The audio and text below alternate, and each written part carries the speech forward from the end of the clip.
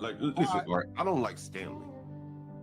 Stanley, the Navy man, thinks he's so wise. He reads all I think them the only books person I have with been the was Stanley. squint in his eyes. Spins still so wild, like ships in the sky. But whose words And are Nate, Stanley those? doesn't state the obvious. Like You don't think the one parent he influence is talks about- detrimental? Yes, he does. I literally said they need The to nature of understand American culture. that it's a white If they people want to problem. beef with you, Okay, it's called Stanley versus the world. And just assume their character by stereotype? I think people do that every day. Okay, I didn't ask you. Do I think it's okay?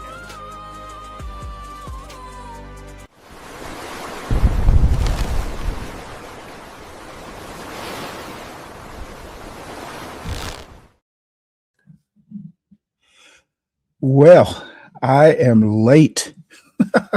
I was over on Latino for Trump show, and I put out a post, and I should have probably posted where I was in my chat as well. So I apologize for that. I didn't forget about it. I pushed the show back, and was having a good old time over on Latinos. But we'll come back over here, and I'm going to pick up where I left off. Reviewing that Nightish fiasco from yesterday.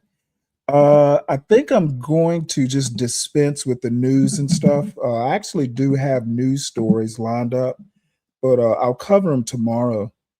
What I'm going to do is just kind of cover the rest of this this Nightish thing, and hopefully Universal will come over because on reviewing it, and this will be kind of like my third-ish time actually looking at this video. It is literally just so many lessons to be learned from it. And I'm not even like a mental health professional or therapist, or have zero psychological insights other than just what I might have picked up from life lessons. But in my opinion, this is like everything a content creator should not do. That's pretty much what happened. And let me drop the link. You have to kind of forgive me. This is almost like a pop-up show, to be honest. I should have done a pop-up instead of what I'm doing now. So here is, hold on one sec here. Here is the link, the panel link, and I'll pin it in just a minute.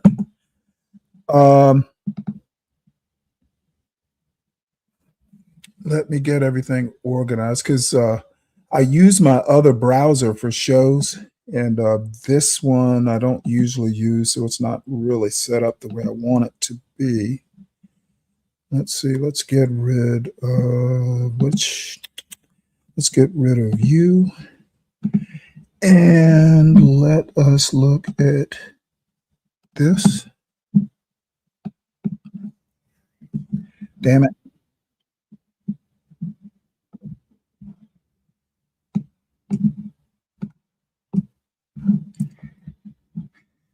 So let's pin the link. What's up, Bobby? What's up, Moxie?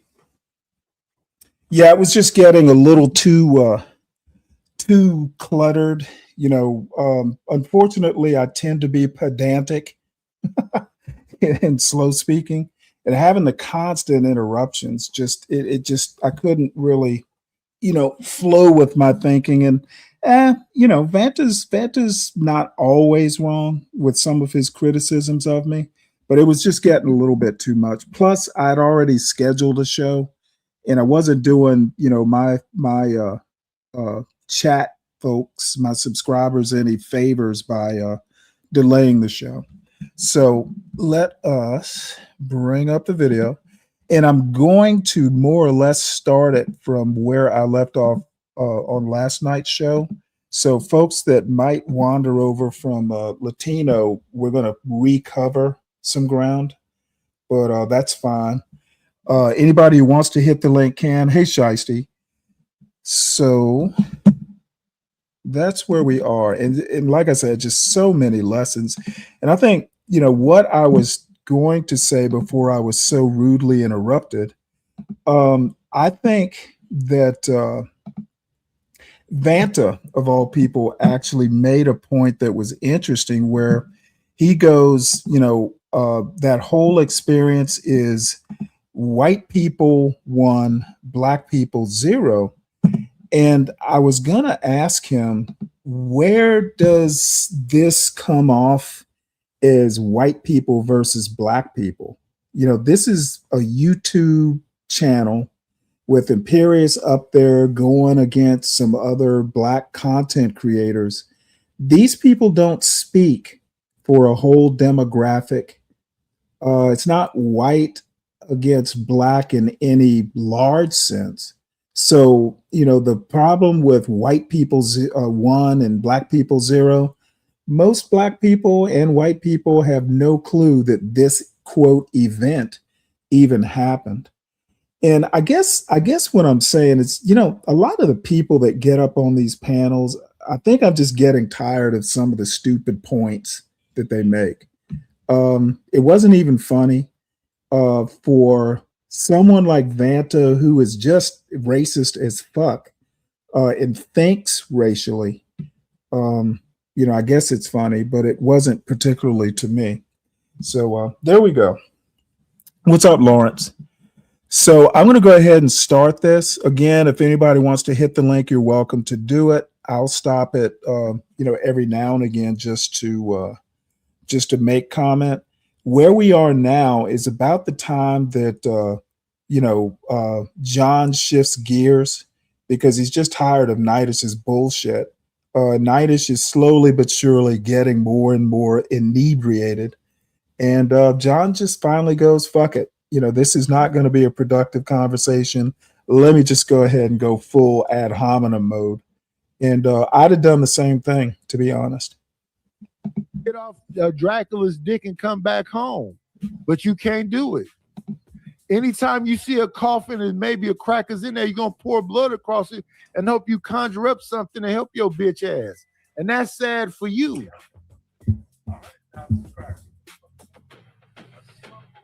But I don't hate you. I definitely don't hate you. I don't care enough about you. What you be sprinkling in that weed, baby? What you let us know. Crumbs, dust. Angel dust. That nigga be up all night. It's some cocaine in that motherfucker somewhere. That nigga is a grimy smoker. Cause he be chain smoking it. And then sometimes you be hearing he snorting. Heavy snorting. I think he snort powder, but since they found out about the powder snorting, he been crushing it up in his joints now. And that nigga know it's the truth. Look at him, how shiny he is. I love it, man. I love y'all talking about me, man. Shiny really niggas love crack. Really make me feel good, bro. I can sit here and listen to this shit all I day. know you feel good. I could listen to this all day, man. When you catch a scab tonight, give yourself a couple of days for that shit to heal up. Because again, I don't think give yourself a couple of days for that shit to heal up, John Gawk. I don't think you even understand my motivation. I don't give a fuck about your motivation. I think you up here to derail conversations and say dumb shit. I'm not you a conservative. I don't know. I want you the to other day, your whole conversation was about how intelligent you are. You sounded dumb than a motherfucker tonight. Get to the smart shit. Say some smart shit so we can feel dumb. That's one of the things. There's a certain, I've always gotten the impression that there's a certain inadequacy or just offense taken by, someone suggesting that Nidus is not like, stratospherically high IQ. And I'm the sort of person, especially, my kind of YouTube presence, most people probably would agree that, yeah, I'm a little bit of a troll.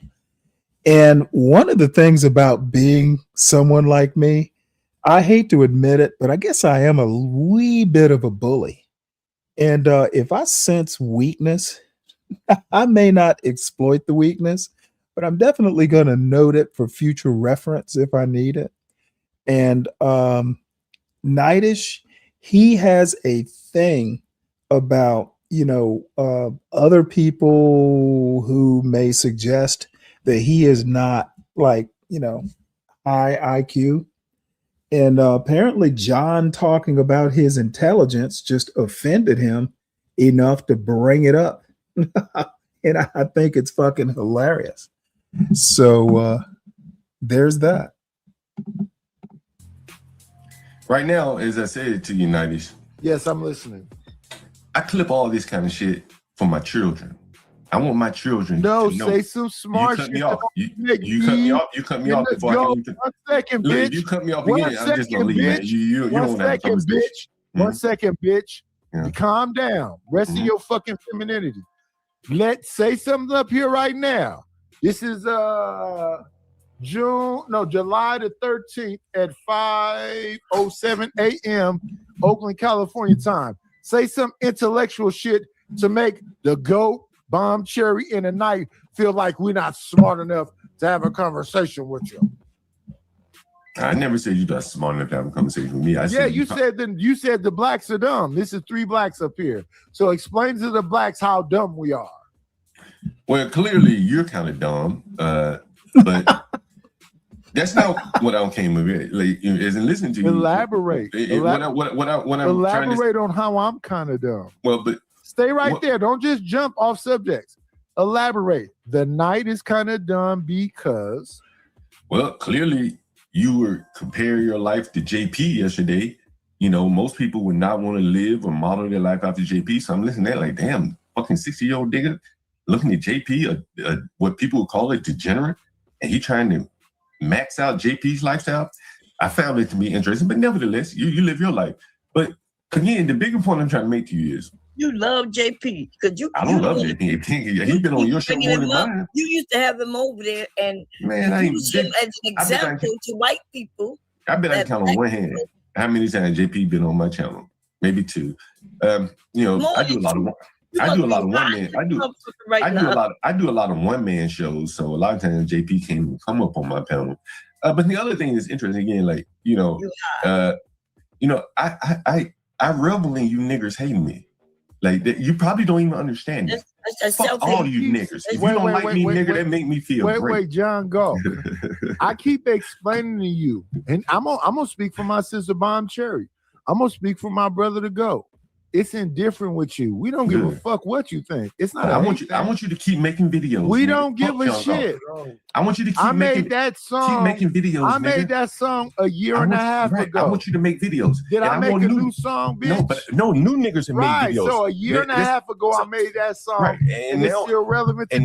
And now we got John Galt. And now we got You's a slum lord. Right. Yeah. So you's a slum lord nigga that love to see your people fail. Right. And now we got instead of you being up here trying to build motherfuckers, you up here trying to prove how your bald-headed midget, no bitch having, weed smoking, beer drinking, tequila sipping, stay in a house, socially awkward, nerd ass, is somehow important to somebody. This is the real nigga here, y'all.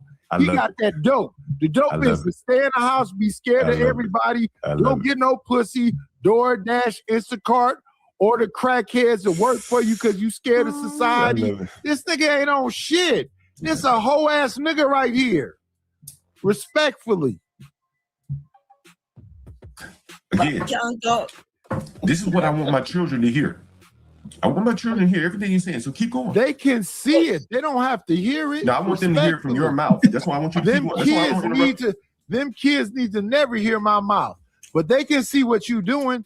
Dad rides a bike. He gets beat up by crackheads and all of the weird shit he described online. Oh, my goodness. We got to be tougher than him. Yeah. I love it. Keep going. So you going to show this to your kids? I probably won't show it. I'll play it to them. Oh, you gonna Yeah. play this to your kids? Yeah, I've already played some of it. This nigga And done that's a already good played some idea. of it. That's a good. Yeah, That's I a good thought idea. your kids. Wait. I thought your kids was grown. no, my children are small. See, I want to teach my children about Somebody fucking slept niggers with at a you. very early age. Somebody slept Right. with you. What they got you to look I at? want to teach, huh? I They want got to you teach. to look at. I want to teach my children about. I said this earlier on Latino's show. We were reviewing some of this. I think that a lot of the Black content creators that we know, CT, John Galt himself, Bob, several others, if John can say these things, and people like Imperius, and there's a guy that you probably know shows up in my chat every now and again, Yakub Palomino. All these folks pretty much feel, at least in my mind, they feel like, well, hey, if a John Galt can say this is a free speech platform. We're free speech absolutists. If John can say stuff like this, why can't I? And they're right. I 100% agree with them. Okay, some of this racist bullshit emanates from within the quote community. And, you know, some of these Yakubs of the world, these Palominos of the world, they love, hey, if they want to be, it is carte blanche, pun intended, to be able to talk like this. And John is doing it. The only difference between John and Imperius would be that Imperius basically came in and jacked up the volume by like 200%. But everything else, I don't see this as any worse than what Imperius did, to be honest.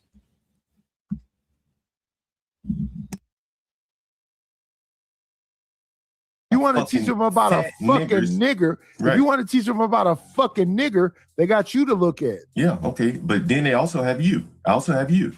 No, Right. no, I'm not a fucking nigger. I'm a black man. Well, what I call you a nigger to my children. Yeah, so yeah, I because show you a them as lame an bitch. example. Yeah. You don't know no better, ho. Yeah. Because you a puss. Because you a puss ass nigga. Keep going. All you can do is try to be on my dick. But I'm a heterosexual homo. I don't fuck with niggas like you.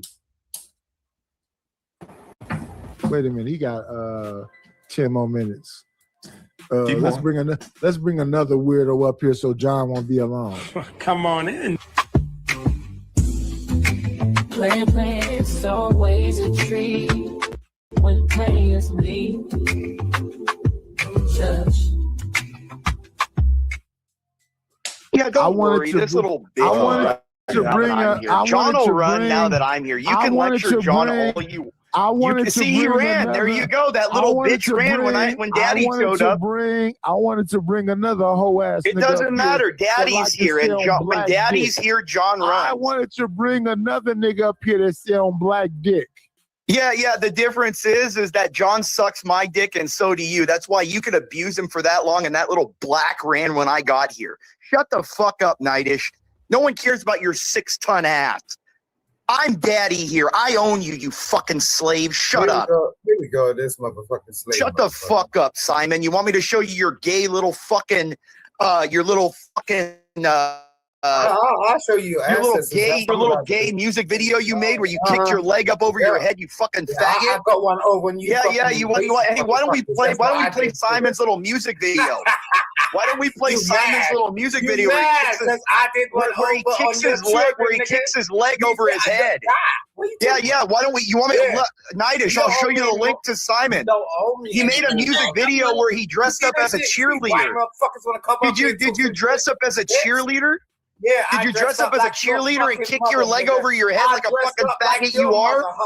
Yeah, I dressed up like your mother just to prove This nigga that said you can't get one faggot over on me, twice. you dumb motherfucking white Imperious, racist my bitches. problem with Fuck you, Simon, shut the fuck up.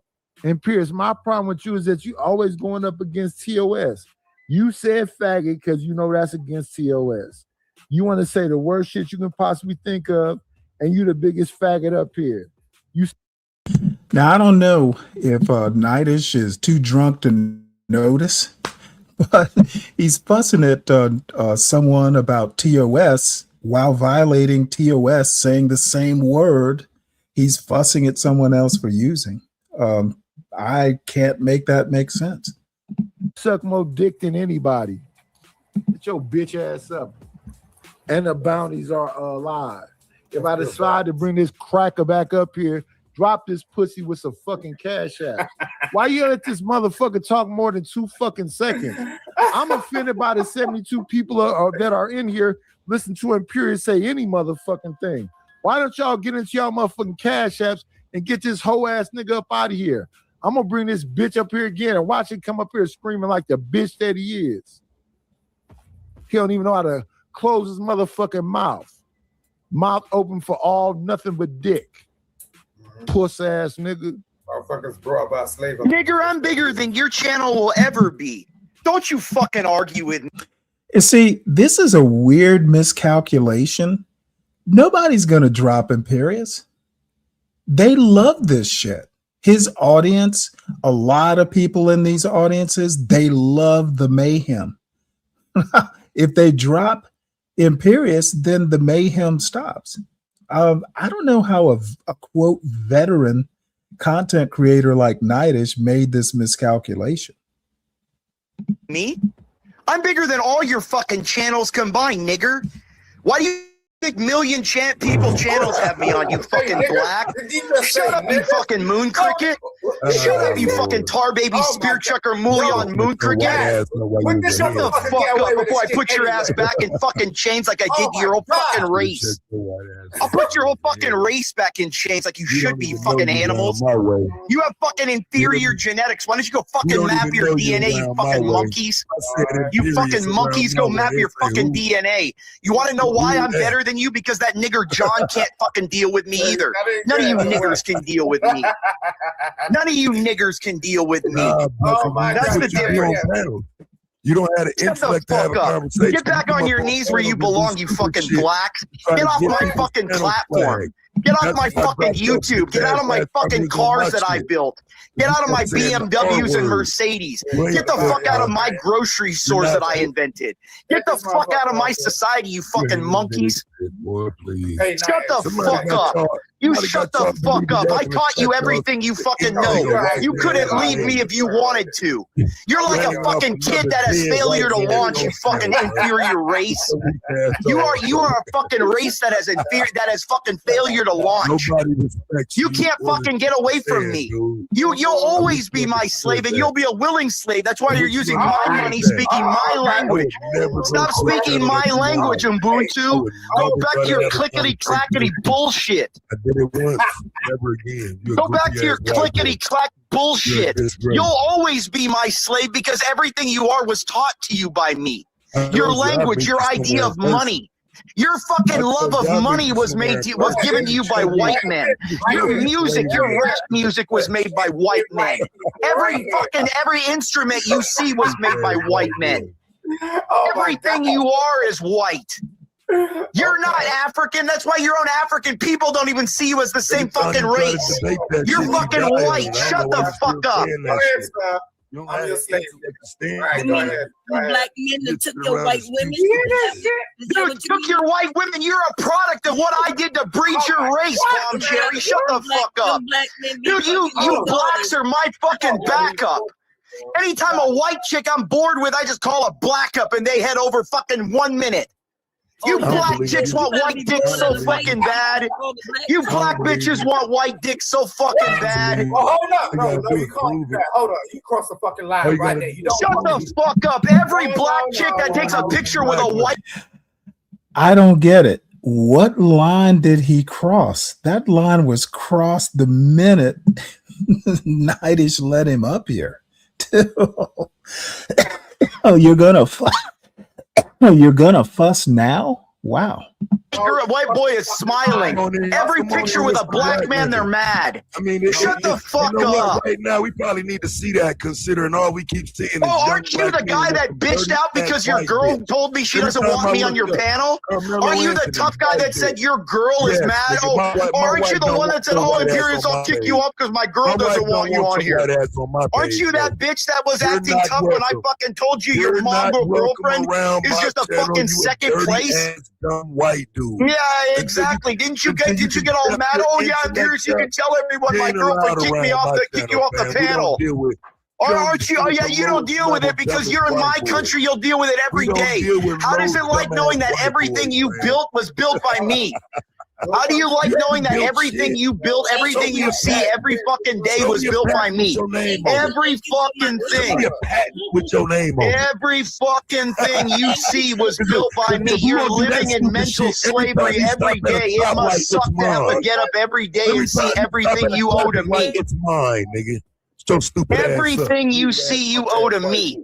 Everything you see, your channel, the fact that you're on YouTube is owed to the white man, and you'd have nowhere to get a job, sir. You have nowhere to get a fucking job. Debate this. If you had the intellect to actually, you don't have intellect. That's why you kicked me off, because your wife's feelings got hurt. Your wife's feelings got hurt. You don't have intelligence. Your wife's feelings got hurt.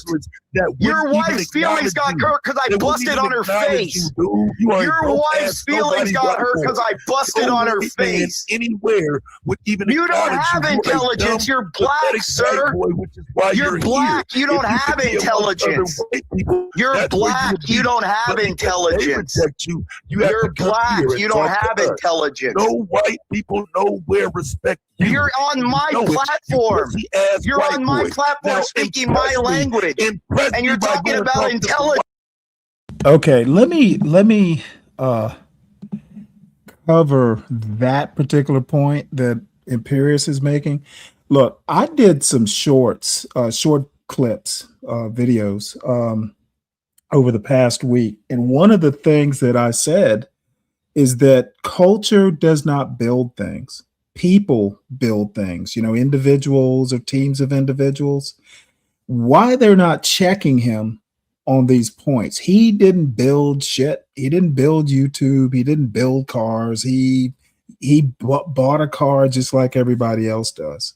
He's got a YouTube account just like everybody else does.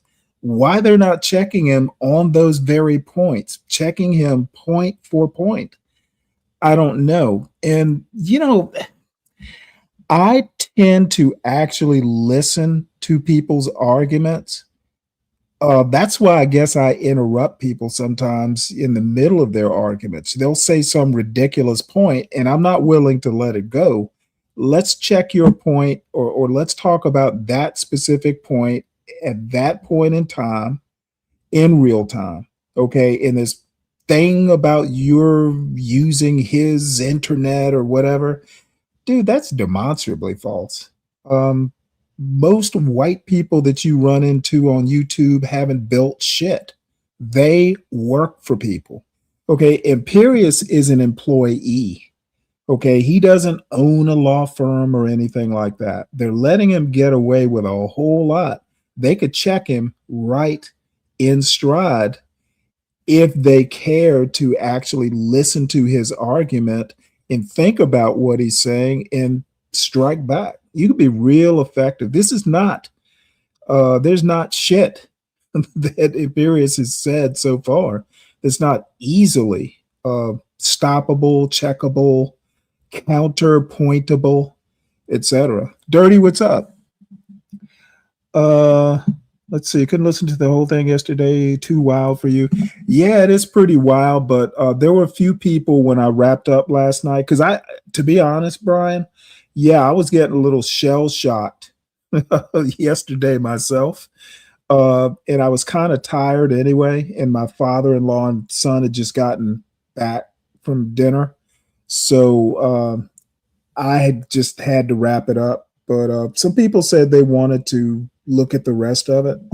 And I'm okay with that. Because I started late, by the way, I was over on Latino's panel actually reviewing this. and just got to be, a little bit too much. I'm not going to name names or anything like that, but every time I tried to make a point, I was just being nickeled and dined to death by these little fools. And it's just easier for me to review this on my show and make the points that I want to make, as pedantic as they may be. So anyway, welcome aboard, everyone. And I'm not wedded to this. If you got something else you want to watch, I do have some boring videos, about the judicial system and American education. Figured this would be a little spicier and maybe, something that we could kind of break out of the normal news routine. Impressive. Because this, in my mind, this is like a psychological, sociological, I don't know what you would call it, experiment. No, it wouldn't be an experiment. It's like American culture gone wild in the wild. This is the worst I've ever seen it on a show, with the race stuff just back and forth like this. People, yes. And the sad part is all these people are over 40. Like every fucking one of them is over 40, as far as I know. I don't know about Taz's wife. Keep obsessing over me because everything you are is white. Everything you are is white. What's up, Everything you are is white bread, milk toast, motherfucker. What's going on? You tell me, man. What's going on? I'm looking at the title. We got folks that are dentally retarded. Well, it rhymes with mentally retarded. I know. My convention. I've got an audience of trolls, and every now and again somebody will drop a one-liner. Basically, all my show titles are like one-liners that people drop, and it just so happens that every now and again somebody's one-liner lines up with what I want to talk about on a show. Sometimes it does, sometimes it doesn't. But if I laughed when I read it, it's capable of being a show title at some point. Okay. All right. No, it's weird, but hey, that way I don't have to come up with show titles. They're kind of supplied. You gotta. I mean, I'm looking at what you're reviewing. It's pretty wild lineup right there. Yeah, this was Nightish's show yesterday. I mean, that's okay. So that's when I came up when you said that it's what was the word that you, a social experiment. I would agree. Well, experiment might be the wrong word.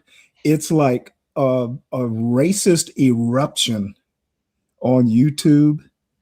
And I've seen it get racial on YouTube, but never this bad for this long. This went on for hours. And Nightish had the vertical and the horizontal going at the same time. And the horizontal got taken down for TOS. Somehow or another, the vertical didn't get flagged.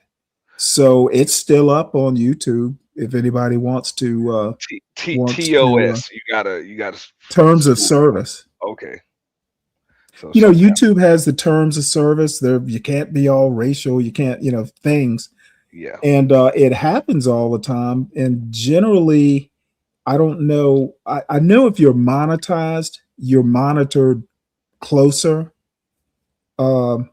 But this survived. Nobody called in to flag it or anything like that. And it was such a good example of some of the things that I find so wrong in this sector. And one of the things is that this should have never gotten out of hand like this. Nightish actually fell asleep during a large part of this, which was truly amazing. Nightish was asleep through an extinction level event. Well, this was almost an extinction level event because the YouTube literally interrupted the horizontal. and he didn't get a strike or anything like that, but could have been extinction level. He's lost channels before. That I gotta keep it real. Now I wasn't there. I didn't see how it went down. That's why I'm reviewing it. But more than likely, like you guys, if you guys were watching it, you saw something come up when it ended, saying community guidelines, whatever. Mm-hmm. But more than likely, it that was a manual strike. That was a manual flag. More than likely. Oh, was it really? More than likely. Just based on what I'm Oh hearing. yeah. Well, there are a lot of that. Well, there what are I'm a lot hearing of you people, say right now. It sounds like. Oh yeah. Well, here's the point, Auntie. There were a lot of people in that horizontal chat that were really upset. So that wouldn't surprise me at all. Now, how the vertical didn't get struck, I don't know. It survived, and pretty much everybody who was fascinated. And I'm gonna be honest. I found it egregious, but I found it. I described it several times already as a train wreck that a plane crash crashed into. It was like two catastrophic events on top of each other, and everybody pretty much who was still who could stomach it came back over to the vertical to watch the rest of it, and it eventually Nidus woke up. But I just found it fascinating, and mainly because I honestly think people wanted to hop on Imperius, et cetera, but just before this, John Galt was up there pretty much saying a lot of the same things that Imperius is saying. Yeah. Point bringing John Galt up is, I think a lot of the Black content creators, not you, by the way, they allow it. I'm kind of older than a lot of you all.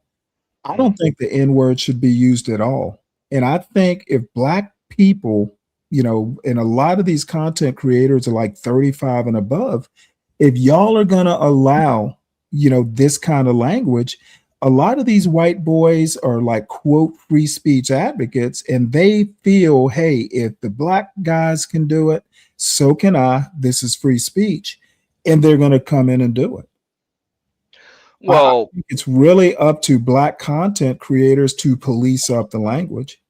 Not just police. I mean, okay, I would say it's up to the creator what language they want to police and let fly. But at the same time, everybody's argument is going to be like, look, we can say that, but you can't. You know what I'm saying? And I think that is a horrible argument. Hey, but I would say this much: if that's the argument that you're going to have, because people can run their channel, and this is just my perspective on it. If that's the argument you're going to have, you got a right to it. But at the same time, now you got to have locks on your door. You got to decide who you're going to allow on your panel to say that stuff or do those things. So you can't just in that case, everybody should be invited to the cookout. Let me respond to that. And speak of the devil, Imperius is on my panel quite often, and we talk law and politics. It never gets racial at all. It has in the past.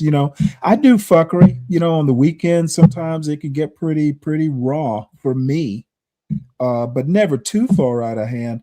Imperius has been on this panel all kinds of times, and we have literally, like, Supreme Court decisions. Sometimes there'll be, an interesting Supreme Court decision. He comes up here and we talk Supreme Court. There are other things to talk about. And I'm going to say this again. If a John Galt can do it, I was as insulted by what John Galt was saying to Nidus as I was Imperius. Yeah, and I don't believe in that. Hey, we can say it, but they can't. That obviously doesn't work. Well, I mean, look, I just say your channel is like your house. So correct. If that's the case, if you're gonna say that, hey, we can say it and they can't, then in that case you're saying everybody can't just enter into your conversation. But I see what he just said in your chat, and I No, was what did he actually say? gonna echo them, send him. No, I mean he doesn't do that to you because he respects you. He don't respect whoever else he said it to. But you know saying? what? The So thing is they let him, dude, they don't set the rules. I mean, Nightish could have nipped this in the bud in the first 2 minutes, but he didn't. yeah, so that, I mean, that's what it is. You know, people are gonna say whatever they can get away with saying, but Oh, dude, I'd have when done. people Well, don't see, have respect for you, bro, they're gonna say right? disrespectful stuff to you, or do I disrespectful stuff to I you. So that's what totally it is. I totally agree with that. Two things, and really, this other than the big thing is that I think, and I think you're kind of saying the same thing. Um, Content creators are the ultimate responsibility for their own channels. You were the captain of that ship. Okay, I honestly don't hold Imperius, other than that, the stuff that was just, toe curling. I blame Nightish. He could have nipped it in the bud, and then he fell asleep in the middle of all this. He could have stopped it. I'm sure Nidus will take Some things aren't worth the Cash App bounties. I would agree. I would agree. No, I would agree. I've had that conversation because at that point, somebody's not just, of course, they're not just disrespecting you and your platform, they're disrespecting your supporters at the same time. So yeah, but hey, that's his channel. So hey. Oh yeah, and I'm just reviewing. This is a master class in what content creators should not do, at least in my opinion. But no, I mean, had that been, I can't speak for you. That's on my platform or something. I would tell you, y'all save your money. He's out of here. That's it. Boom. Yeah, exactly. Y'all save you. Don't even worry about it. Y'all ain't got to pay for that. Goodbye. But here's the deal. Nightish is in the mix back and forth with Imperius too. So, and let me say this, and people are gonna think I'm just a horrible person. Dude, I'd go up on panels and get away with what I can get away with too. Sometimes, you know what? I'm just gonna go up there and I'm gonna deliberately see what boundaries I can push. I do that all the time, but usually it's in the chat. I like trolling from the chat. I was just gonna say, like, trolls come in different forms. You know what I'm saying? Some people will tighten it up because they want to stay in the conversation and they know the creator or the channel. I just start calling people in these spaces the channel holder. I don't even call them creators anymore because there ain't there's very little creativity. So I don't even call people. I've called very few people creators. But well, you're probably right in doing that. I mean, you're pretty creative. They know the channel holders, you know what I'm saying, just gonna kick them off so people will kind of keep it PG-13 or whatever, just to kind of stay up there. And then other times people are coming up on those panels to get kicked off. You know what I'm saying? To get kicked off. They like, especially with the bounties in place, it's like, I'm gonna make you some money. So I'm gonna just go up here and insult until somebody pays to kick me off. That, so some people have that goal, and the thing is I'm not acting like I'm holier than thou. I mean, there's just some things that I don't really want to indulge in, and I feel strongly about that N-word to a point to where most people who come up here know that, hey, it'll slip. People, old habits die hard, but most people kind of know if they're around here enough that that N-word, don't use the alternative N-words, just don't use it, to a point to where I literally have a bunch of words entered into Nightbot. You know how people want to say ninja and all this stuff? Nope, don't even. We know what the ninja actually means. Don't use that either. So, I've clamped down. I'm not going to just, toss people off every time they slip up or anything like that. But the spirit of the show is, look, let's not get all racial. And, just to be a little transgressive against my own rules, if you're going to do it, be funny at least. Most people aren't that funny when they get all racial. We don't have a lot of Richard Pryors out there. What's up, Tamika? Nothing. I'm funny when I say it. What's up? Well, in your voice, yes. Hi, Stanley and Auntie. I hope y'all having a good day. I'm doing just pretty got good. up here. I mean, I saw what he was, and usually, like when I tune into channels and I be seeing, it depends. When I see people reviewing stuff, I'll either watch from the clouds or I'll kind of, because a lot of people don't even review stuff. Like they'll have it up there, but they just watching it again. You know what I'm saying, in front of people. But this is a funny. I'm just looking at the lineup he got on the screen, so it looks funny as hell. No. I can tell you, the lineup thins out and it gets vicious. Like I'm 61 years old. I don't think I've ever seen anything like this. And I'm not just talking YouTube. Like, I went to a high school that was like 95% white. And I can remember my senior year, there were some folks who, we're going to have our Savannah, Georgia private school version of a race war. And you know what? I was like, dude, I'm too busy with my computer class. I don't have time for this stupid stuff. In my real life, I don't think I've ever seen anything as bad as this. And this was all talk. It's not like it was going to actually be physical violence, but I don't think I've seen. And what gets me is that all the people were like 35 and above. So that's what really, there were just so many things that were interesting about it. It's actually a review. I'm shocked. And I know all these people. Taz, I've never actually been up on a panel and talked to, but I've been on a panel at least one or two. The other folks I've actually interacted with. I know Bomb Cherry. I've been up on her panel a few times. Simon has been here quite a number of times. As a matter of fact, I just talked to him on Latino for Trump's thing. Nightish, he's been a buddy of mine for a while. At this point, we're probably frenemies. But it's just amazing. It truly amazed me. So I'm sorry you missed it, but we can look at a little bit. I'll listen to it. Yeah, it was the other thing and I'll talk about it when it happens. There's another thing that I just found. I couldn't believe it, but here we go. I'm blacker than you are.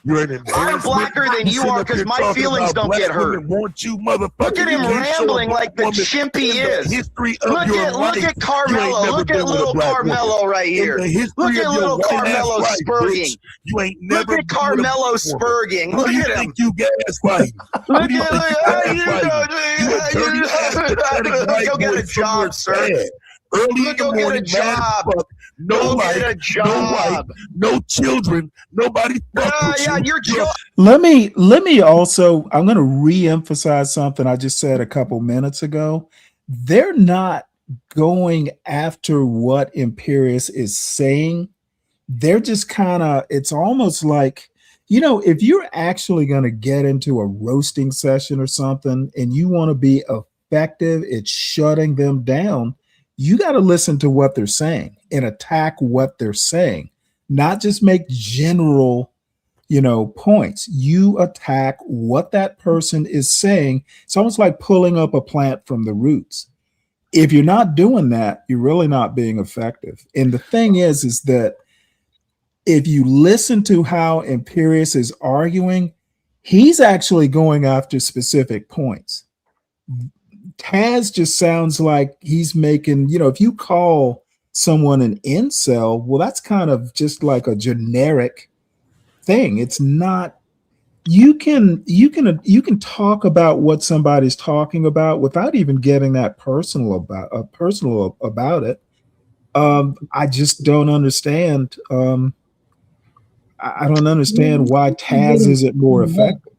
Nah, I mean, look, well, who cares about being effective when I do. A white boy calls you a chimp or a primate? Like, that's it. Conversation's over. So I don't blame. Okay, well then why stay? Well, so your approach would be to drop off the panel. I'm probably gonna hurl some ridiculous, disgusting insults before I leave. Yeah, but I'm not gonna sit there and go back and forth with somebody talking to me like that, and I'm not gonna. So try to you would hurl a pick them up. couple insults, then drop off. More than likely. One thing I'm not gonna do, like, you're not gonna be calling me that. Like, you can call me ugly, stupid, skinny, dumb, whatever the hell you want to call me, and I might just go back and forth, roast you back, and we'll just do it till we run out of breath. But as soon as white boys start calling me primate, chimp, all that other stuff, it's go F yourself and your mother, like I know y'all do, and I'm out. Well, so what if John Galt came up on the panel right now and started doing the same thing? Because he kind of did the same thing to Nightish. Would you be okay with John Galt calling you a chimp? I mean, no, but he's an easy one to pick apart. It depends on whether or not he's I not. can get a word He's a in. little tougher than you might think. Like I say, it has a different. If I'm not even going to BS, it's going to have a different effect if some white boy is sitting on that panel, calling me that. You know what I'm saying? Then if John Galt does it, he's just easy to pick apart. Well, see, you and I think I've said this before, but I'm likely going to have an emotional reaction. You know what I'm saying, to a white boy calling me that. Like, nah, gloves are off. You know what I'm saying? Gloves are off, and there is no more fighting, because in real life, like, I'm not going to sit there and go back and forth with you on that. Somebody like John Galt or whatever, you can check him every which way. You can just check him every which way. Personally, I wouldn't say I'm the opposite of you. Like I said, I've been in white spaces for a good portion of my life. And I tend to be a little bit more objective. I actually think it's more offensive when a black person does it. Yeah, we should know better. We can agree to disagree with that. I mean, look, I'm a firm believer in you really shouldn't. Nobody should let words trigger them like that, because if somebody knows that those things can trigger you into doing something stupid, they're going to do whatever they can to trigger you. Some people will take a punch in the face or a stab wound or a shot just to know that they can get you all out of your body. Some people will do that. So that's kind of giving them people a little bit too much power. But at the same time, I'm still a human being. I'm not going to BS like emotions aren't part of human nature. So I'm not going to sit. Ain't no white boy just going to sit up on no panel and talk to me like that, bro. Well, two things, and maybe again it's my training. The minute you lose your cool, you've lost the fight. Period. That's what they'll teach you in the military, for starters. You got to be able to kind of remain a little bit above it all so you can make good decisions. That is like day one training. Number two, racial slurs have a history. They're just not some random words you pick out of the dictionary. A lot of these racial slurs have a history. Some of that history is centuries old, just in American history. I personally think that it's more egregious because Black Americans generally know what the word's history is. I just find it more egregious, and I will stand by the fact that if a Nightish or someone, if you're letting this happen amongst yourselves on YouTube where everybody can see it, if some quote white boy is a free speech absolutist, they have an argument that, hey, if you can do it, I can do it. We have free speech in America. Now, emotions, I understand. I'm not even criticizing you. You and I just approach it differently. We'll agree to disagree, but emotions can be controlled. And you can, when I get into verbal jousting or locking horns or whatever you want to call it, my aim is to win. My aim is to literally pick apart my opponent's argument, embarrass them with their own words, and make them want to leave. Yeah, but like when I don't get, sometimes I get emotional if I've had a few beers, but like today, stone cold sober, nope, I'm just going to sit here and pick you apart. I'm not going to even get emotional. I will make you get emotional, and I will make you want to leave. It's just when you say that's the equivalent of trying to win a boxing match against somebody that's spitting at you. Nah, That's the way I disagree. Words, you said words are words. Nah, but no, I'm not fighting in a boxing match or a clean fight or a boxing match with somebody that's spitting in my face. I think black people spit those words all the time, and nobody seems to get that emotional. And I wonder why. I don't like it when black people do it either, personally. So, hey, did y'all see what happened in Witch Doctor's channel yesterday? Whose channel? Oh, no, I didn't. It was going off. I guess the Witch Doctor was live, and he supposedly had Candy Cane, Rue, and on there. Yes, some of that Big J. I didn't watch Witch Doctor specifically, but I did catch I got a whiff of what was happening. You were in Big J's chat too there, moderating, Auntie. I was trying to say, you mean today? Yeah, I mean, that kind of, I guess that started with after when Big J got into it with Ashton and then Fantastic on Candy Cane's panel. I don't want to review it because Candy Cane deserves all the viewership. That's one of the reasons why I don't really review a lot of people from this space, because y'all need all the views that you can get. So why people really shouldn't even be able to come to my channel and watch it. They should have to come to yours. That's the way I see it. That's a good point. In her case, especially when she's trying to grow, and she's doing a good job of it. But that's just my opinion. I don't knock anybody else for doing it. But I am.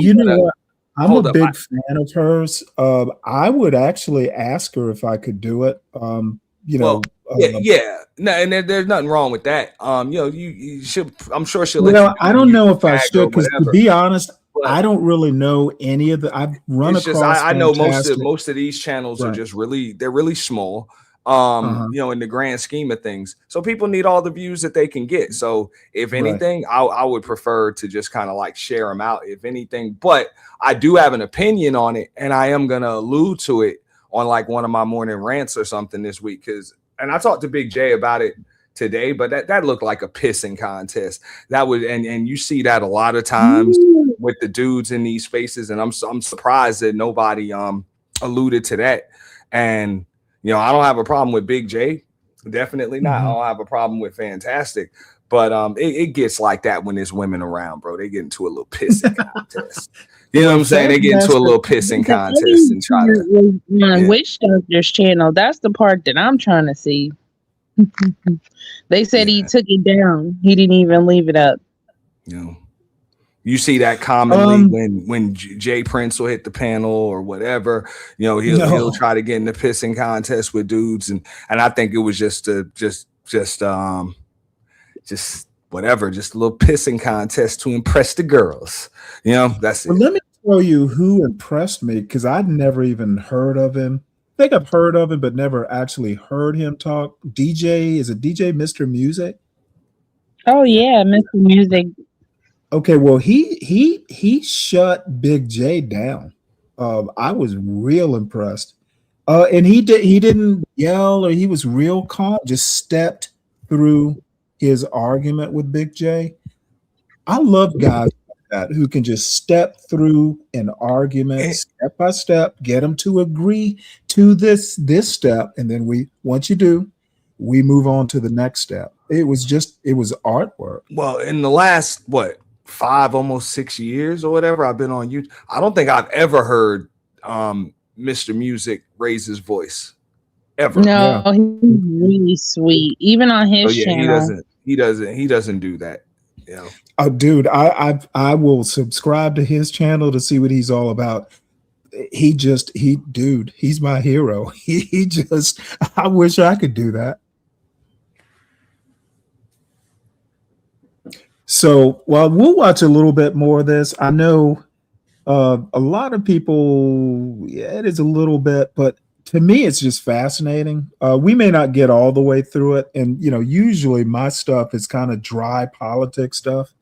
But this was just so fascinating that we looked at it yesterday after all the news articles and everything. And then last night, few of us, agreed that, hey, we'll look at the second part of it or the rest of it on today's show. So feel free. I'm not wedded to this. If anybody wants to go back to what I had planned, because I actually do plan out these shows somewhat, but I couldn't resist. It's just too good an opportunity to talk about some of the things. And I'm a newbie. So, a lot of what I have to say might even be naive. However, I've got a couple years under my belt. There are some things that I think we as Black content creators could do better. And speaking of that whole mess, I listened to Big J's show and I did a lot of head shaking. Like, wow, really? It was skits. People are doing skits. Okay, now when I came up there, what they were alluding to, because I've seen people do skits on YouTube, which are more like parodies, where whatever, you'll imitate somebody or you'll imitate a situation or something like that. Boom, that's a skit, and it's for comedy. It's funny. That was a play. That was just running the play. That's when you know what I'm saying, you just make something up.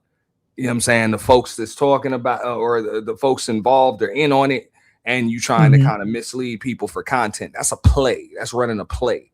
So I'm like, words have meaning. So I wouldn't even say we're going to call that a skit. That's a play.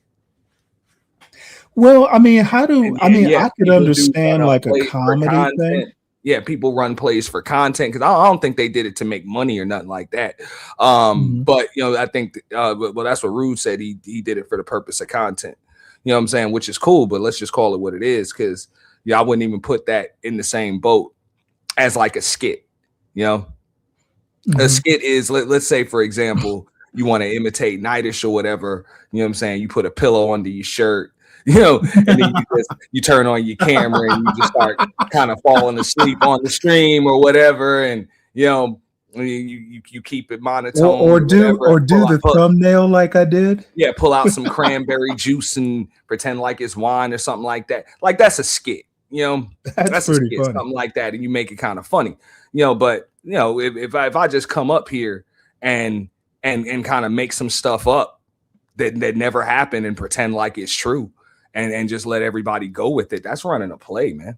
That's let me tell you who I'm so glad I'm 61 and I don't live near her. Dude, Candy Cage, she is vicious. I was like, I've been on her panel once. She's so calm and measured and professional. Ooh, boy. Oh boy, today. I think that thank God I'm not her age. Dude, I'd be knocking on her door asking her out. Like, come on. I want to talk to you.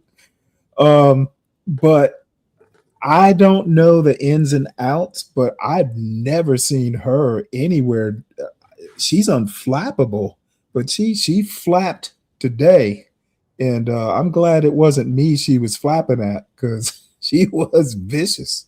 I didn't see that part. I guess did that happen on Big J's earlier? Oh yeah. Because now when I came up, that was after Bomb and Rude had went at it. So I just had some questions for Big J when it came for that, and a couple questions for Bomb. Now, yeah, Bomb. That was it, and they answered them, so it's all good. Yeah, she couple people I was impressed with. She is definitely a formidable, when she presses down on that gas pedal, you better get out the way because she might run you over. And that's that is kind of sad because I thought Candy and Big J were cool.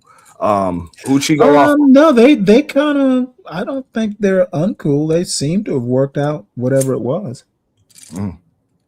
Okay, well that's cool. That was my impression. Now I wasn't listening intently. I was listening while I was doing something else, but I think they're fine. And if they're not, they're pretty close to fine. Yeah. That's why it is tough. Like when folks are trying to grow, I can remember, when I started my channel, sometimes, you're trying to grow and people know you might not know like all the 3 and 4 and 5-year-old beef that been going on and personal vendettas. You mentioned that. So that was an interesting point. When you and Big J know that.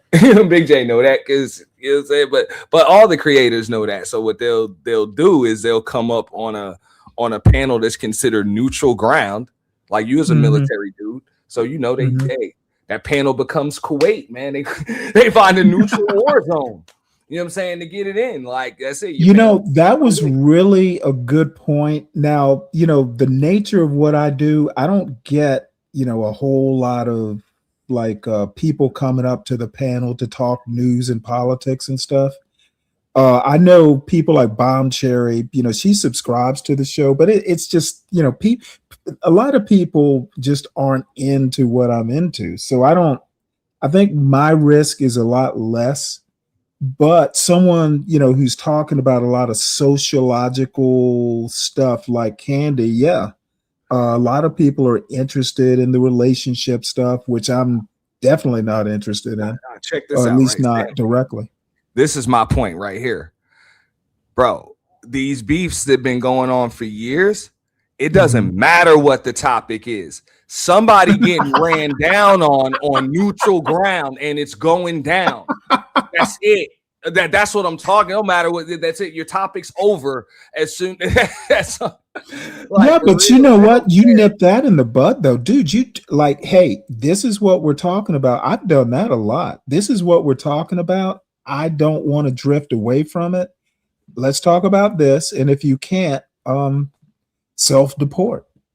Yeah, but that's what I'm saying. Like like newer creators. And you probably ain't falling. You're not gonna fall prey to that, because you probably really just like you don't care. But newer creators that are trying to be welcoming to everybody, the link is dropped, right, come up and all of that stuff.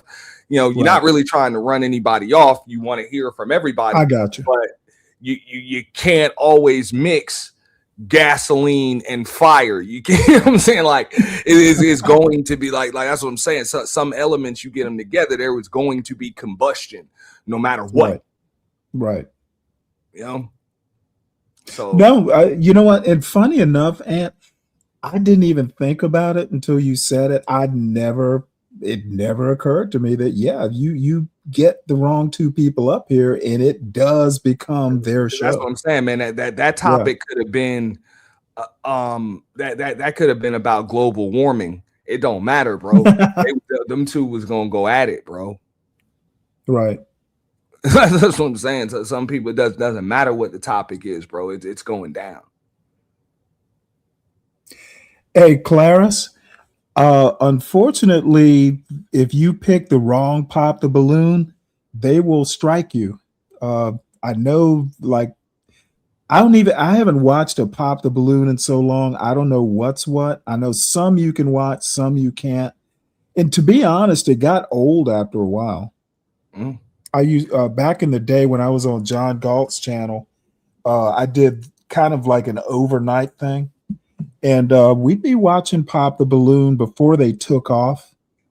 back in the day, like a year and a half ago, you could just watch them with no problem at all. And it was good. Like, hey, let's hang out at 2:00 in the morning, drinking beer, talking about the weirdos on Pop the Balloon.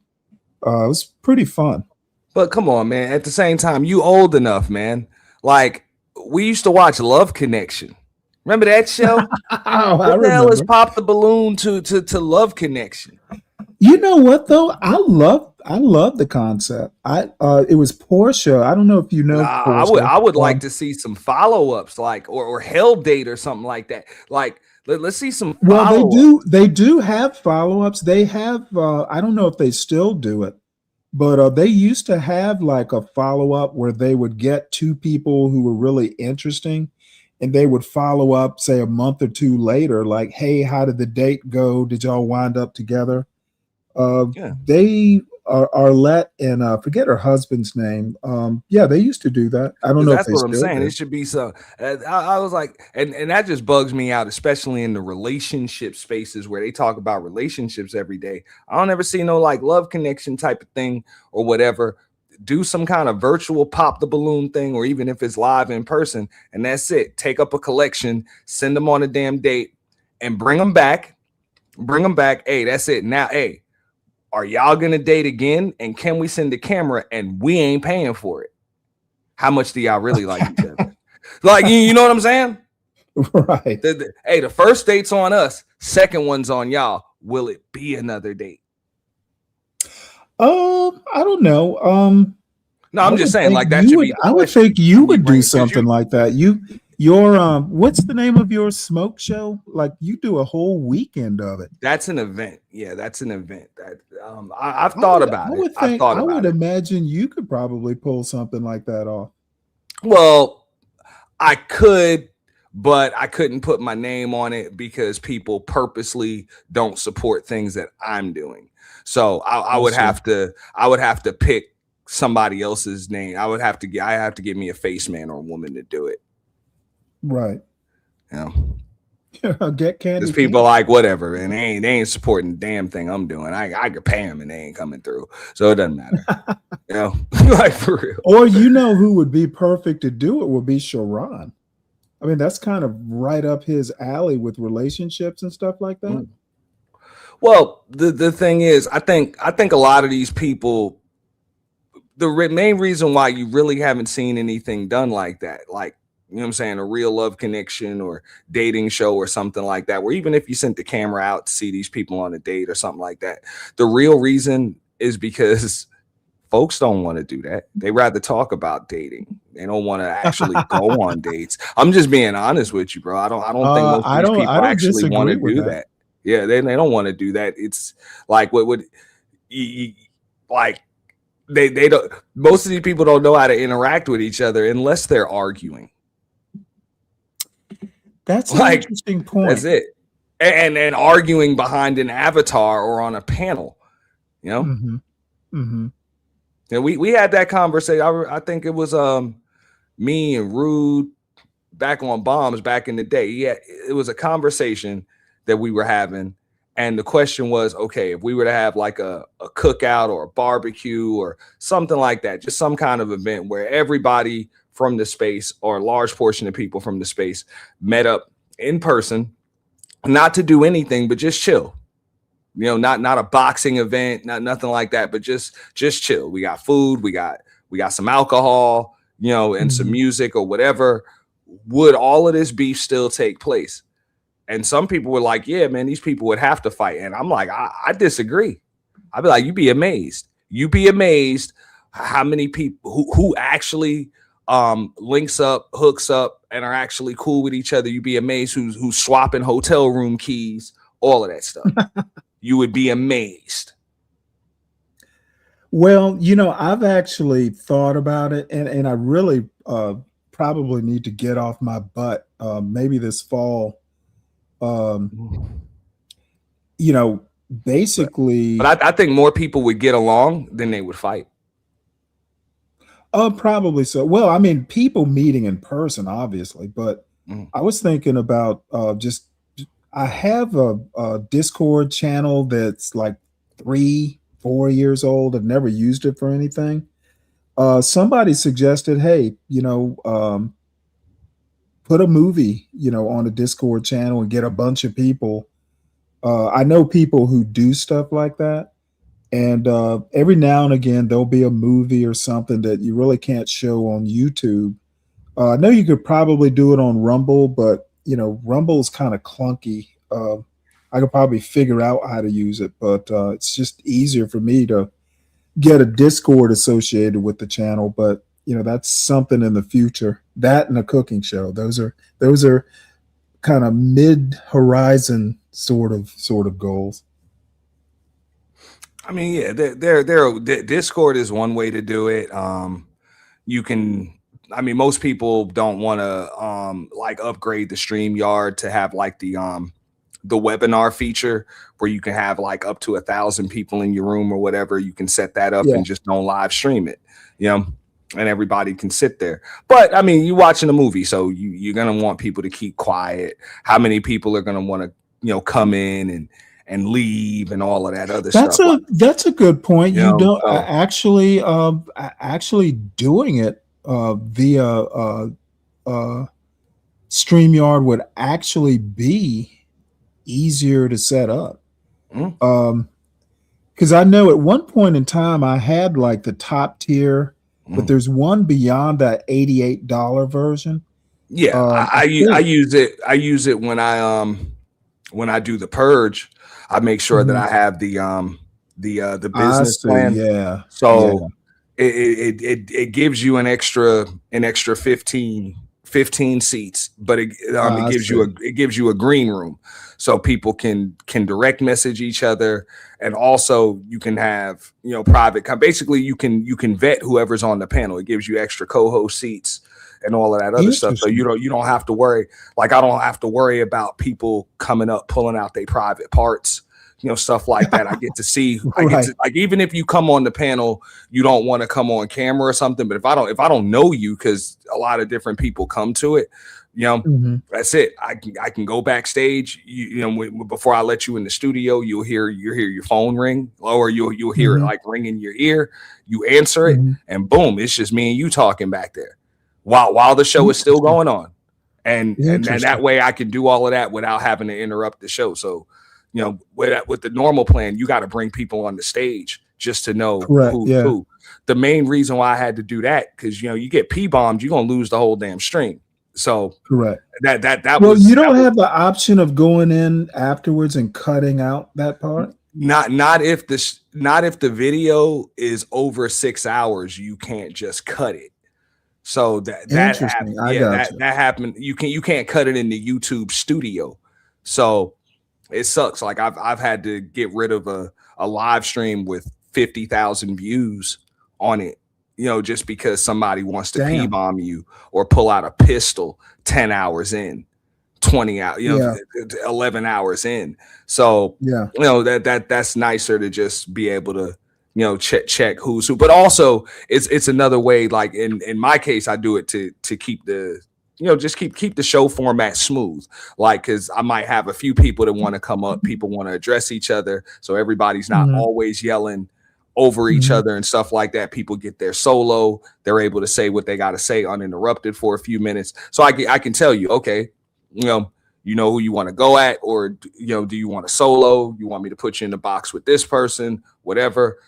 They tell me, hey, I got 2 people in front of you. Just be patient. Wait backstage. Boom. So you can say all of that to somebody without having to interrupt your show. I never thought of that. It's worth it if you're hosting an event. Correct. Yeah. You know what I'm saying? If you're hosting an event, but just for these regular streams, it's not necessary. It's It's kind of a waste of money. That's a $300 a month plan.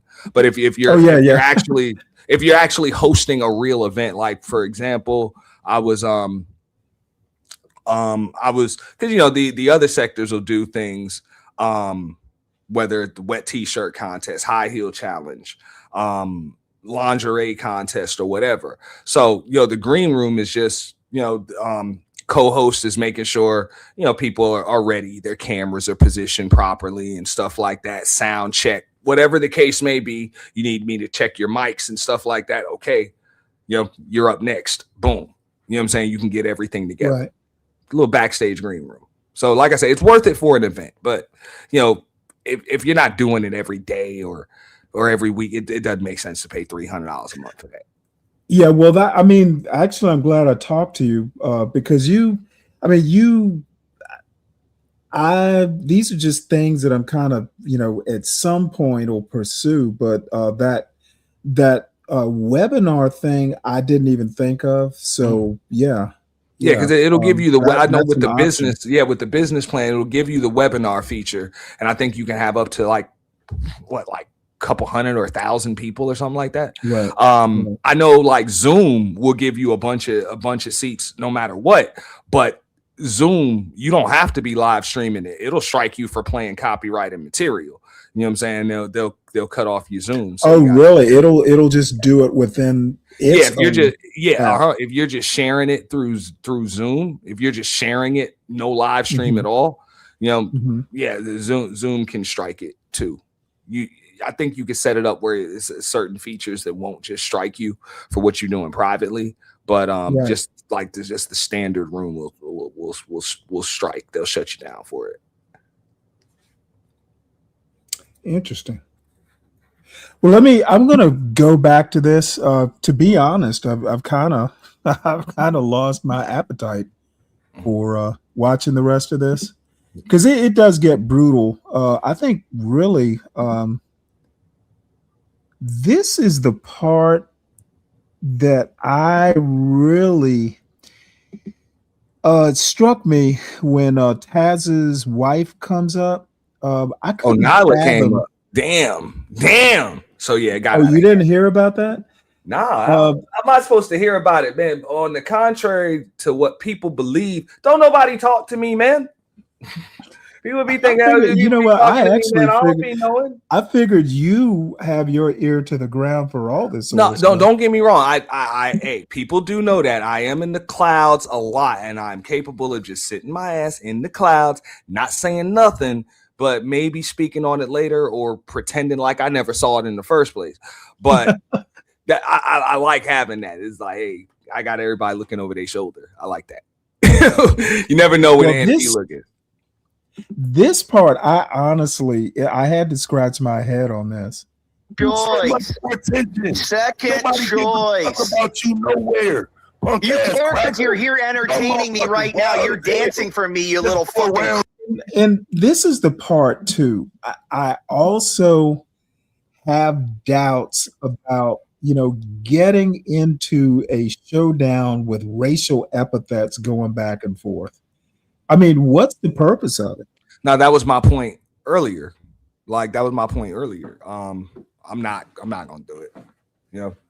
Yeah, and I understand from a Knightish perspective, but I think, and I said this earlier, you may not have caught it, but I think Knightish miscalculated. People want to see this. They're not going to pay to drop Imperius because they want to see it. Yeah. But at the same time, some people aren't going to pay to drop them because they think they shouldn't have to. Well, that's a point too. Yeah. It's not even there were people, to be honest, you might have the better point, because there were people, and these were a couple black ladies, more, they weren't like 20, 30-year-olds. These are actual black ladies. They were like, Knightish, why don't you shut this down? You got people that send Knightish $10-20 just because they like his review or they like his stream, but they refuse to send him any money for that. Yeah.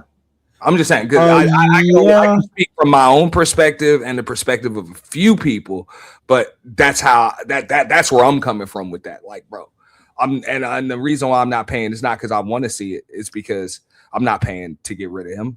I'm not. That's not worth money.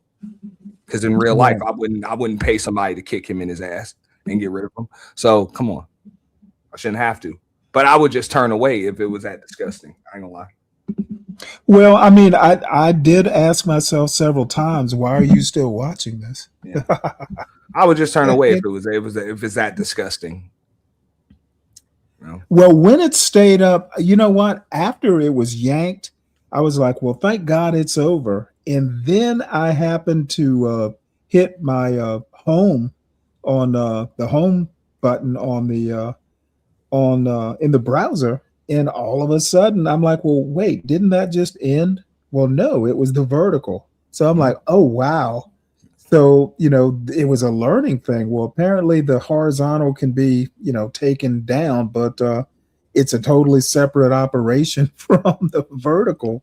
Well, So- if the only thing that got struck or Yes. flagged manually was the horizontal, because and don't get me wrong, sometimes the algorithm can be a little late, so it could just be a couple days off of his vertical. So it could have been the algorithm, you know, that flagged him, because you know there are certain trigger words that the algorithm's going to pick up if you say them a certain amount of times in a certain time span. You know, the algorithm can pick it up. So that can be the case too. I wish I don't know. You know, I don't know, but you know, it just based on what you're telling me, it sounds like it was a manual flag.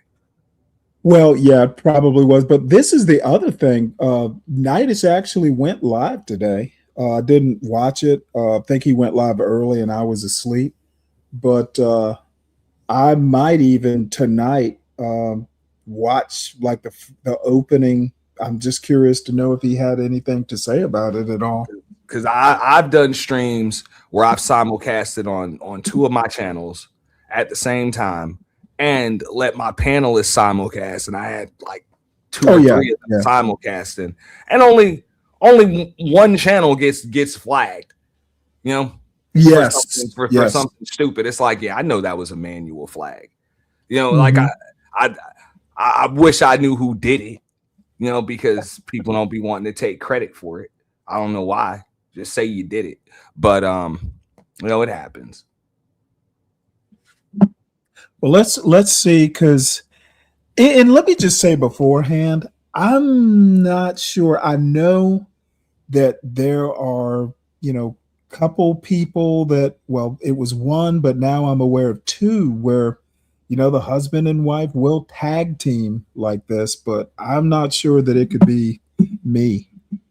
Not sure that I could live with this. I'll get before you play that. Dumbo, Let me pause that real quick. Now, real quick. Not Nyla and Taz are definitely a tag team.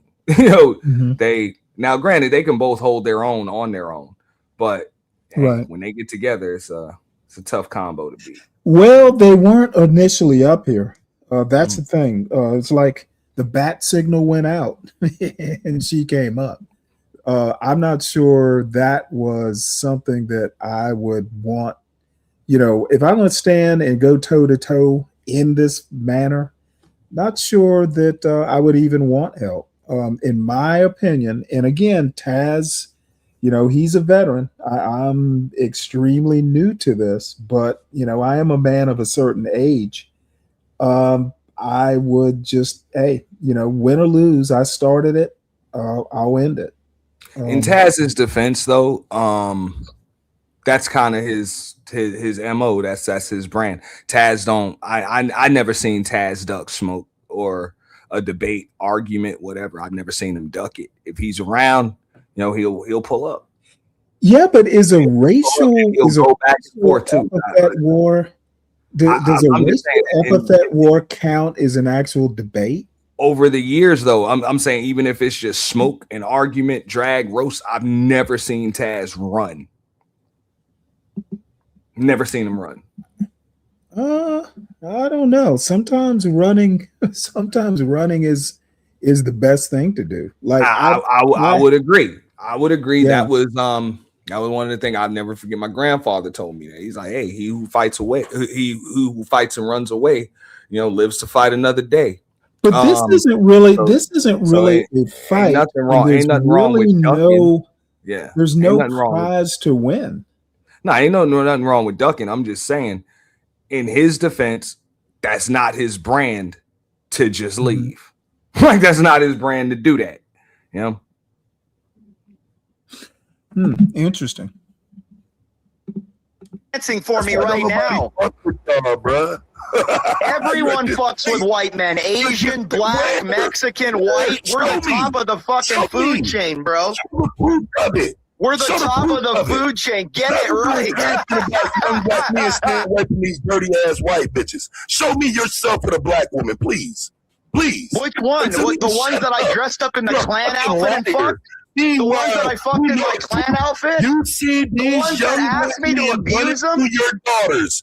These young black men. Why do I want a daughter? I don't want something that gets fucked. If I had a daughter, I'd abort it. Are you kidding me? Fucking dirty ass white kids, and you're mad. That's what happened. Well, I don't want any kids. I don't want something that gets fucked. That's you, bro. I don't want something that gets fucked. I don't want to make something that gets fucked, bro. But you can't prove Black women are the fucking low of the low. They look like men. They have higher testosterone than most Asian men. That's why no one wants them. Black woman. You can't show us no black woman. Black women, dude. Black women are a tool, bro. Like most of y'all fucking history. Look at you spurging because you're proud to get the bottom of the bottom. You're proud to have the bottom of the bottom. You're proud to have the bottom of the bottom. You might as well be dating a man if you date a black chick. You might as well date a man if you're with a black chick. You might as well date a man if you're with a black chick. They got big ass noses. They got jaws like men. They got a testosterone higher than half of the male population. You might as well be a queer, bro. You might as well be a queer. You might as well be a queer. I'm not triggered. You're the one screaming, and you had to have your wife protect you. You had to have your wife protect you. That's you triggered, dude.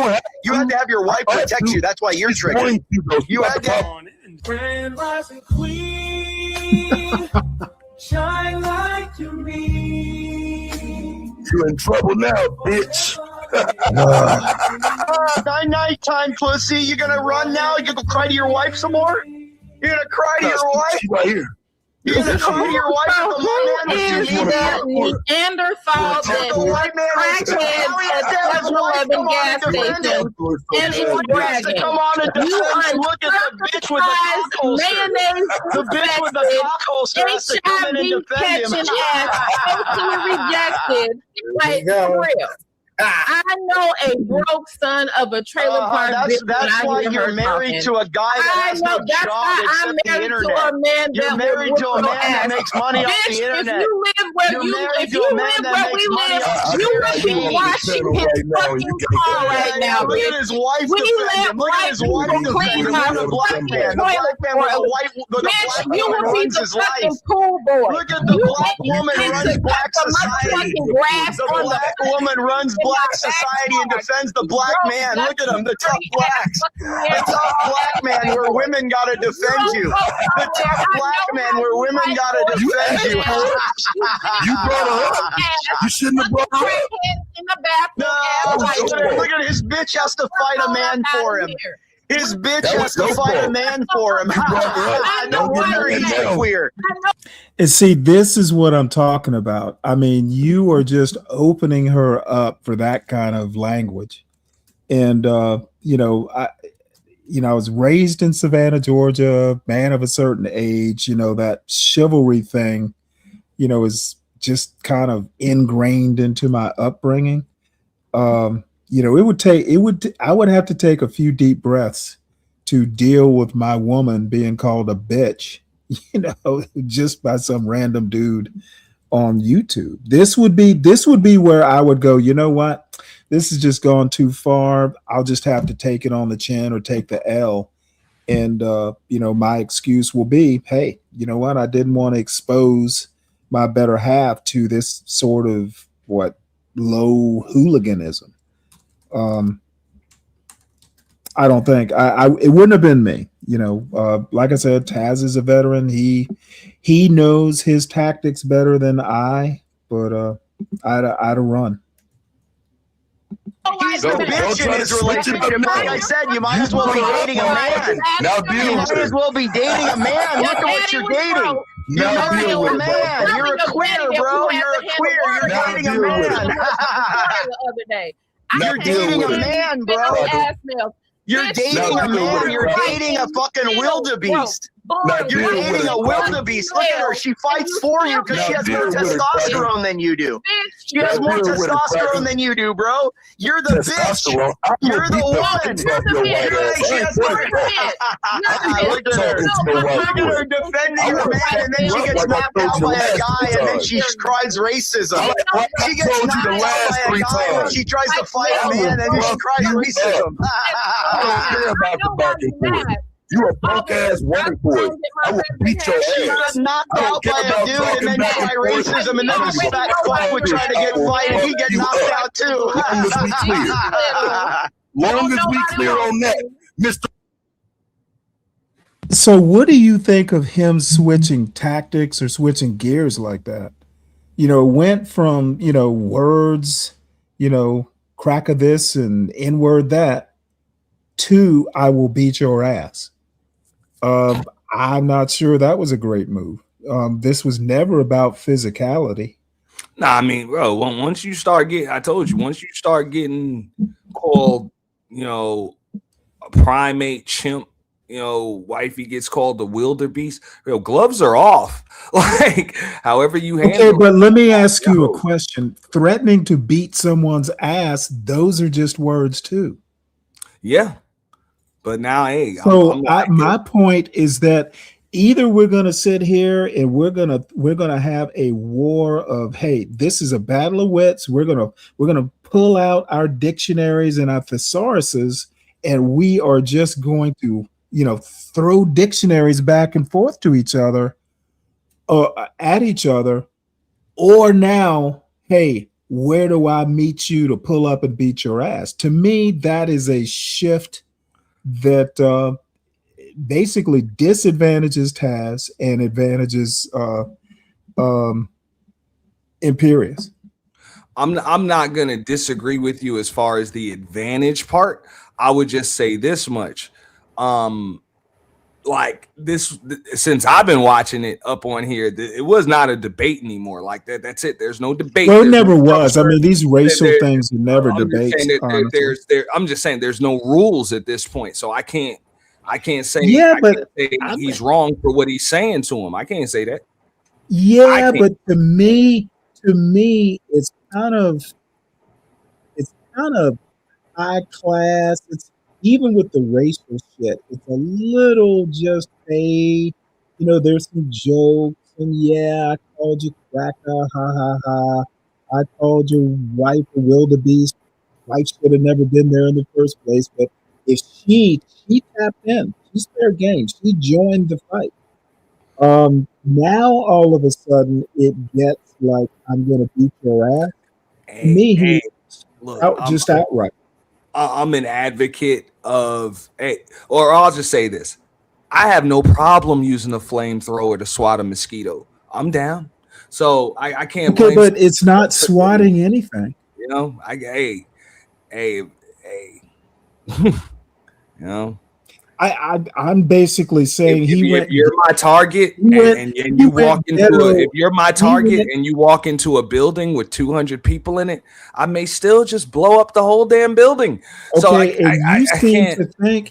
You seem to think that this is a weapon. I'm saying he basically went ghetto when he didn't have to. That's I'm not going to argue with you on that, because that's an assessment opinion. You're entitled to it, and I really don't have a comeback for it to argue with you, to be honest with you. I'm just saying different folks got different methods when it comes to That's what I meant by playing into Imperious's hands. It's almost like Imperious was waiting for it. Like, hey, you've run out of vocabulary. let's talk about whose ass you're going to kick. To me, it was a loss.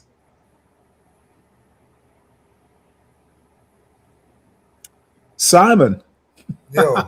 Hey, they let you go. They let you off of. Let me tell you about these white motherfuckers. Like, look, I don't have no gripes about this shit. I don't give a fuck. And they can say what the fuck they want. That motherfucker in Paris is a bitch. And I didn't think this one. He let this motherfucker just run his fucking mouth.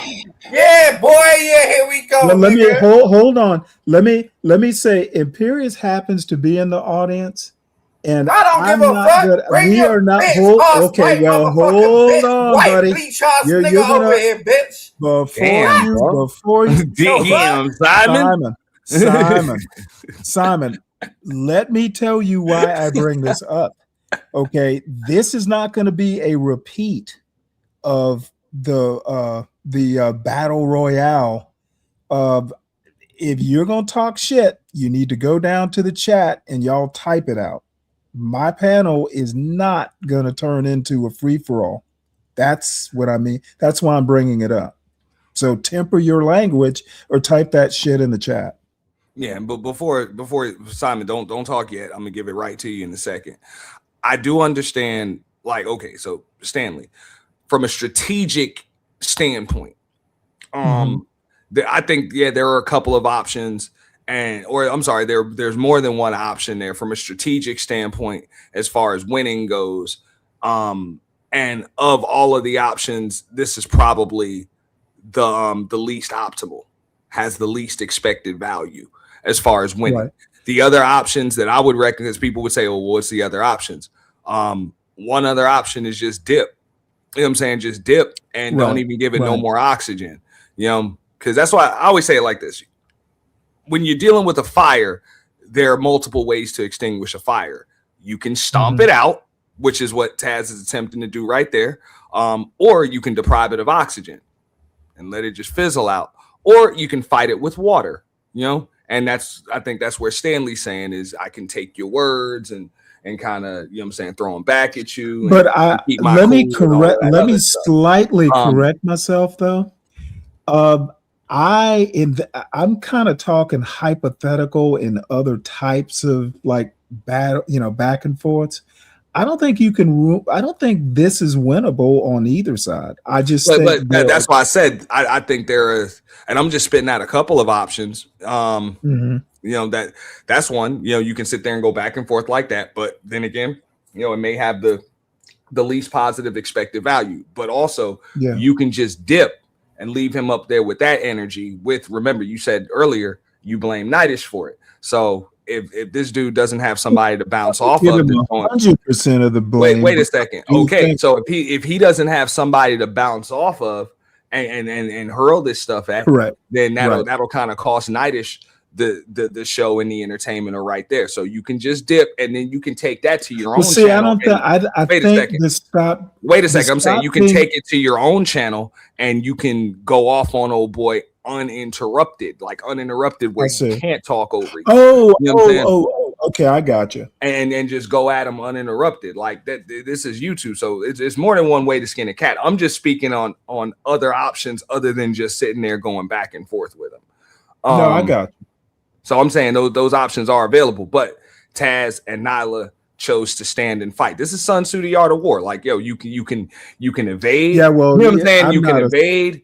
You can you know what I'm saying? You can duck. You know, you can. Well, duck, let me put it to you this way. You can stand and fight. They chose to stand and fight. In your profession, Sun Tzu is revered. I'm much more Machiavellian. I'm not. I don't have a high regard for Sun Tzu. I think it's overrated. I think you're talking some black shit. And at the end of the day, this is a white motherfucker. How is Sun Tzu black shit? Yo, this is black shit, okay? Look, I don't play that shit. I don't give a fuck. Like, this motherfucker went off.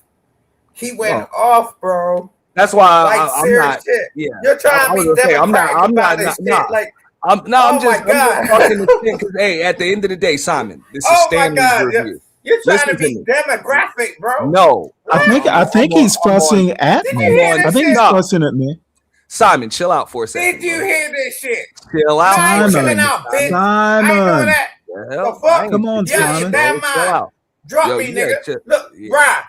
Oh my lord! You know I will. Why you black people keep acting like this when white people be doing this to us for fucking generations? This motherfucker steps on the platform. Wait, hold it. talking Hold some it. fucking Generations. shit, nigga. Okay, well, let me go ahead, help play you that out. shit. Play Let me remind you that you're not American. What I was generations are you just about talking to about? say, bro, you a Brit, bro. What you talking about, man?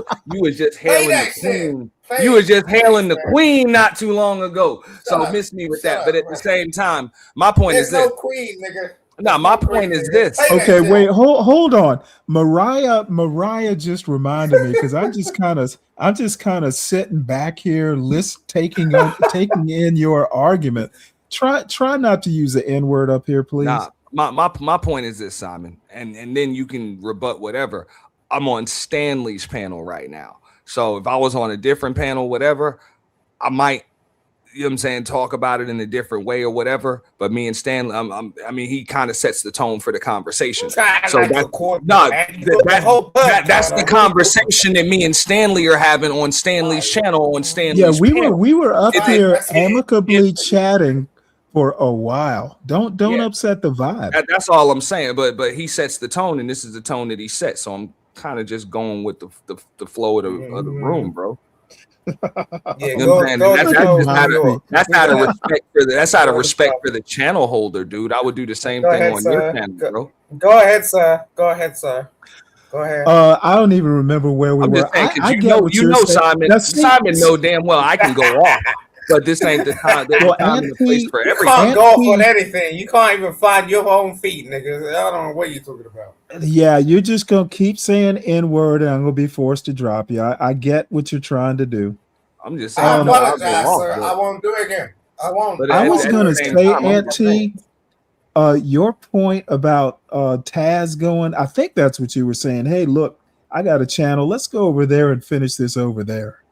But here's the deal. I think I mentioned Nightish miscalculating. Nightish probably thought somebody was going to actually like pay money to drop Imperius. I think that was a miscalculation. And maybe an over expectation. You a better man of the than me. people listening. I'm not reviewing it. I think that if Taz had gone, hey, look, let's take this over to my channel where there are no limitations. That might have been an option. But I also think you're totally right about that. I think it would have been a little more respectful too, or at least it would have started that way. It wouldn't have just started like this. Well, but you also would have basically put Imperius on the back pedal. Like, trust me. Let's see. You're a military dude. how people move. Yeah, people move different when they're behind enemy lines. Exactly. That's all I'm saying. When you behind enemy lines, let's you fight don't. Let's fight on my home turf. And let's. Yeah, but I'm just saying people aren't necessarily gonna fight the same way. Correct, and that's the whole disrupt the advantage, disrupt the pattern. Yeah, so that's another option. So that's what I'm saying. So I understand what you're saying when it comes to that, but some people just don't care. So do you understand what I'm saying? Some people don't even care. Oh no, I get what you're saying. So Simon, do you have anything before I restart this? No, go ahead, sir. Let's see. Okay. White men will beat your motherfucking ass. I don't care about this talking. Shit, you can't beat the fucking heart disease that you're making, fat boy. You can't beat the heart disease, you fat piece of shit. You can't even beat the heart disease. Shut the fuck up. You run the world. Let's make it happen. Weak ass Let's make it happen. Let's make it happen. Where can I reach you? Man, how does that make you feel that you're dating a woman that needs your opinion? Look at you. Look at the girl defends the man. The girl defends the man. It shows the black community is run by women. It shows that the black community is run by women. Where can I meet you? I don't want to do all this. Black community is run by women. But where can I meet you? Black mammies and Aunt Jemimas. Black mammies and Aunt Jemimas run your society. That's why you're mad. You're No, mad. I'm not mad. I like that the bitches run your society. It shows you're losing. I like that women run your society because it shows you're losing. This is just brutal. I'm like, but here's the deal. Here's the deal. This thing about, dude, once you commit to it, you must go scorched earth. Okay, this is, I think in Imperious, I may be speaking out of turn, but I think he's just like, you know what? Let's go scorched earth and just see what happens. Like, dude, I'm telling you, like, he went whole white man. You get what I'm saying? Well, Like, look, people want to be like, oh, this, that. Nah, this is a white man talking. You know what I'm saying? Stop it, Simon. I've seen John Galt do the same thing. Yeah, that's why I don't fuck with John Gold anymore. And that's why I came around to you. Do you know what I'm saying? John Gold do exactly the same thing. That's some white boy shit. Though, that's when you realize, you got to realize, like, okay, you got a pistol right now, and you're kind of dealing with somebody that's got fully automatic weapons, right? No, and the reason why I say that, because what y'all haven't alluded to, what I noticed, and this is how YouTube works, this is a microphone war right here. That's what that is. I disagree with you on that one. Bro, if can't nobody hear what you're saying, it don't matter what you're saying. That is very true. Whoever's out micing is going to win 99% of the time, unless the crowd is on their side. Nah, bro, You know what this I'm saying? motherfucker was like, wow. So when you realize that you're out mic, you got to go where you can be. You're talking about YouTube. This motherfucker is outlandish. He trying to prove something to the world. He trying to turn around and go, yo, I'm on a panel with black motherfuckers, and I'm going to tell you what white motherfuckers He look like. who speaks loudest gets his points heard. That's what I'm saying, man. I get that from our perspective, but oh my God, this motherfucker went off.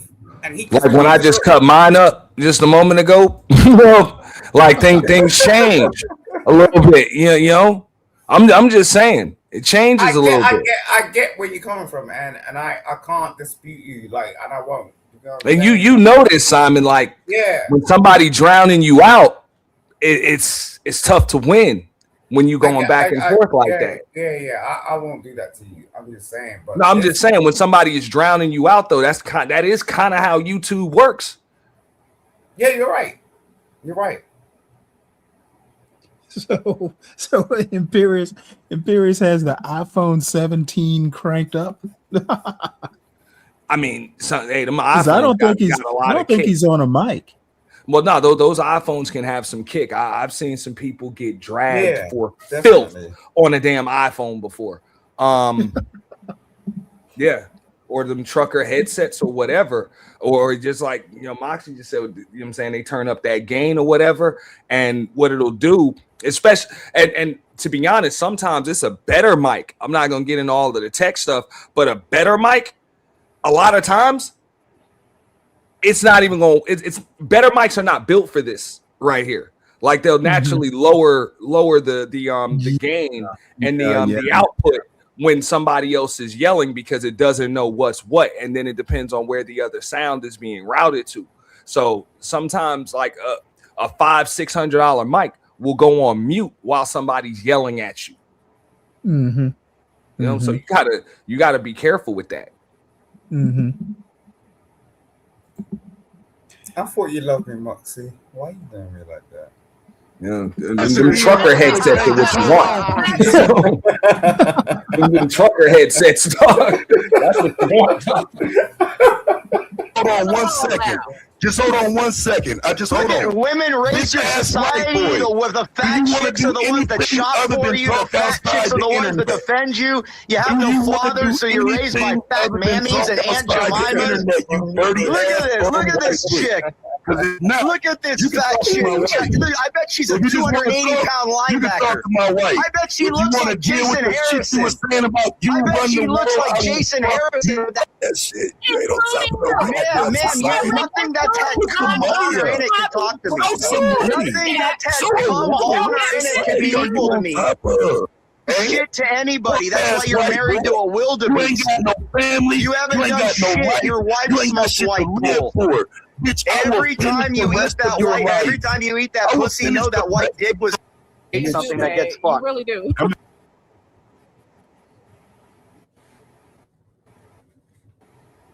Oh, I'm sorry, I was muted. I skipped way ahead because it just gets to be a little too much. Why would I want to create something that gets fucked? Why would I want to create something that gets fucked? Why would I want to create something that gets fucked? Can you give me an answer? That's why everyone wants a boy. No one wants a girl. You don't have kids. Nobody you don't have wants a son a girl. or daughter. I wouldn't. I You don't have a son want or either. daughter. I don't want either, but I'd abort it if I had a chick. I'd abort it if I had a chick. You're a failure. A complete fucking aborted failure. if I had a chick. A failure. You're a failure because you made a girl. Dude. You made a girl. That's even worse. You're one shot. You didn't have the genes to do anything. Yeah, I hear you. You made a girl. You made something to lose your name, get fucked, and have a man breed her, and you have to stare at that man's face the rest of your life. You have to stare at the man's face that bred and dug your daughter out. You have to stare at all those men's faces that dig your daughter out. That's what I You said. imagine it. You know what's even funnier? Imagine if one of your wife's exes. Imagine if one of your wife's exes came out and said, "Yeah, bro, I dug her out like 20 years ago." What would you say to that? My name. What would you say to that, dude? If some guy came up to you and was like, "Yeah, I dug your wife out 20 years ago." That's horrible. That must be a horrible. You don't have a name to lose. That's even worse. My family has a 1,500-year-old. You don't even have a name. So yeah, because I don't recall exactly how it ended.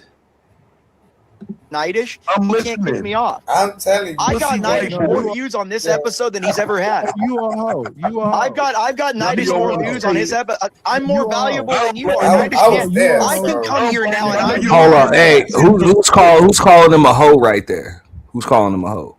Because I can't see all of it. Because somebody's saying you a hoe. Weird here.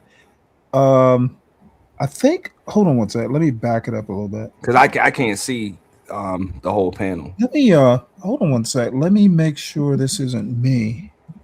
I don't think it is. It's the vertical stream. I think you need to. Yeah, it just kind of. See what I'm saying?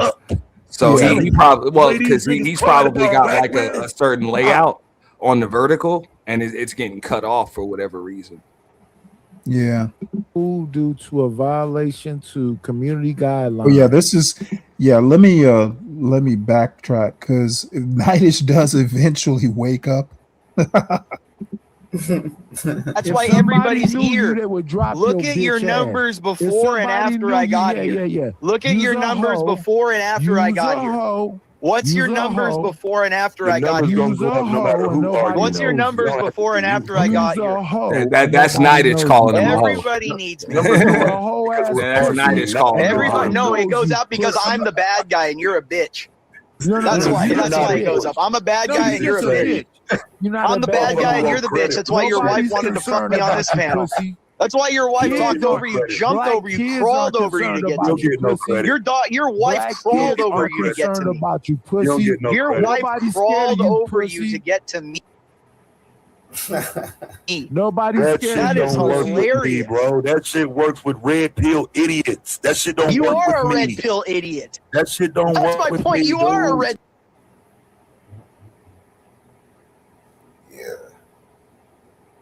Yeah, he's gone off, man. Oh my god. Wow, It's like, off on Nightish too. yeah, it's a lot of nerve right there, man. Whole lot of nerve. Auntie, let me ask you this, and I don't know that this is a hot take, and I don't know Taz. What I do know of Taz, because I listened into a couple of his history streams that he did. I think it was during Black History Month. And I was actually like, damn, someone else on here likes history and likes to talk about it. So I was actually pretty impressed. But I think that a lot of people who say that they are not red pill actually are, but not in an obvious way. Like Sharon is a good example, and I'll just pick on Sharon because I'm sure I've said this to him before.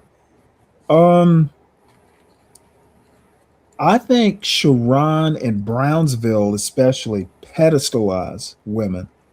And pedestalizing a woman is a real interesting way of tying her hands up with like a velvet rope.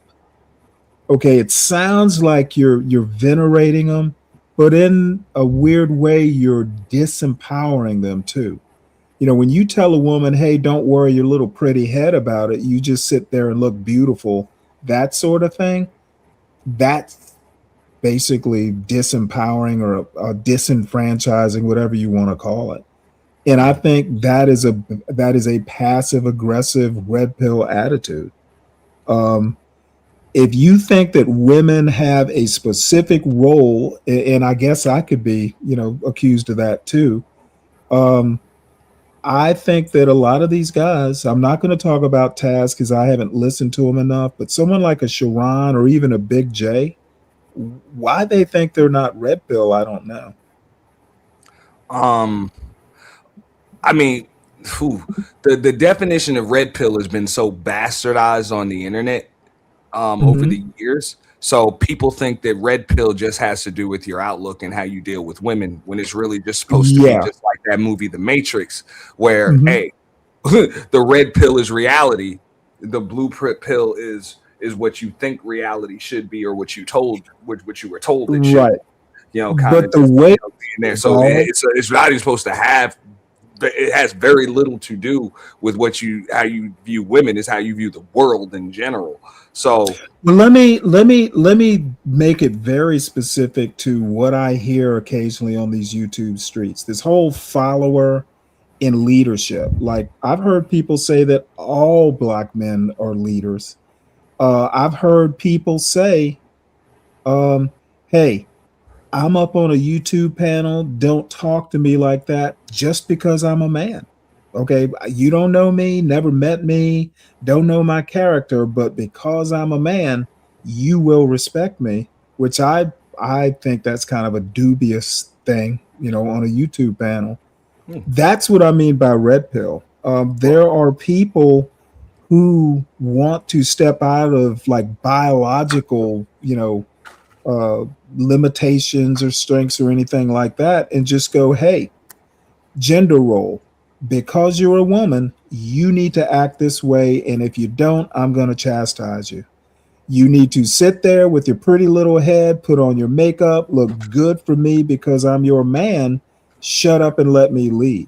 There are a lot of people on here, almost everyone that I can think of, have some form of that kind of attitude.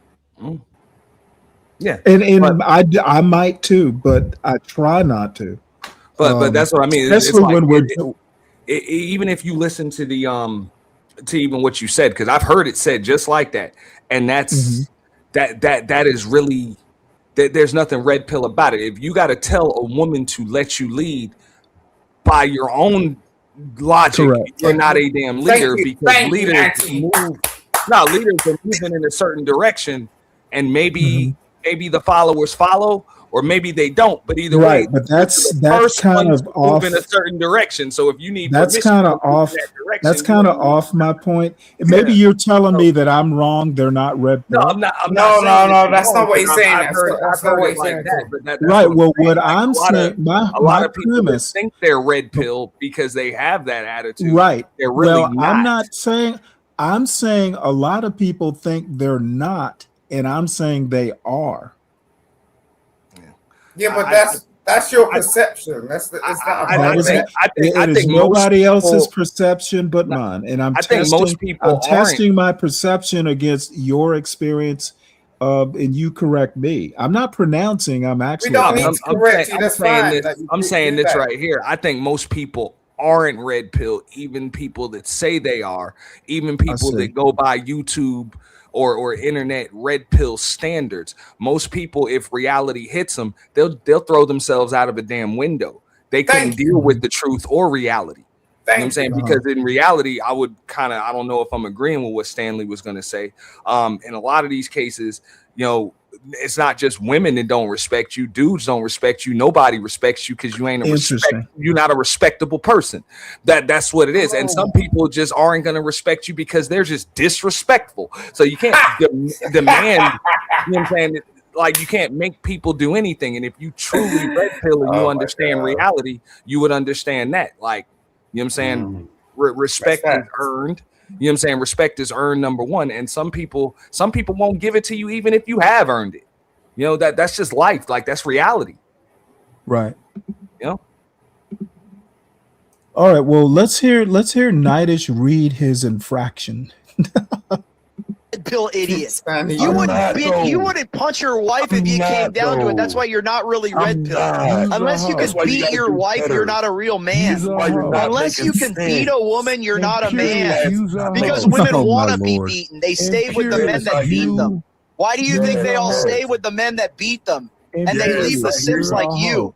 Because you're too much of a pussy to show her you're a man by hitting her. I sure am. You're too pussy of a man to show you're a man by hitting her. Yes, That's why you're a pussy. Because I'm a white guy and I can hit black women. I'm a white guy and I can hit black women, and they thank me for it. Exactly. That's why you're a pussy. That's why you're a pussy. Men have hit women for eternity. Men have hit women for eternity. Men have hit women for eternity. I don't have to hit a woman to get results. That's why you're a bitch. She can hit you, but you won't hit her. That's why you won't hit her, but she can hit you because you're a bitch. Because you can hit her, you can't hit her, and she can hit you. You're a bitch. You're a bitch, dude. She can hit you, and you can't hit her. She hit me. She going to jail. You sound crazy. No, so you called the cops on your wife instead of hitting her. My wife You hit me. called She the going to cops jail. on your You wife sound instead of hitting her right. back. You're a pussy, bro. You're a pussy. You'd send your wife to jail instead of hitting her and keeping it in the home. Yeah, exactly. That's why you're a pussy. You'd rather take your wife to jail instead of keeping it in the home and just hitting her.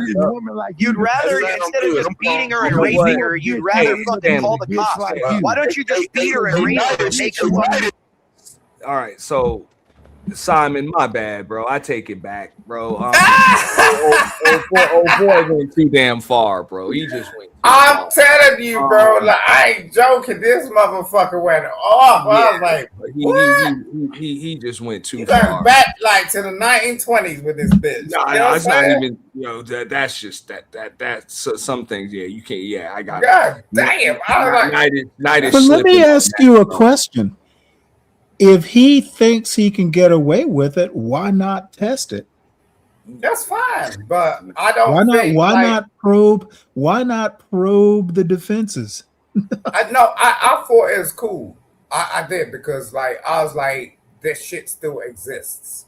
You know what I'm saying? Like this ain't gonna wait. Someone gave birth to this motherfucker, and he's young, so he still got that he's still got that ideology. So it still exists. Like they want to hide this shit from us, and they want to cover it up. This motherfucker was just straight up. You know what I'm saying?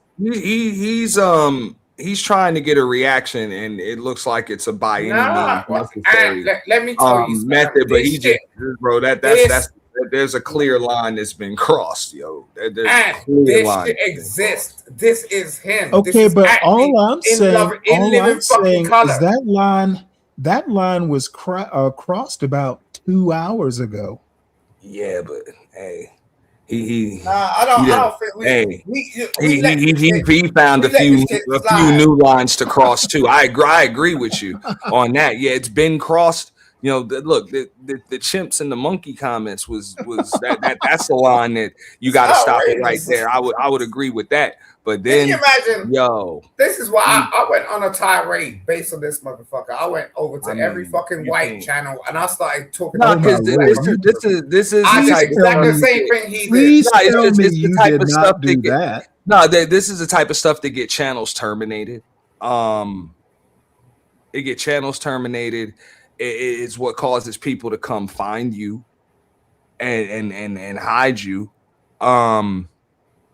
Like this is that's way past just internet trolling. For real. That's way past that. That's way past that. Yeah, I think there are multiple points of failure in this stream. This is the stuff that get you found. This will get you found. Yeah.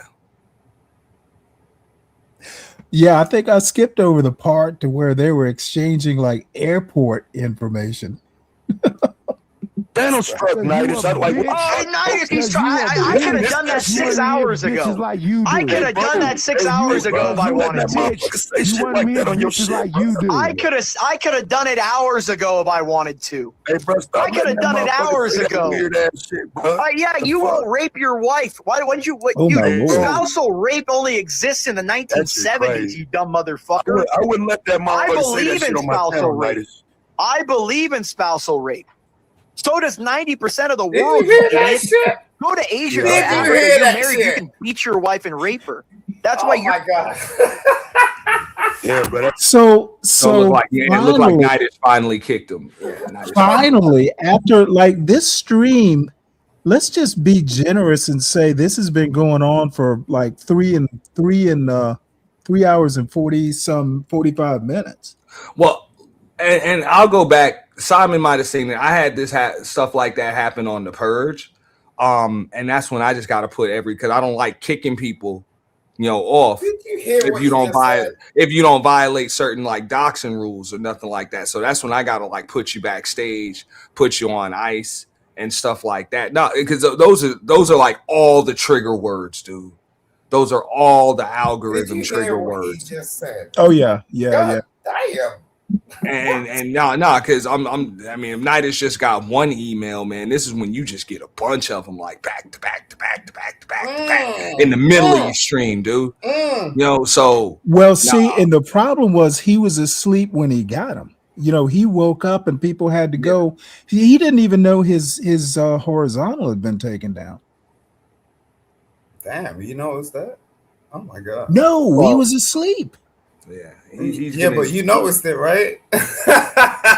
Well, you couldn't help but notice it because they pulled the rug from under the stream. Crazy. And not only is he's using all the words, and he's using them over and over again in a very, very short time span where the algorithm can't miss it. Like, God damn. So I'll even take that part back. He probably wasn't even manually struck, bro. That might have been YouTube that got him for that.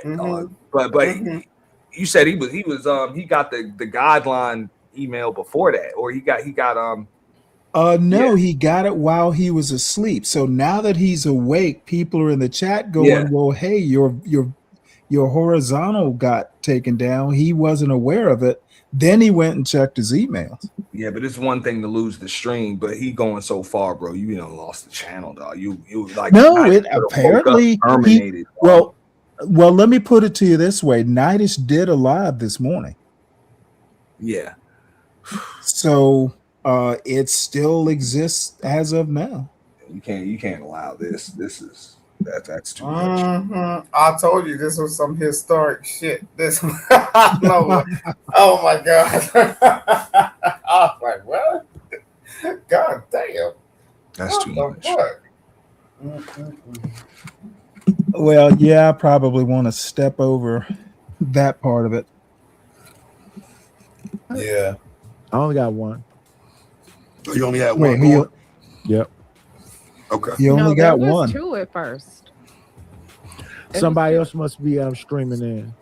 No, it was your stream. I was on your stream, and it because I was about to comment. I got the vertical and the horizontal. Yeah, the horizontal got flagged down. Yeah. Give me 1 second. Let me see what's happening. Oh my god. Your content was removed due to a violation to community guidelines. Review content. Yes, he come and do that shit on purpose, bro. That's why when he said that shit, what he was talking about was he came on my stream saying all the word and all of that shit. And I was just arguing with him. I wasn't really paying no attention. And when my wife came on and said, nah, he's saying all that shit to get your stream, I dropped him. So that's where he took his issue with my wife and saying all this shit, oh, your wife run you and all this other shit. But in reality, that's what he does. He's trying to do this shit to me. Keep on saying the R word and all this other shit. It was only like 5 minutes and the shit was flagged, bro. He had to be doing this shit. There's no Yeah, way. it's a pattern. It's a pattern. And then like, didn't he literally verbatim say everything that he said on your stream about the spousal R word and all this kind of stuff? He literally said the same spiel, and you gotta look at the pattern on who's losing channels. Yeah, that's what he's trying to do. So that's why I said it. Like, you can't just leave him up here talking, because he just gonna keep doing that shit. So when you fell asleep, we damn near got to keep talking over him and going back and forth. But as he doing that, you know, he's saying and doing worst, absolute, most craziest shit. And like I said, you got bitch ass black men, pussy ass niggas in the chat that don't even realize I've got to argue with this bitch, because if I don't, he just gonna sit up here and talk freely and get this motherfucking channel flagged. But you got people who's supposed to support you that don't see that though. That shit goofy as hell. Hey, hold it. Is he talking about what he did today or on his channel? Because you don't got to do anything. You can I think he's talking about both. That's where I would disagree with Taz. I mean, it's really up to Nightish what Nightish allows to happen on his channel. That's just like Nightish just dropped him right there. Could have dropped him 2 hours ago or an hour and a half ago. Like, you already know. I mean, the way I see it, I'm like, everybody want money. Just charge him a panel fee to hit your panel. Damn that. You know what I'm saying? It's just like charging admission in the club. People are a lot more respectful of the equipment and the tables and the chairs and the other patrons when they got to pay admission. Right. You know? So that's it. Give me $50, you get the panel. If not, fuck out. You know?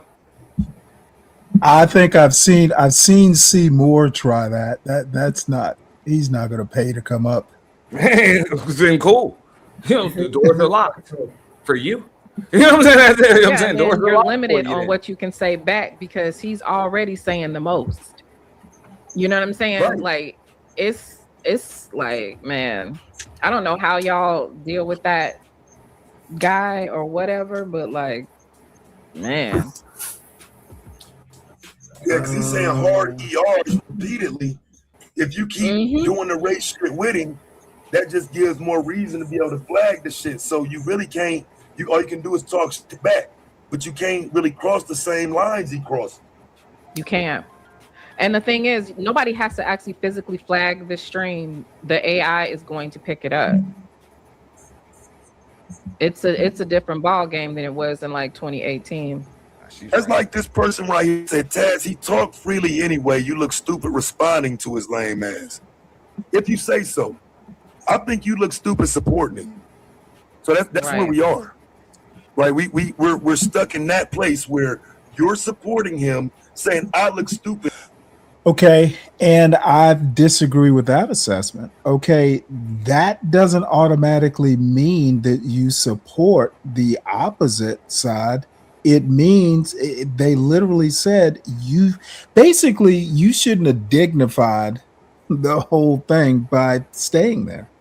That doesn't mean that they're supporting. No, I mean, when people are like, okay, the views go up and everything, I'm pretty sure before they flagged it for the community guidelines and took the stream down, he likely got an age restriction first. So it was already limited in the algorithm anyway. You know what I'm saying? Right there. So even though your live viewer count will go up, your views are going to go up like slightly because of that. Like for real, even on your vertical. Trust me on that. When they age restrict it, there's a bunch of algorithms that it's not even gonna pop up in no more. And you're gonna get the age restriction before you get that. So that doesn't help. It doesn't help at all. Yeah. So let's see what else. Because this is pretty much near the bitter end. For doing what your pussy ass should be willing to do, which is tell him to shut his white ass up.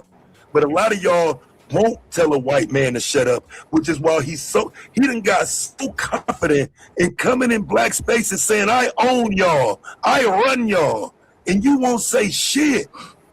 You won't say, no, man, like it's time to get this shit back popping, for real. Since y'all can't check no white man up, I hope y'all think y'all can check my sisters. I hope y'all don't think y'all can check my sisters after this. After this, I'm ready to send it back up. Telling you, the way these niggas cried about black women, yeah, hell yeah, it's time. And for the record, like like you know what, I felt like he was on some reverse psychology shit. He didn't like what I was saying to him, so he started doing that stupid ass. Oh, she's jumping over you to talk to me, like, dude. And they're like, yeah, I'm gonna, God damn it, I'm gonna probably wind up getting myself in trouble with people I don't know. But I think her assessment is like totally, it totally lacks self-awareness. I wouldn't say I mean, if you want to say self-awareness, you got your opinion with that. I don't personally think she's totally wrong with it, but I would disagree with that method. Like I said, that's the type of fire that I have to just deprive of oxygen. I don't think checking him and saying stuff to him is going to change things. I think that's more of a you fighting fire with fire, which just makes a bigger fire. Dudes like this, when they move like this too, you're not gonna come into, all right, if you're gonna talk about it as black folks, you know, black men, black women, all of that. If you're not gonna come into our house and show a certain level of respect, that's it. You can't. Okay, well, what's our house? No, I'm just saying they talking about it from a perspective of black men, black women, black people, and he's coming in here and he's coming in here saying all of this racial stuff. Now let me finish real quick. He's saying all of this racial stuff, so that's it. You're not going to show a certain level of respect. I'm not going back and forth with you. I'm not checking you. Guess what? You don't exist.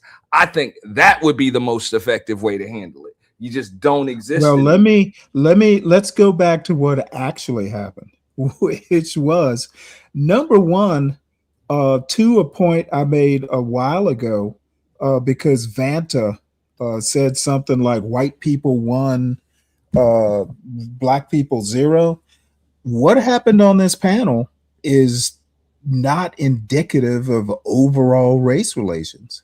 It's not that bad. It's not this bad. People don't do this sort of shit, you know, on the street corner.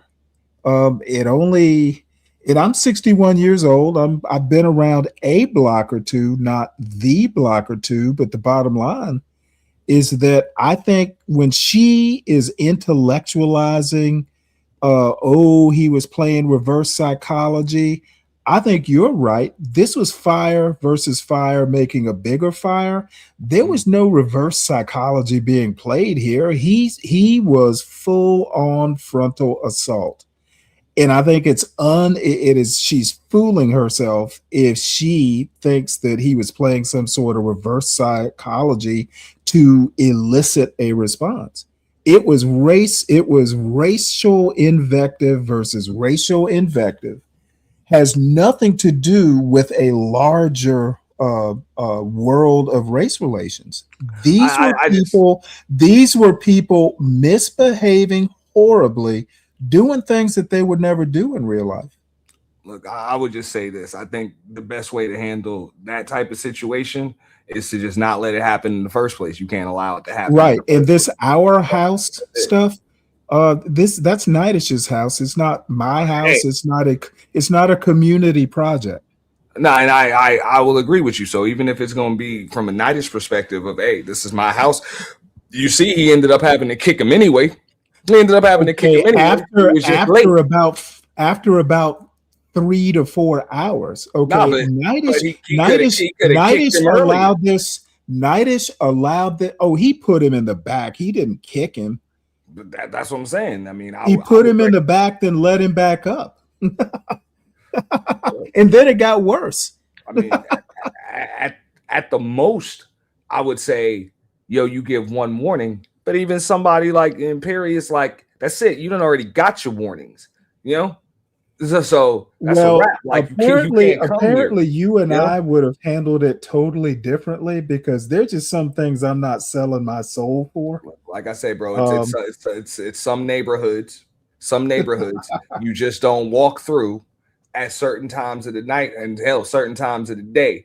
You just ain't gonna walk through them. But there are other people. Hey, just by the look of them, just by the smell of them, you ain't letting them in your house. That's it. Yeah, well, And that's too the way late. I'm about to Too handle late. that. Okay, Too late for that can't one come, because come in here. the door was wide open and there were snacks. That's all I'm saying. Like, there's no hey, for real. I don't even get the paper delivered. Dude, Hey, they laid out the charcuterie. Hey, we don't even get the paper delivered no more. So there's no reason for you to be on my property. For real. Stop delivering newspapers years ago. Why are you on my property? That's it. You know, goodbye. This is something that Dawn said, and I have a hot take that's going to just drive down the numbers. But I'm wondering why white people are playing chess and the folks on this panel weren't playing chess back. And that's what I was talking about. Actually listening to some of the stuff that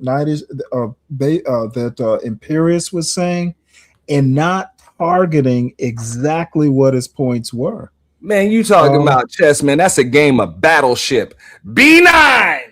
You know, A3, man, whatever, man. He was just throwing stuff up. He was just saying stuff. No, I don't think he was just throwing stuff out. Dude, he was literally like, when the woman came up, he stopped messing with, he went after Taz's masculinity, then he went directly for her. Yeah, bro. I don't think he was playing Battleship. If he was, he knew where all the battleships were.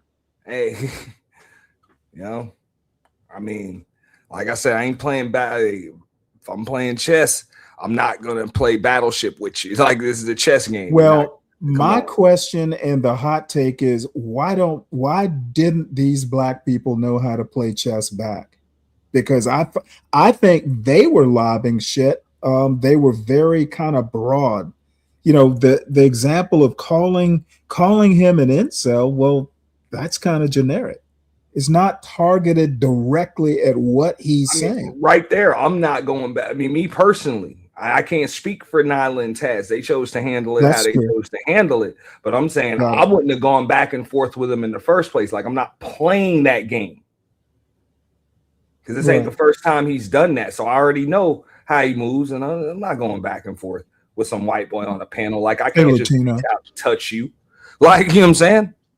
Because in real life, I probably have to reach out and touch you, homeboy. Well, they were exchanging airport. Like, so I'm not like on a panel. What's up, fellas? What you got, Latino? What up? The bigger question I got is, what was Nidus dreaming while all this was occurring? Because God, I hesitate to wonder. It's like, was this such a good dream that, like, damn? I think he was. You know what? He'd been sucking down that tequila. He might not have been dreaming at all. It was just black. It was just blacked out. Probably dreaming about unicorns and shit. So we'll finish this up. There's just a few more minutes. I think I am interested in him reading out the actual what YouTube emailed him. Because these niggas in the chat eat that shit up. It was several men in the chat. My wife would know what she's talking about. Does it say strike, or does it say what? It's the same thing.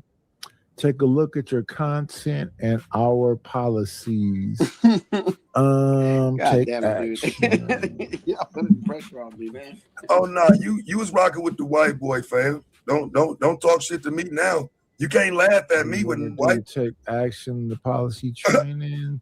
You can't laugh at me with no white boy, bro. You out your mind. Yeah. So this channel may be gone because I let fucking Imperius up here. I usually don't fuck with Imperius at all. No. All it took was today. No. Just letting somebody up isn't going to get your channel struck.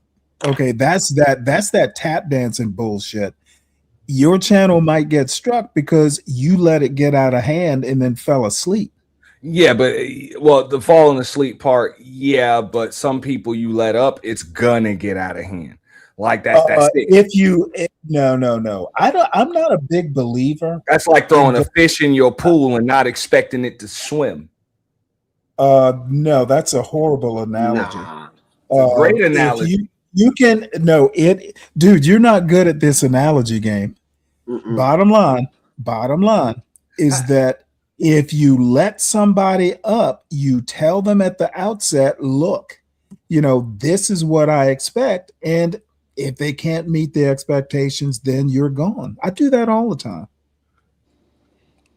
Hey, the dude actually respects you. He said that. He doesn't. Okay, well, he respects me because he knows what to expect, and I'm consistent. When he let old boy up on his channel, it was only a matter of time. It was going to happen. No, but man, I thoroughly disagree with that. It was going to happen. It was no chance it wasn't. I'm not taking sides here or anything, but wouldn't you think that also saying that you're gonna pew somebody, wouldn't you say that that's also warranted for somebody not to be on panel? I don't recall that happening. Well, he did say that he'll get his wife to pew him. Look, man, the best indication of future behavior is past behavior, and that dude's past behavior just says this is going to happen. It's a pattern. Yeah, I am not a big predeterminism. I'm not a determinist. I think that if you have controls of the panel, what happens on that panel is 100%. Now, let's just say 95%, because you don't know what somebody's going to say. But the panel was already John Galtified.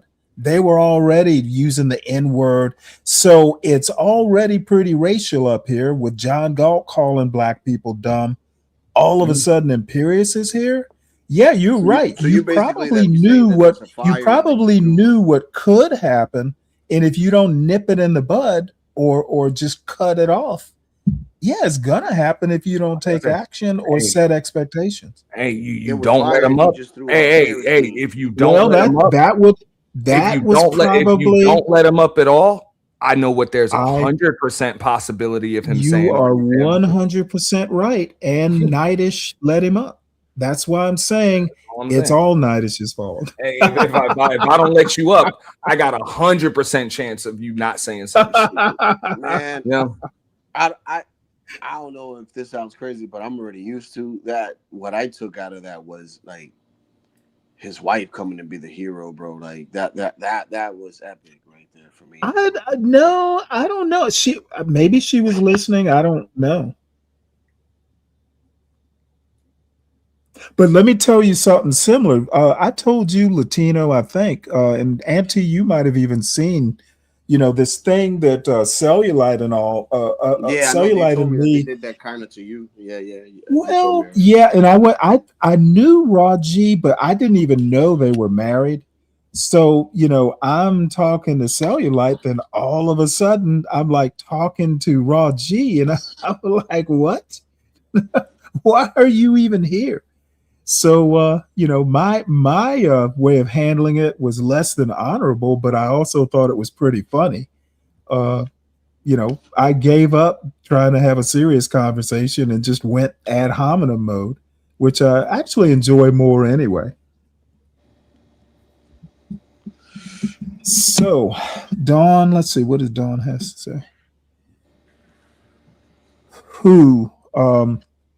Dawn, I lost track. On my panel, yes. Pleasure talking to you. I'm about to go. I'm sorry, Stanley. Oh no, dude, you shouldn't be a stranger.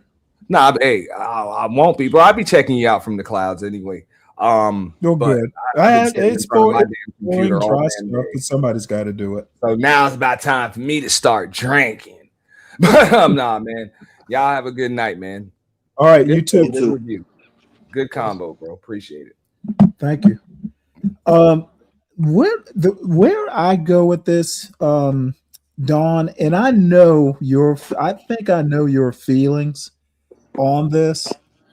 I actually, there are a bunch of people who use the N-word up here that I don't think should. And I'm sorry, I think probably the only thing in my opinion, and this is partly a joke, the only thing that's actually multiracial or colorblind is actual racism in America. Everybody, at some point in time gets exposed to it. And I'm not going to, I think it's worse for black people to use the N-word than white people. I expect it out of them. Damn. Damn. Well, that's a pretty hot take, but I'm actually kind of serious about that. It is, but I get where you're coming from. I mean, yeah, we're all adults. Sometimes I'll go, well, you know what? I'm going to take host privilege. I'm going to take host privilege, and I'm going to use the N-word. But oddly enough, when I was growing up, I've heard my mother especially use it, but it was always a laugh, and she never used it. Like, my parents have never called me the N-word. I've never heard them call relatives. Usually it would be some quote fool, that was acting a fool somewhere. And my mother, had that sharp tongue and wit. She would use it, but it was always a joke. It wasn't like, it was not a word.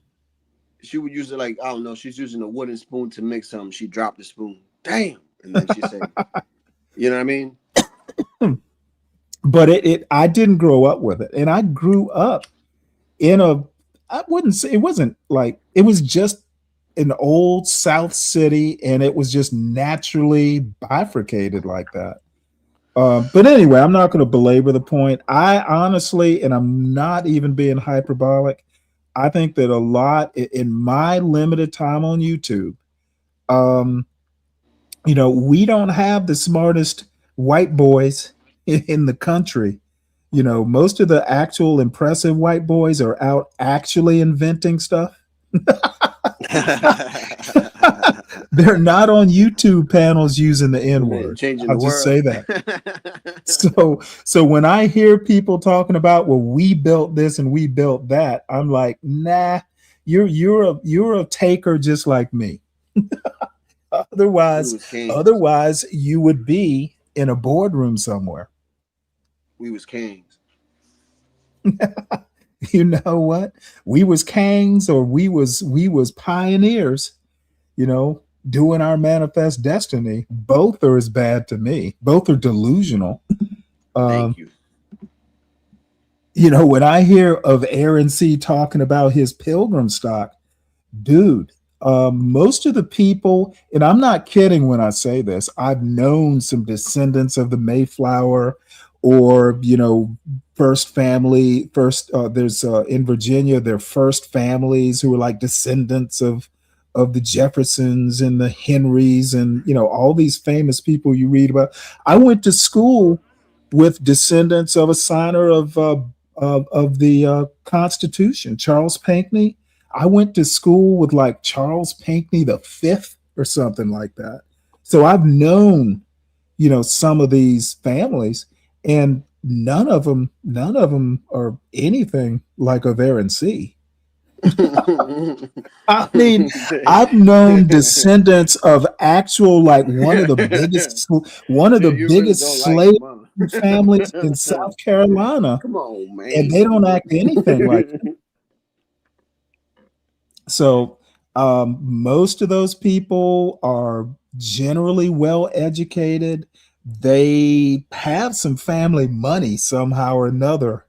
They're, even if they're not super rich, they are very classy. And, when I hear somebody like of Aaron C. bragging about his blue blood, my question is, well, what happened? Stanley, look at ConnShawnery's comments. Of Aaron C. would have been thrown overboard on the Mayflower.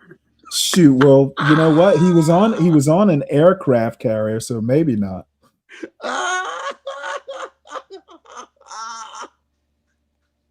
But you know what though? I will say this: I was able to shut him up when, hey, if you and I had been on a ship at the same time in the Navy, what would you have called me? It wouldn't have been Stan. So your blue blood doesn't matter on board my destroyer. So there was what I want to see what.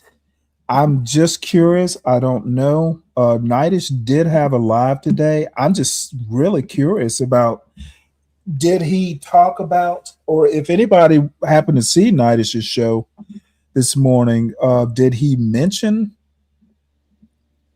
I'm real interested in what his assessment was. I think he moved on. You think what?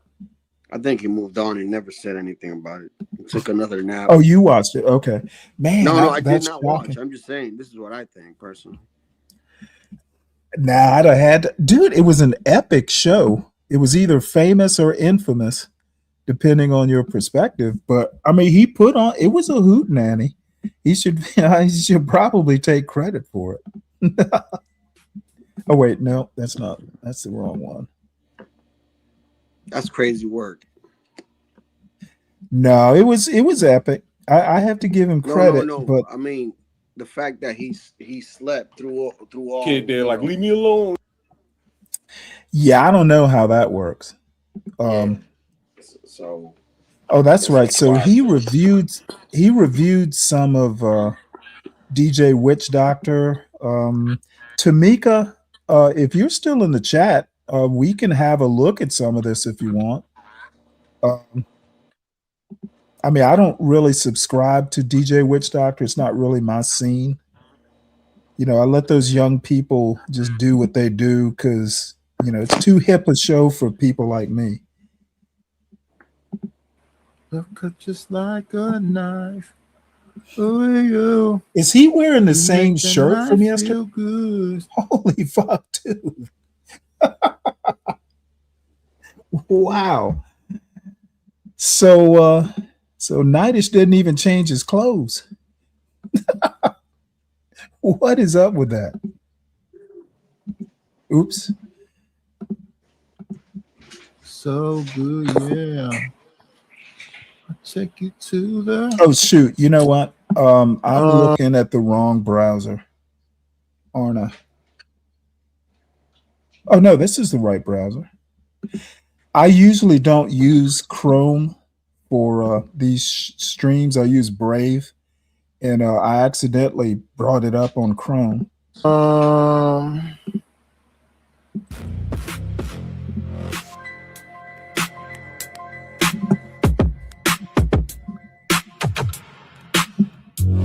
Yeah, we can skip over this.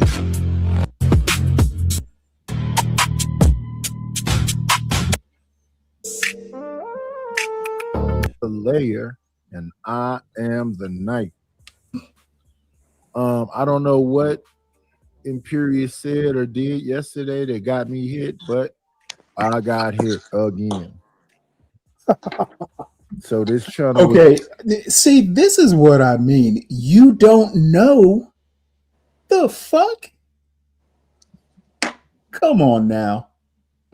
On this Come on, man. Even though we are right at the pinnacle of monetization.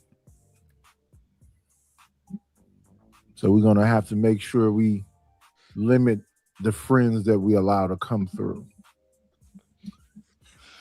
Yeah, I forgot about all that. With that being said, we're gonna go back and look at a show that just went off earlier. Okay, so that's the other thing, dude. You're right on the edge of getting monetized, and you are leaving the store untended. Damn, dude, that's the height of self-destructive. I'm trying to understand what Unky streaming said or did. Yeah. Because all I saw was the pop out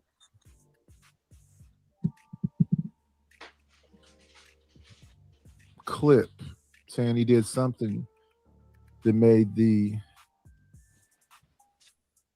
beef sector Raise a brow. Let's try to figure out what it is. Playback speed 145.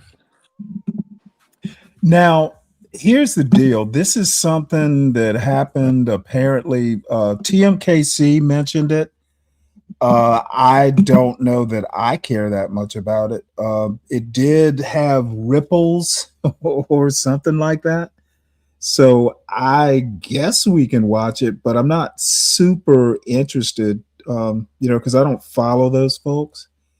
Oh, look, it's Ryan Bardwell. Nah, Nidus is safe. I keep the funds going. So, dude, you know what? I actually thought I blocked you, Ryan. No, Ryan's saying something about Ryan. How is your money going to protect Nidus from a strike? Are you in my chat talking that white hubristic nonsense again? Your money isn't going to save his ass from a strike. And by the way, if you were so mighty, why don't you go up there and stop Imperius from fucking Imperius went up there and steamrolled the fuck out of your channel that you are Kang. Do you know that Ryan Bardwell is the Kang? We was Kangs on Nidus's. We was Kangs. So Ryan is the Kang up there on Nidus's show, and the motherfuckers get Nidus came. I'm sorry, Imperius came in, and he was rolling White Thunder on your channel, Kang. Your money didn't stop Imperius. Looks like your money is worth nothing to the better white man. Yo. Apparently, No, hey Ryan, Ryan. Hey Ryan, apparently your social better got all up in your kingdom and just walked all over your vassal. He walked all over your knight, Kang. Why couldn't you stop it?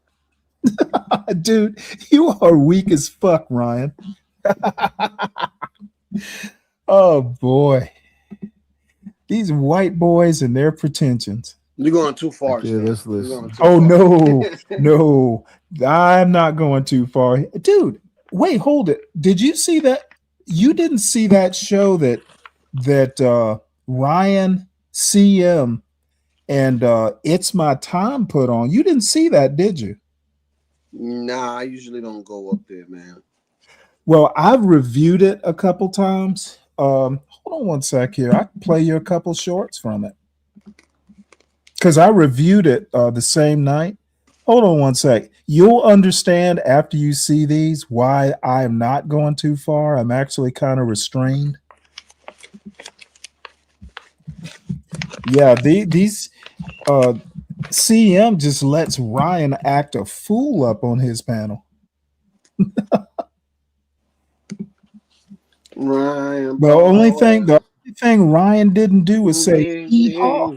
Hee-haw. Let's show some of this stuff. This is from CM's show last Friday night. It's CM, Ryan Bardwell, and It's My Time. And boy, they was acting a fool. Also, this is recent. Oh shit, yeah, this is less than a week ago. This is let's see, can y'all see this? There we go. So let me play this short, and I'm not going to be able to bring it up on the big screen because this is still in StreamYard. I haven't downloaded it yet, but y'all can hear the audio. This is awesome. All the bitches are going to be mad. That it's my time, baby. They're going to be mad that it was my time. I told them. I'll tell you what, it's messy. It is messy. So it's I know you. And if I had to guess, I'd probably say you could probably match me. I know I couldn't. Mm-hmm. Right. So it's not a thing, right? Yeah. It's not about that. Yeah. I got your attention. Indeed. Indeed. Yeah, indeed. So you bitches just watch and weep. This is seriously demented. Now, I'm going to remind everyone Ryan is like 50 something, and this is a 63-year-old woman, grandmother, as she likes to brag, and a possible great grandmother. She says she has a 19-year-old son. Just a what? Any indicator? Actually, she has a. The I'm bun's sorry. already in the It's a oven with her 19-year-old being grandson. oh, great. I made a mistake. It's a grandson. I'm like, Jesus Christ. Basically, my thinking is, she could be a great grandmother because she's got a grandson that's 19. First thing that popped in my head is like, so you're expecting him to knock up some bitch? Is that like, you're not, do all the 19-year-olds in your family knock up bitches? You expect to become a great grandmother because he's 19? Now, she probably didn't quite mean it that way, but you know what? I am roasting her, so I'll just take roasters. I'm going to I take thought you said she roasters. had a 19-year-old son at 60 something. No. I did, and that's a mistake on my part. I meant grandson. Okay. I was about to say that'd be crazy. But I don't know. Well, hold on now. I mean, my son's 20 and I'm 61. I was 41 when he was born, so it's possible women do have babies in their 40s. Mother, she says she has a 19-year-old son. Yeah, that's my bad. If she is any indicator, the bun's already in the oven with her being a great grandmother. Watch and weep, bitches. Watch and weep, because guess what? Next time you hear from me, I will be on a date with Ryan, and I will show it. Hey, Ryan, why don't you hit the lake, buddy? There's nothing keeping you from hitting the lake, buddy. Come on up here. Let's talk about this budding romance. You're welcome to come up. I got some more goodies. I got a question. Like, what's that? Does it come out dry like powder and shit? Like, I don't know. I'm talking about her. I am gonna say this. She is good looking for her age. Now, nobody would mistake her for 40, but I mean, for her age, she is. I'd be impressed if Ryan could get in there. Cottage cheese, yeah. So listen to this clip. The best way to a man's heart is through his stomach, and I'm the cook of cooks. Yeah, that's the best way to his heart is her grabbing his stomach and fucking grabbing his heart from the hole she put in his stomach. cool. Yeah, I don't do that. But you will pay for the grocery store. We'll go grocery shopping. Yeah. And then we'll have a fun Oh, day. Mariah, that's mean. And then I'll start my channel and let them see.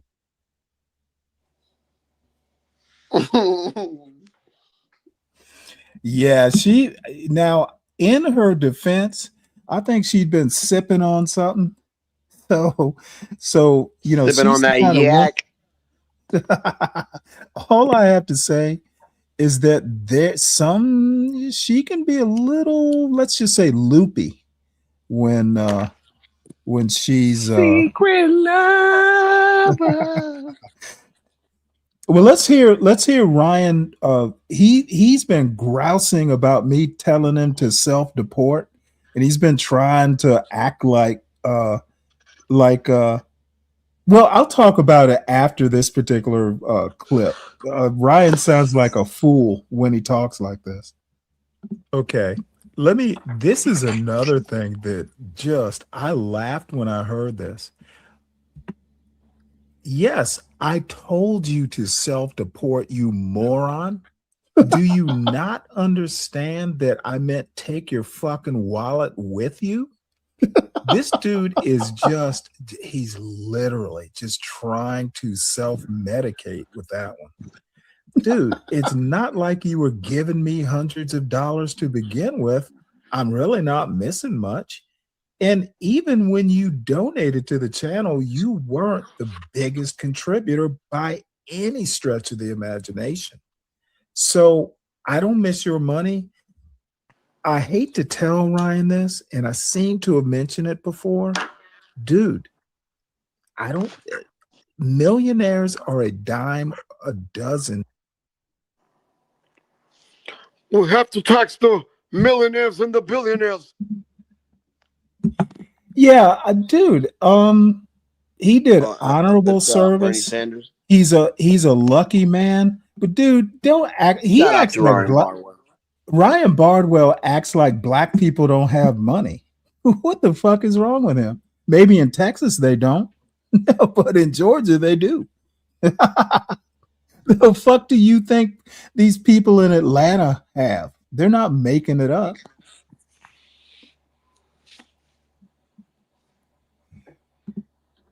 Deacon Dave.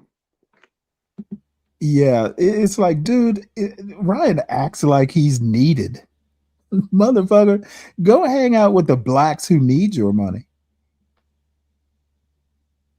Here, this is something that's actually pretty funny. Once you go black, Ryan, I have to say, once you Hey, that's what it's going to sound like on that first night. once you go black, Ryan, I have to say, once you been with a woman of color, it's different, you know. I don't know. Everything about it is different. Isn't that weird? You said that. I know everything about it is different. I don't get that. From what I know, because I've been with a white man before. Everything about Oh, dude, there's a thing where she talks. Oh man, she is so funny when she talks about white guys. Emotional. Here, let's try this And one. economical. Yeah, well, all I have to say is Ghetto Granny was on a roll. Oh man, when you've been with a black woman, ain't no telling when. Yo, what? Oh, God, nah.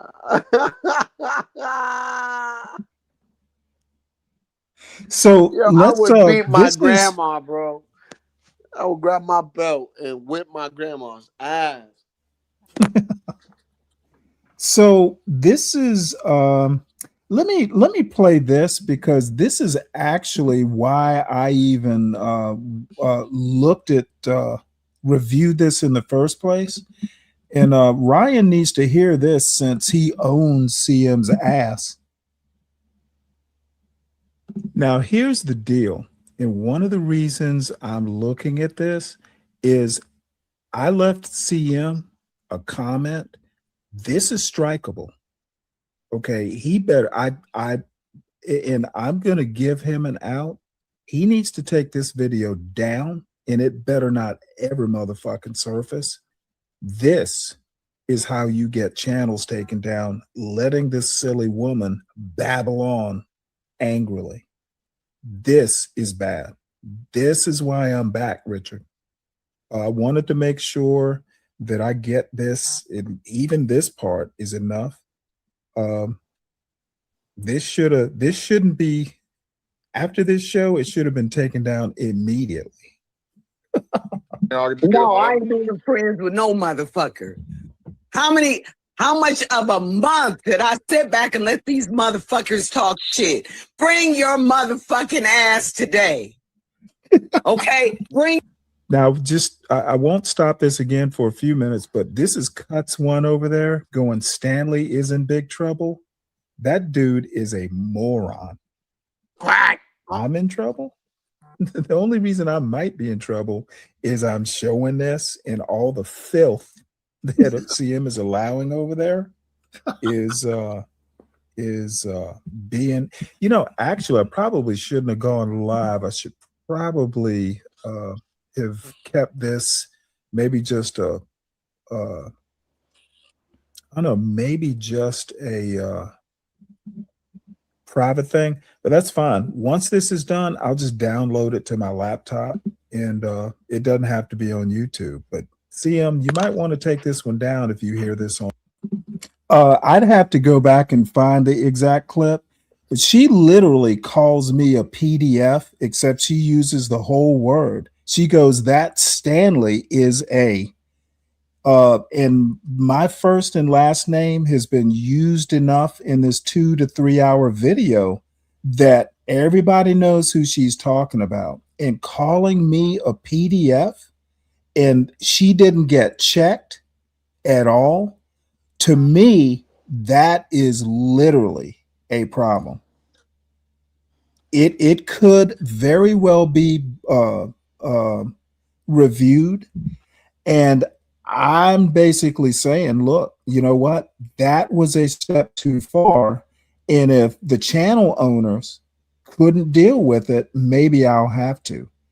It's all in good fun and it's bringing viewers, but that's the problem. When you start calling people these sorts of things, it's bringing viewers, but it's associating my name with something. Dude, what the fuck are you even talking about? Why is she insinuating it? Why is she making all these baseless allegations of me doing some sort of crime? That is a problem. And this is the kind of outfit that CM and Ryan are running over there. Just some crazy drunk ass woman accusing me of horrible things. And I'm sorry, I'm not going to take that in stride. I don't think it's funny. If it's bringing viewers, it's at my expense. There is a problem with this. And that's why I left CM the message that he needs to probably put this on private, because if he pisses me off, if I even hear, well, Stanley, you reviewing my material, fucking strike me so I can strike back. Okay, because I got the clip. I got the whole show downloaded to my laptop. So I will show clips from this at will when I feel like doing it, and someone sell me a wolf ticket so I can just fucking, do what I got to do. So you can have all the fun you want to have in my chat, Ryan. Have at it, dude. But fuck with me and I fuck back. So you take that message to your little slave, Seymour. And you better keep him on a short leash. And your little ghetto granny date too.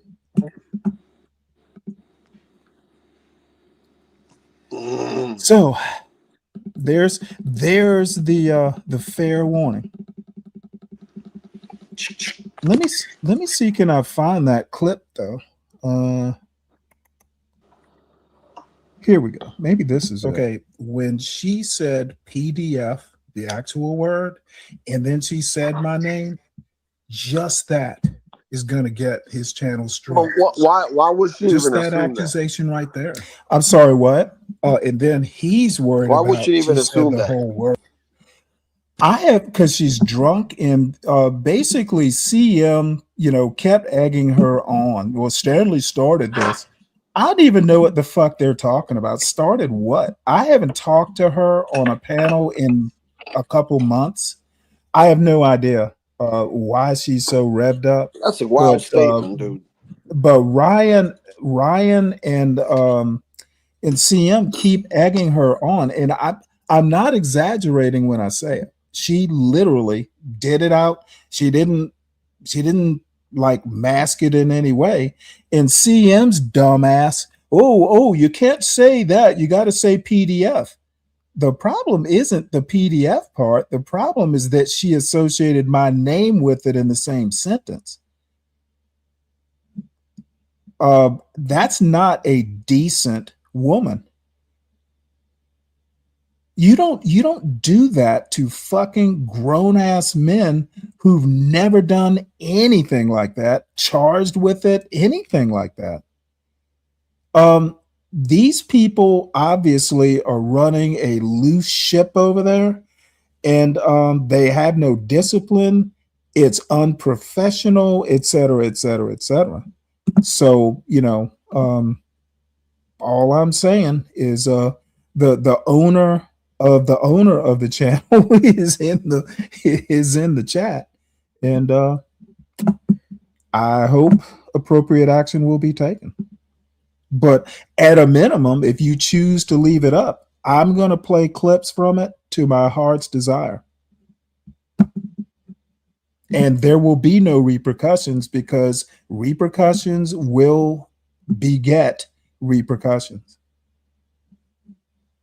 So anyway, enough of their foolishness. I don't know. Where am I? I'm at 3 hours. This might be false accusations. Yeah, sure. Yeah, but this is not the first time, though, Stanley, though, right? This is not the first time she says this about you. It's the first time that I'm aware of. No, didn't she say this a while back on the same show? That she said On that whose you, show? whatever, your stepson or whatever. You know what? You don't She remember? might have, but but again, This is why I was like, oh, so this is recent. That's why I said that. well, this is from last Friday, but you know what? I think when she said it, I probably just chalked it up. For some reason, it didn't. I know she said something like that, but for some reason, it didn't really get my attention. And I think the reason this resonates is I literally have not talked to her or had any interaction with her other than a chat. I'll throw a shot or something like that, in a chat or something like that. But it'll be pretty innocuous. I'm not accusing her of crimes or anything like that. She just gets up on this show, haven't actually talked to her in a while, and CM is just encouraging this. He literally several times goes, well, Stanley started this. And then Ryan comes up later, and he's in that same vein. Well, let's concentrate on Stanley. My question, though, you pretty much answered, so I'm not even gonna. Yeah, I think she did, and for some reason, I remember her vaguely saying it, but it was so outlandish that it just didn't. It didn't like tingle. For some reason, it was just so ridiculous that I didn't pay it attention.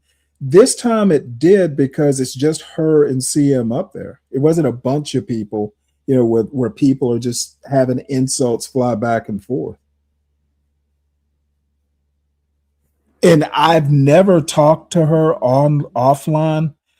I've actually never talked to her in depth about my personal life. So a lot of this, she's just free associating, which is more disturbing, because I don't care about her personal life. It would never occur to me to even talk about it. She's a horrible person, especially when she's drunk, and she's loose-lipped, and she needs to button it up. But I will not have someone like her just fucking, free associating like that without some repercussions. So I just assume this is a blip, and I'm going to trash the show. I'm going to trash the host, and I'm going to trash the major sponsor, and I'm going to do it because they deserve it. So hopefully Ryan's still here to hear it.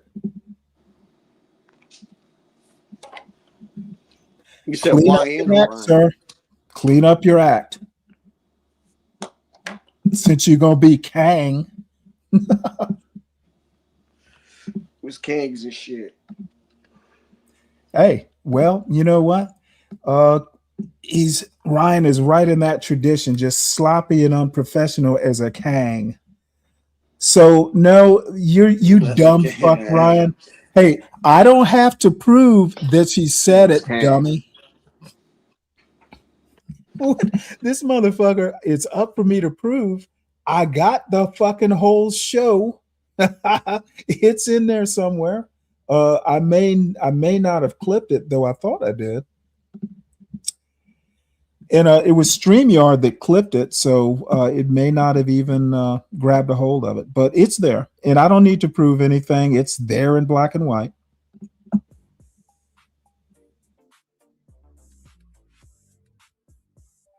House, you know what I'm saying? I'm pulling up Punk be streaming.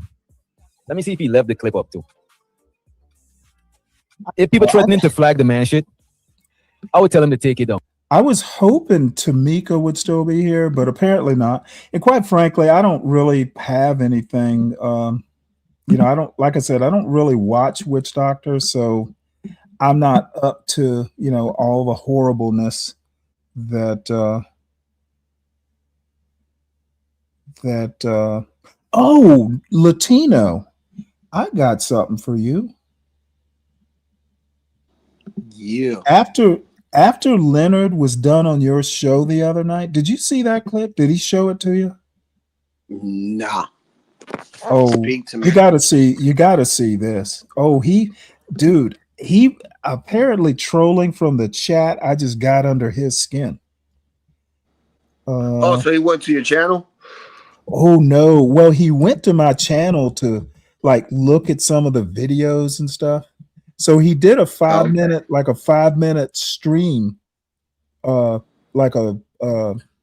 a short, but a longer piece. I think it's a pre-record or something like that. Pre-record. But here's the deal. I got flagged like, hey, somebody just did a thing about you. I didn't know YouTube would do that. Oh, so you did a thing about him and he flagged you? No. He did a thing about me and it flagged me. I mean, I was kind of flattered, to be honest.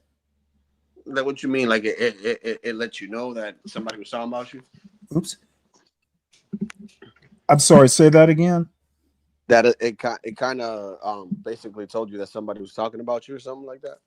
Yeah. What you mean? Oh, okay. Yeah. Okay. I didn't know. I didn't know it could do that. I take it as like, oh shit, like something wrong with your channel or something. My bad. No, it literally, it'll say you were mentioned. Like if somebody mentions you, yeah. It's done that to me. Yeah. It's wild. So what did he say? I thought it was pretty cool. What did he say? Do tell. I mean, hey, Stanley, free publicity. Yeah, I don't know about that, but it wasn't a glowing review. But here's what he had to say.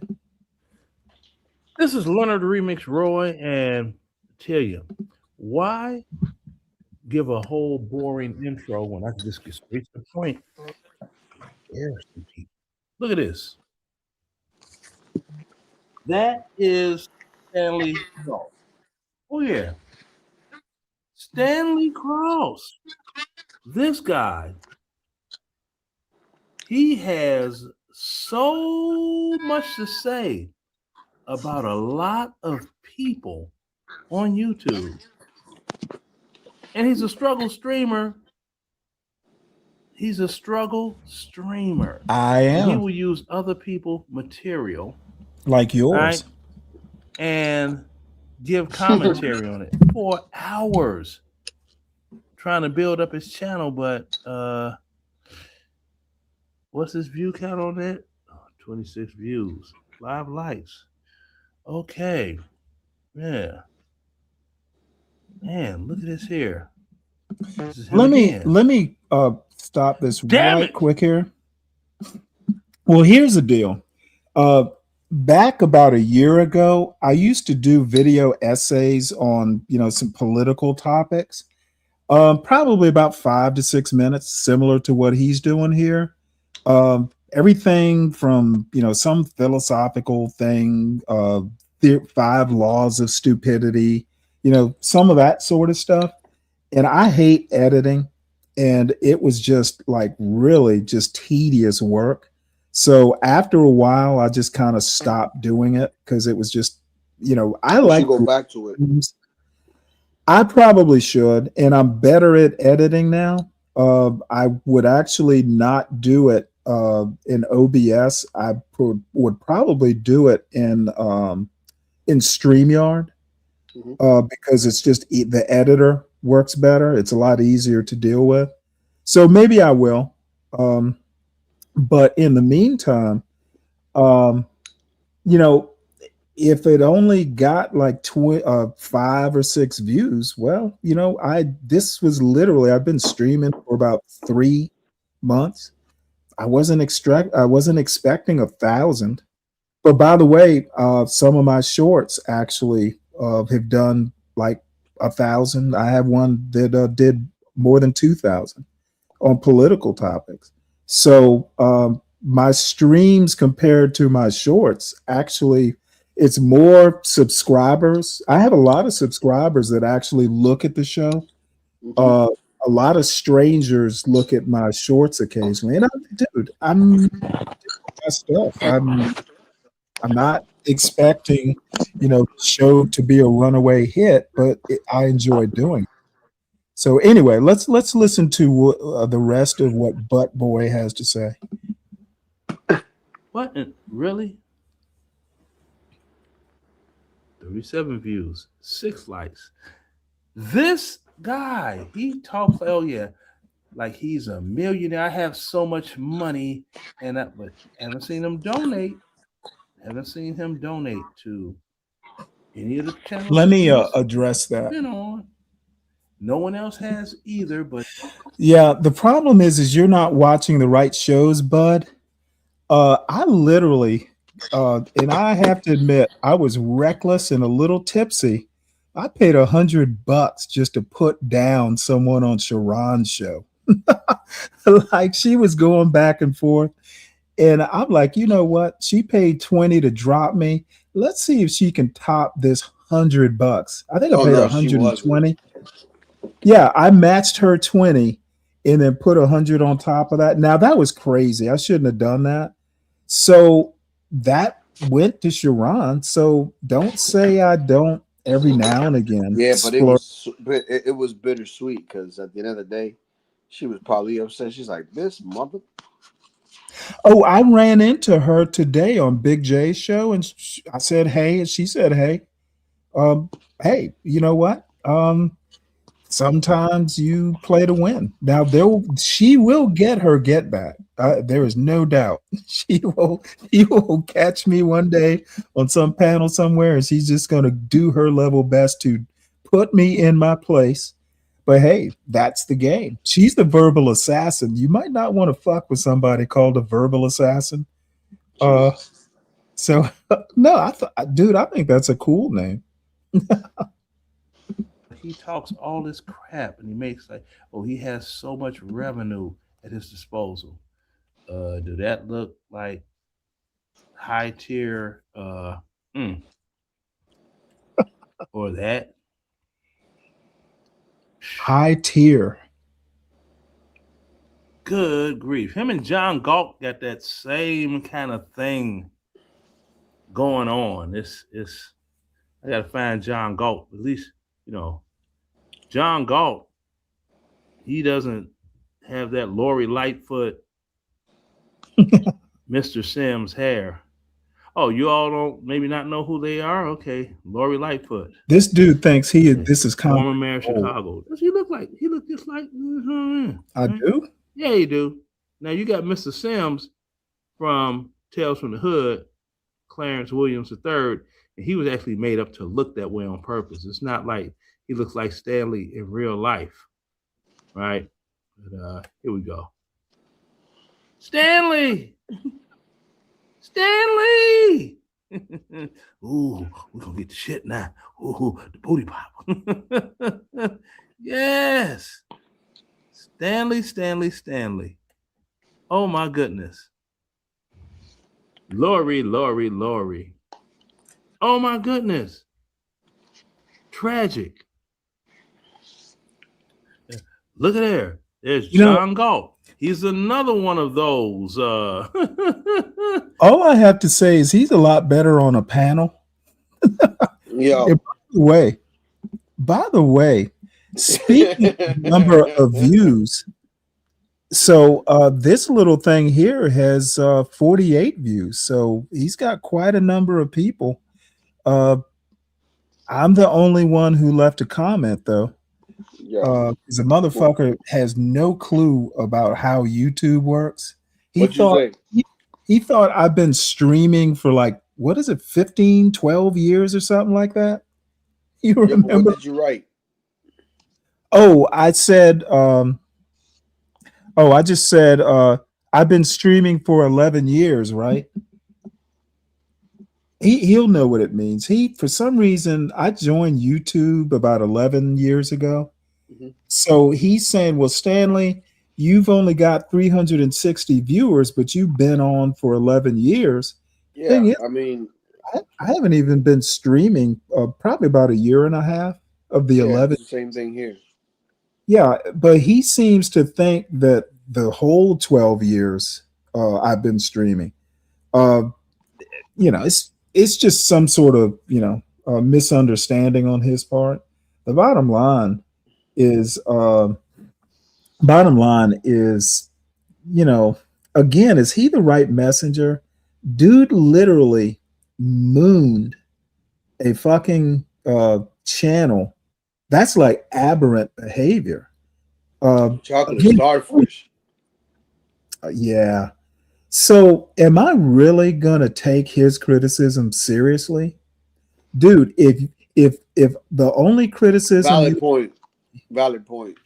Yeah, if your criticism of me is I need a haircut and my voice is boring, at least it's not degenerate. He's a genuine degenerate. So I'll take that lump. He's another one of those. Now, look at this one picture he got here for his avatar. Well, he cleans up well, but he's another one. He talks like he's so incredibly smart and software designer and thus and so, and he doesn't even use StreamYard. See, this is the other thing. Lord have mercy. You got to pay for StreamYard. See, this is Stanley's one up on John Galt. No, I'm not, dude. He is so, dude. He wants to make all these pithy comments, and he thinks he's just all short and he's sharp and hammering his point home. He thinks John Galt doesn't use StreamYard. He thinks all John Galt uses is OBS. He doesn't even watch the show enough to know it depends on what show John is doing. He's had StreamYard before he ever had OBS. All I'm saying is that for a guy like Leonard to be tossing all this misinformation out, somebody needs to check him on that shit. John Galt, he has no clue what he's talking about. And the thing is he won't be coming up to my panel. I wouldn't even entertain it, dude. He's just a pervert. No, dude. You know what, Latino?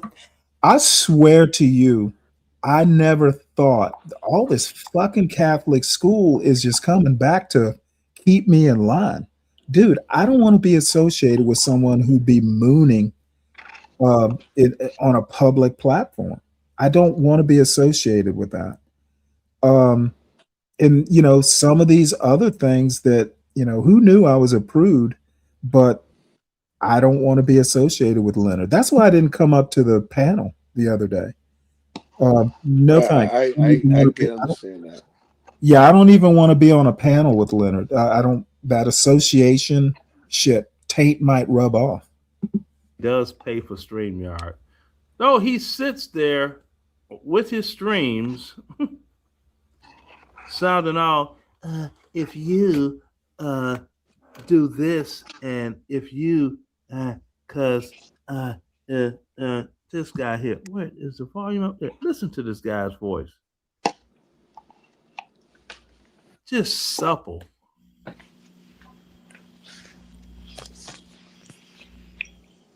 Hi, everybody. I have 2 essays by Substack writer Richard Hanania.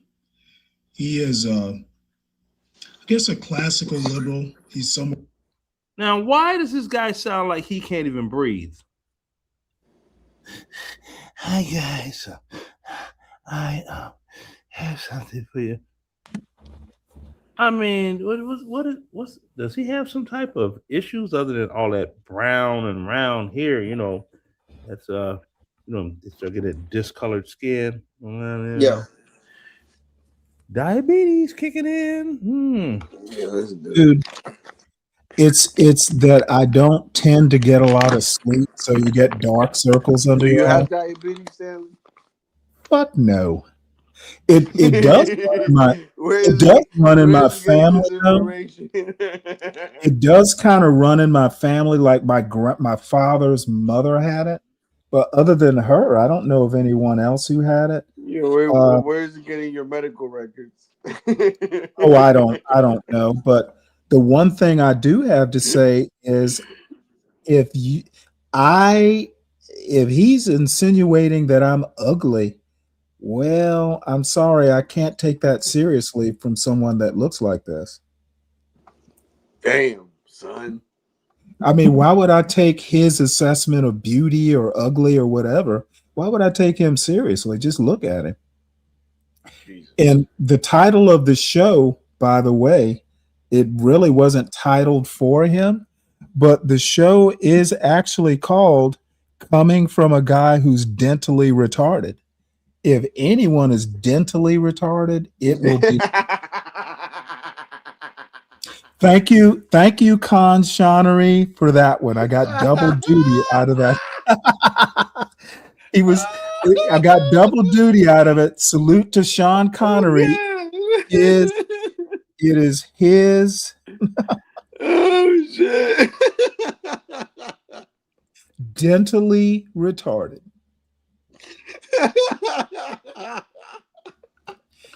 ConnShawnery, it's his baby. It's the original. Oh god. He definitely needs to go get checked out. Oh my goodness.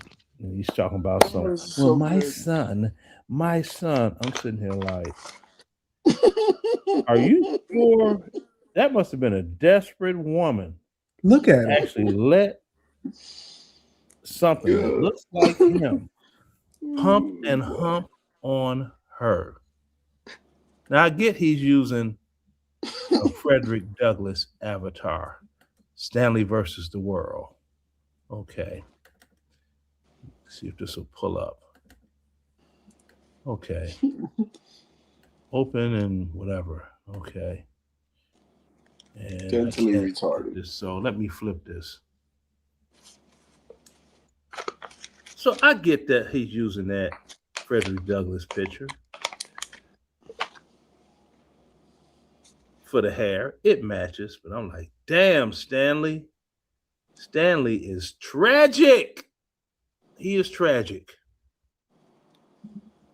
So that's his assessment. And in some ways he's probably right. I am tragic. Y'all just don't. You know what? Yeah, I'm gonna get flocked for this, but y'all don't understand Leonard. That's what it is, man. No, I don't need to understand it. My goal in my old age is not to understand Leonard. I don't give a fuck. Seriously, why should I give a fuck? And he doesn't need to understand me, but here's the difference. I've not done a video dedicated to critiquing him. He's not that important to me. Hey. But apparently he's seeking to understand me.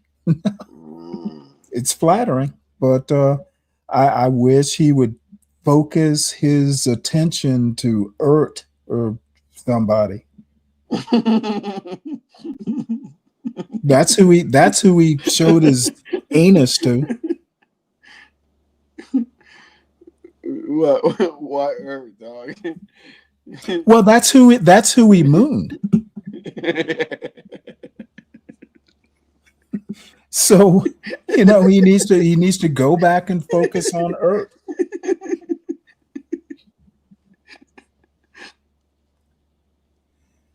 So, I don't know. The only other things I have to show are boring political things. Yeah, what you called him earlier, a dental what?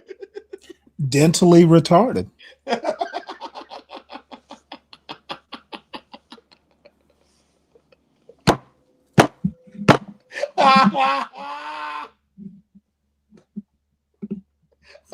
And he's not the only one though.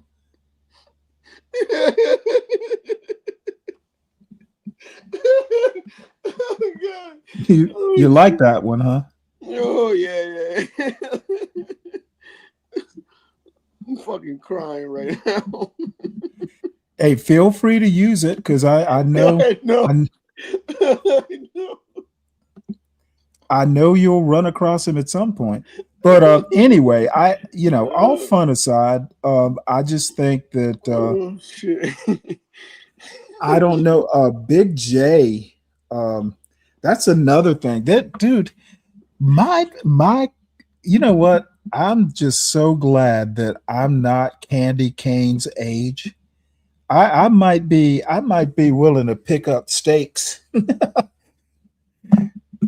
Let me see if this is still up. That woman is talented.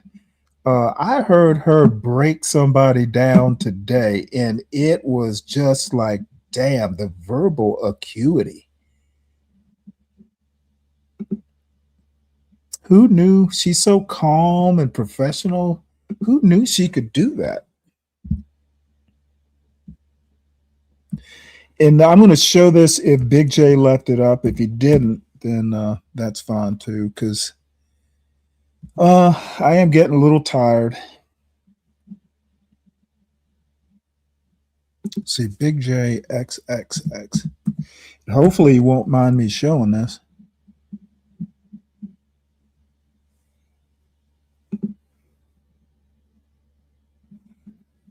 I think it was this one. What? Sean Penn. I am saying he went fully retarded. Leonard Leroy. He went fully dental retarded. Oh wait, this isn't the one. Where is this from? This is 3 days ago. Yeah. Just out of curiosity, what is it we're supposed to understand about Now I rock with what y'all don't understand him. That's the problem. Well, I know he's had like PTSD issues and things like that. But the thing is if that's the case, shouldn't he be restraining himself? Is that up to him? I mean, well, I kind of think so. If you know that you're ill, Damn. I'm gonna do this intentionally, and the views of the host are not necessarily the views of the guest. And this is just an analogy. It is not meant to be a diagnosis of any sort about anyone, real or imagined. But if you have AIDS, it's really a crime if you go around spreading it. So similarly, if you have some condition, some mental disorder, I don't think it's your right to inflict yourself on innocent people on YouTube. So that's my feelings. Many people probably won't share those feelings, but I just don't get them. You don't understand. you know, if I knew you don't get them, bro. You don't get them, bro. I had a love of showing my private parts on YouTube, don't understand I them, would bro. probably quit YouTube. You don't get them, bro. You don't understand. So, Big J took down the video that I wanted to watch. You don't get them, Stanley. You I don't think that's understand going to conclude this show, folks. I don't, unless somebody wants to come out and hang out, talk about something that I am so untalented. I have to pre-plan my shows unless I mean, I do something the just same thing too. kind of pops up. Let's look in our playlist here. I think most of the stuff that I have are boring old topics. You know, this actually, let's have a look at this. Now, this is like some old Hollywood roundtable thing from 1963 from the National Archives. It's a Hollywood roundtable. There's James Baldwin, Harry Belafonte's there, and I don't know if there are any other stars around here. Charles Carrault. Oh, no, that's not Charles Carrault. But Marlon Brando. Fuck. Oh wow. Maybe I'll open the show with this tomorrow. But let me make one thing. Just for those of us who are into history and old films and stuff, the U.S. National Archives has a channel on YouTube. It's got thousands of things that are just like historical artifacts. I've in the past I've shown things like old farming videos and stuff like that. If you're in any sort of a history buff, that stuff is a treasure trove. You about to say something, Latino? Nope. Well, Dirty, if you're cutting the grass and enjoying the show, I don't have to end it. I just, you know what? When they say I'm boring, they're absolutely right. So sometimes we have to be self-aware. So is the heat abated up there, Latino? What? What was that? The Negro Sailor. Can you hear me? Well, you know what? Let's watch this.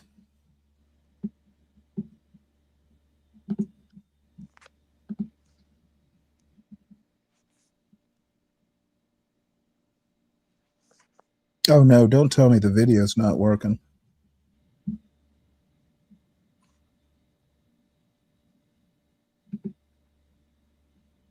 Oh fuck.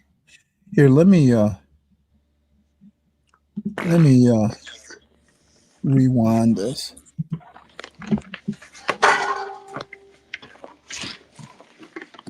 Oh wait, you know what? I figured out what the problem is.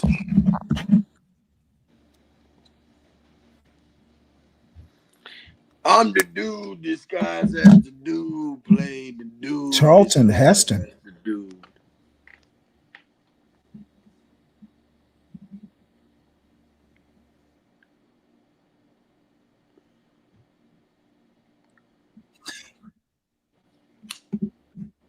And folks, if the volume is low, it's the video that's low.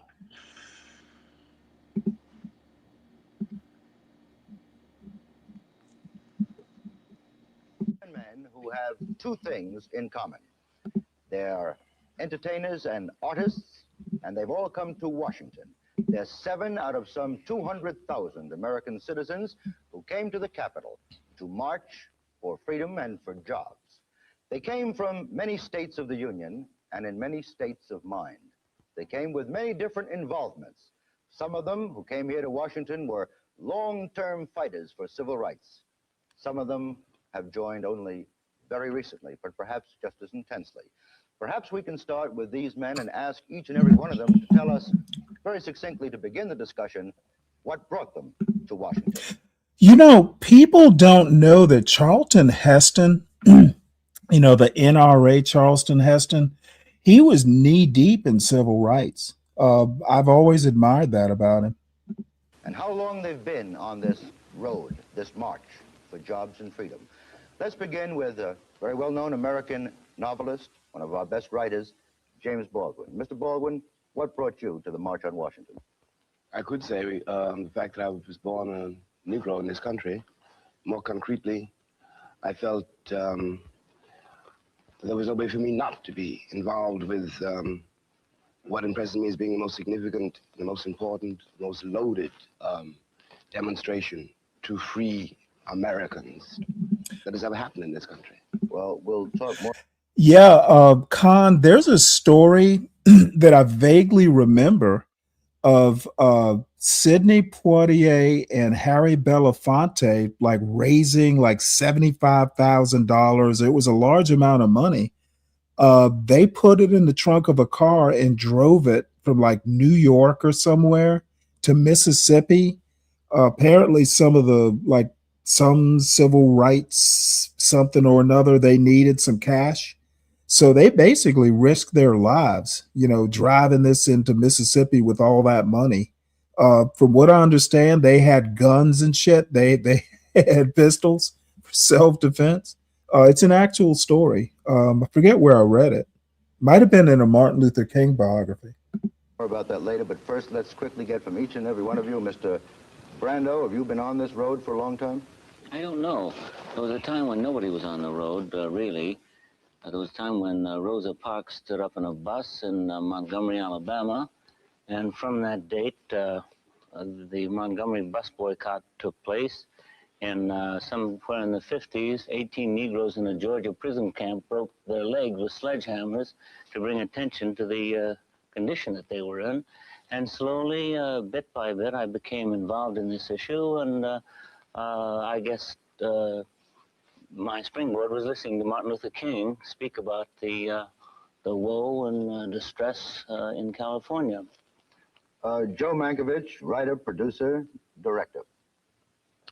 Well, like all Americans, I've been involved in what I call human rights ever since I was born in this country.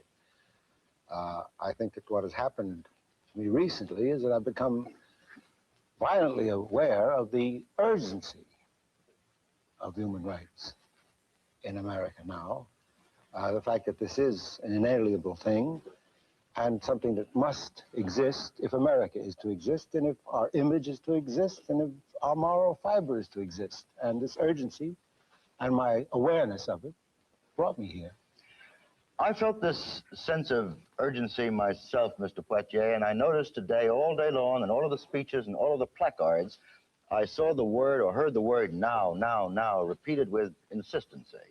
Was it for you a case of urgency and now, or has this been something that you've been fighting for a long time?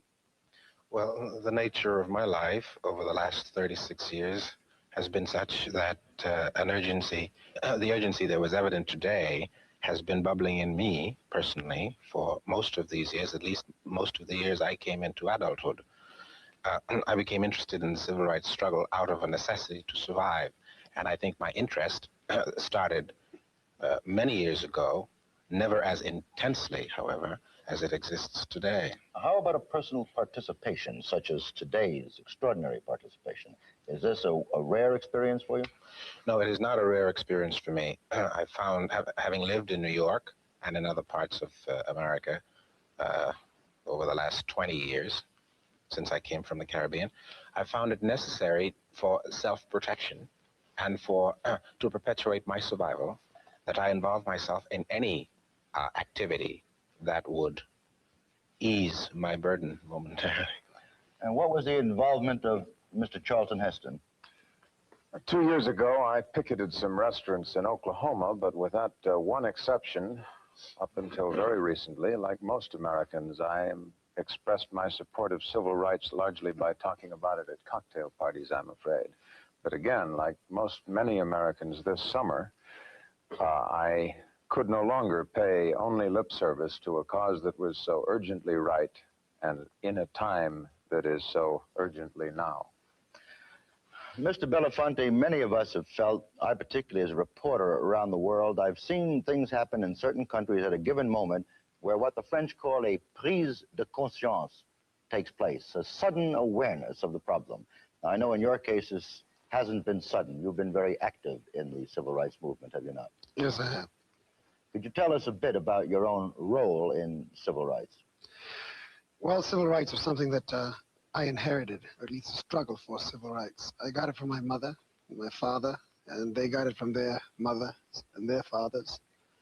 And to be in Washington today was, for me, an accumulation of a number of generations of Black Americans who have been trying to appeal to the conscience of white supremacy and a superior force that has denied and disenfranchised the Negro for so long. And that to be in Washington was for me today a beginning, really, a kind of a climax to generations of hope. And having been deeply immersed in the civil rights struggle and having been at the beginning of so many important civil rights issues in this country and demonstrations, it was indeed a very powerful moment to see 200,000 people, mostly Black people, but also white people, and to know that a nation such as America, and the reason that I struggle with it so hard and I grapple with it so hard is because I really believe in the potential of this country. And this country has not realized this potential. It has not even begun to scratch its surface in the humanities. And because I do feel strongly about that potential and because of the kind of inheritance I've had, it was necessary for me to be there today. Mr. Belafonte, you are, I think, one of the lieutenants of Martin Luther King, who's one of the most respected leaders of the movement. We all heard Mr. King say today that this was perhaps the greatest day for freedom in modern American history. Perhaps we could ask Mr. Brando to tell us what that means to him. Do you think then, if it's the greatest day for freedom, that this is the beginning of some tremendous change in our country? And if so, how do you see it developing? Well, this is a revolution, of course, that is sweeping our country now, and that if it ends up properly, perhaps Indians will be given some of their land back that they have rightful claims on by treaty. Certainly the benefit of all minorities, Jews, Filipinos, Chinese, Negroes, Hindustani, Koreans, all people will benefit. Today was an unprecedented event in that it is the only time in history, I believe, in America, when over 200,000 people have gathered to say with one voice and with one spirit, one cause. And I think that it's easy to oversimplify this problem. The problem seems to me a subtler one, and it has to do with hatred. It's true that the Avambundu tribe, which roamed from an area of, I think, Tanganyika to Angola, was responsible for the acquisition of 15 million of their fellow Negroes, citizens, and sold them into slavery. Certainly the cruelties that have gone on in between the white races will testify to. Let me make one point. I don't know if you caught what Brando just said, but the idea that it is recently discovered that Black people were sold into slavery, Africans were selling Africans into slavery. This is 1963. It's been in the ether the whole time. Why the Soul Brothers and the MAGA blacks like SKC are acting like this is recently discovered information, and it's a gotcha Don't know why, but this is 1963. This inherent anger that all men feel.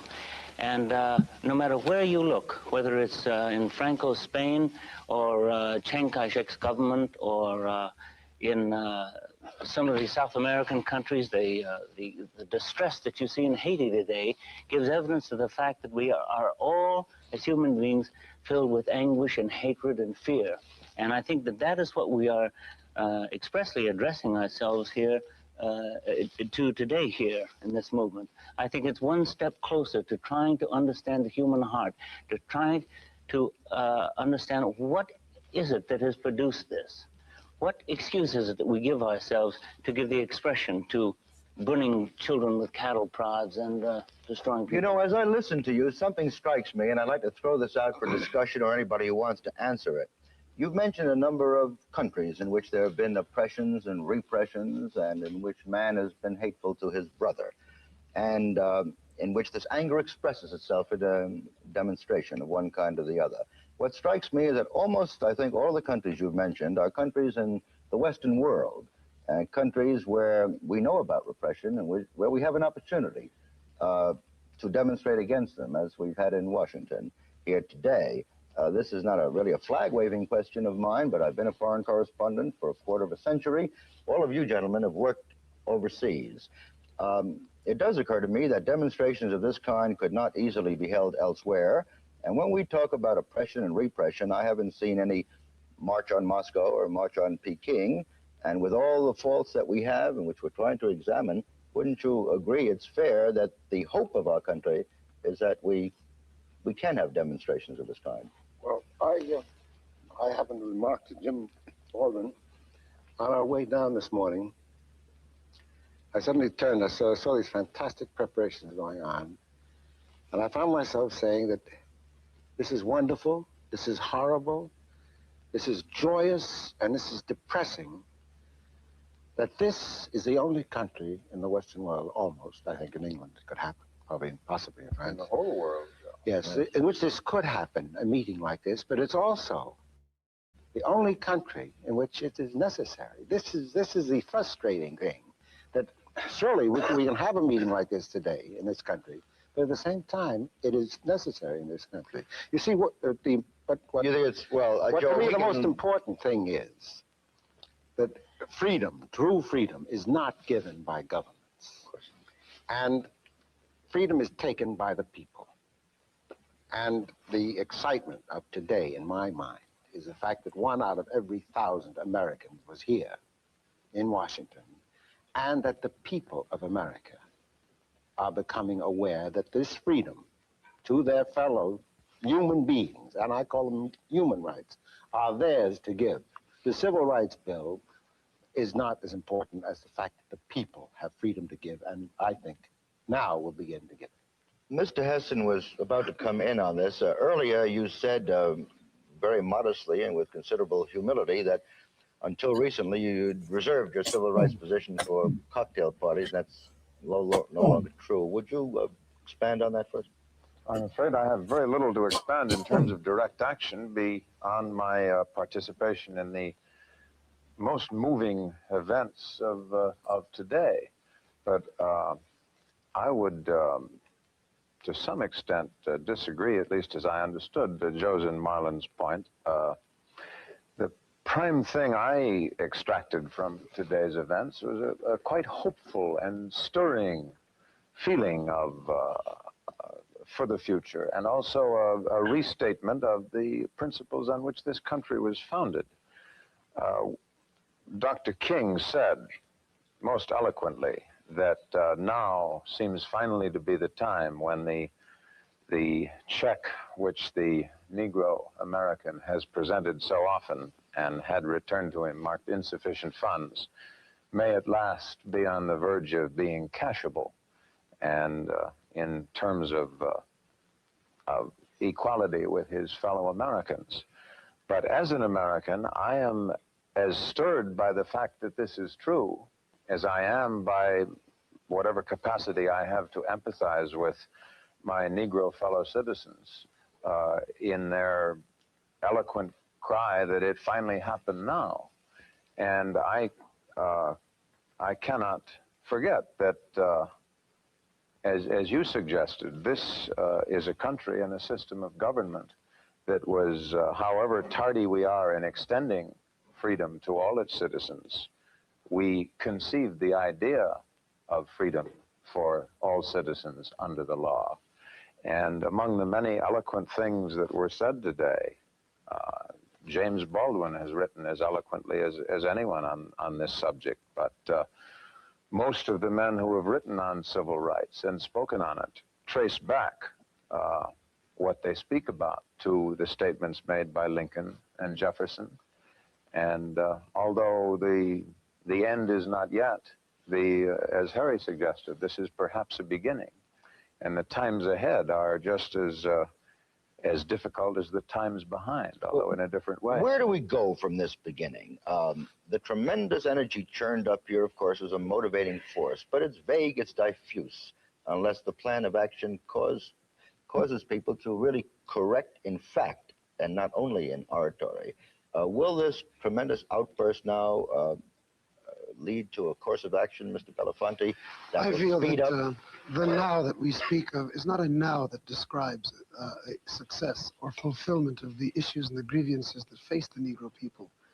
The now is a statement that from here on in there's a point of no return, that there is success or there is utter failure. There is no middle of the line. There is no compromise on the issue. The now that is being spoken about is the fact that in 100 years, finally, through whatever the causes have been in history, and most of them have been because of oppression, the Negro people have strongly and fully taken the bit in their teeth. They're asking absolutely no quarter from anyone. Even the hand that is extended in terms of brotherhood and friendship to the white citizens who want to participate, it is for them to make the choice to accept, because they intend to move without it.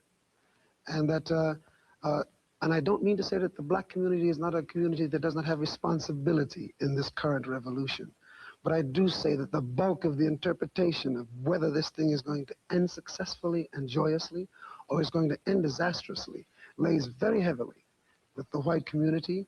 It lays very heavily with the profiteers. It lays very heavily with the vested interests. It lays very heavily with a great middle stream in this country of people who have refused to commit themselves or even have the slightest knowledge that these things have been going on. And those who have decried demonstrations and who have said the Negro is going too far, they are the ones who in fact are being provoked the most by this, because for the first time, and it is only throughout demonstrations, that they have come to a level of consciousness. And in this now that we speak of, it is this point of no return, because we are on the march and there is going to be no return from it, because the march in Washington today is one thing, but it doesn't end there. There are going to be marches again, and there are going to be marches in the local villages and in the local cities, and in the it's not just in the South, it's in the North, it's all over. Mr. Baldwin, we've heard Mr. Belafonte talking about point of no return. I've seen every head here nodding when he said that. He also mentioned responsibility, and I think that everybody has demonstrated that in Washington today. But Dr. King, who has fought in the name of nonviolence, love, and brotherhood, also talks about a dream he has. We heard this eloquent statement of the great dream that even in Alabama, we're going to accomplish this. You're not a prophet, you're a novelist, but novelists very often see into the future. Do you share the dream? You think it will be achieved? I think we all at this table, and many more people than that, share that dream. When Martin said that he dreamed of a country in which his 4 children will not be penalized because of their color. All of us believe that. I think we're all committed to that. It is perhaps paradoxical, but it's the American Negro in this context who, on the basis of the evidence, has most faith in this country. I myself have always, no matter how bitter I became, believed, as Harry puts it, in the potential of this country, in the tremendous energy here, and the things that we can achieve, if we will.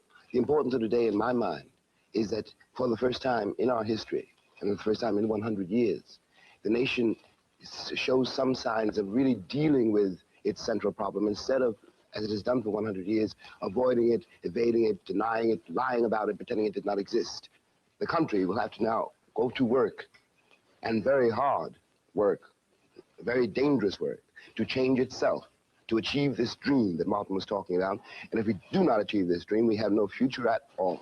Do you believe we will achieve it?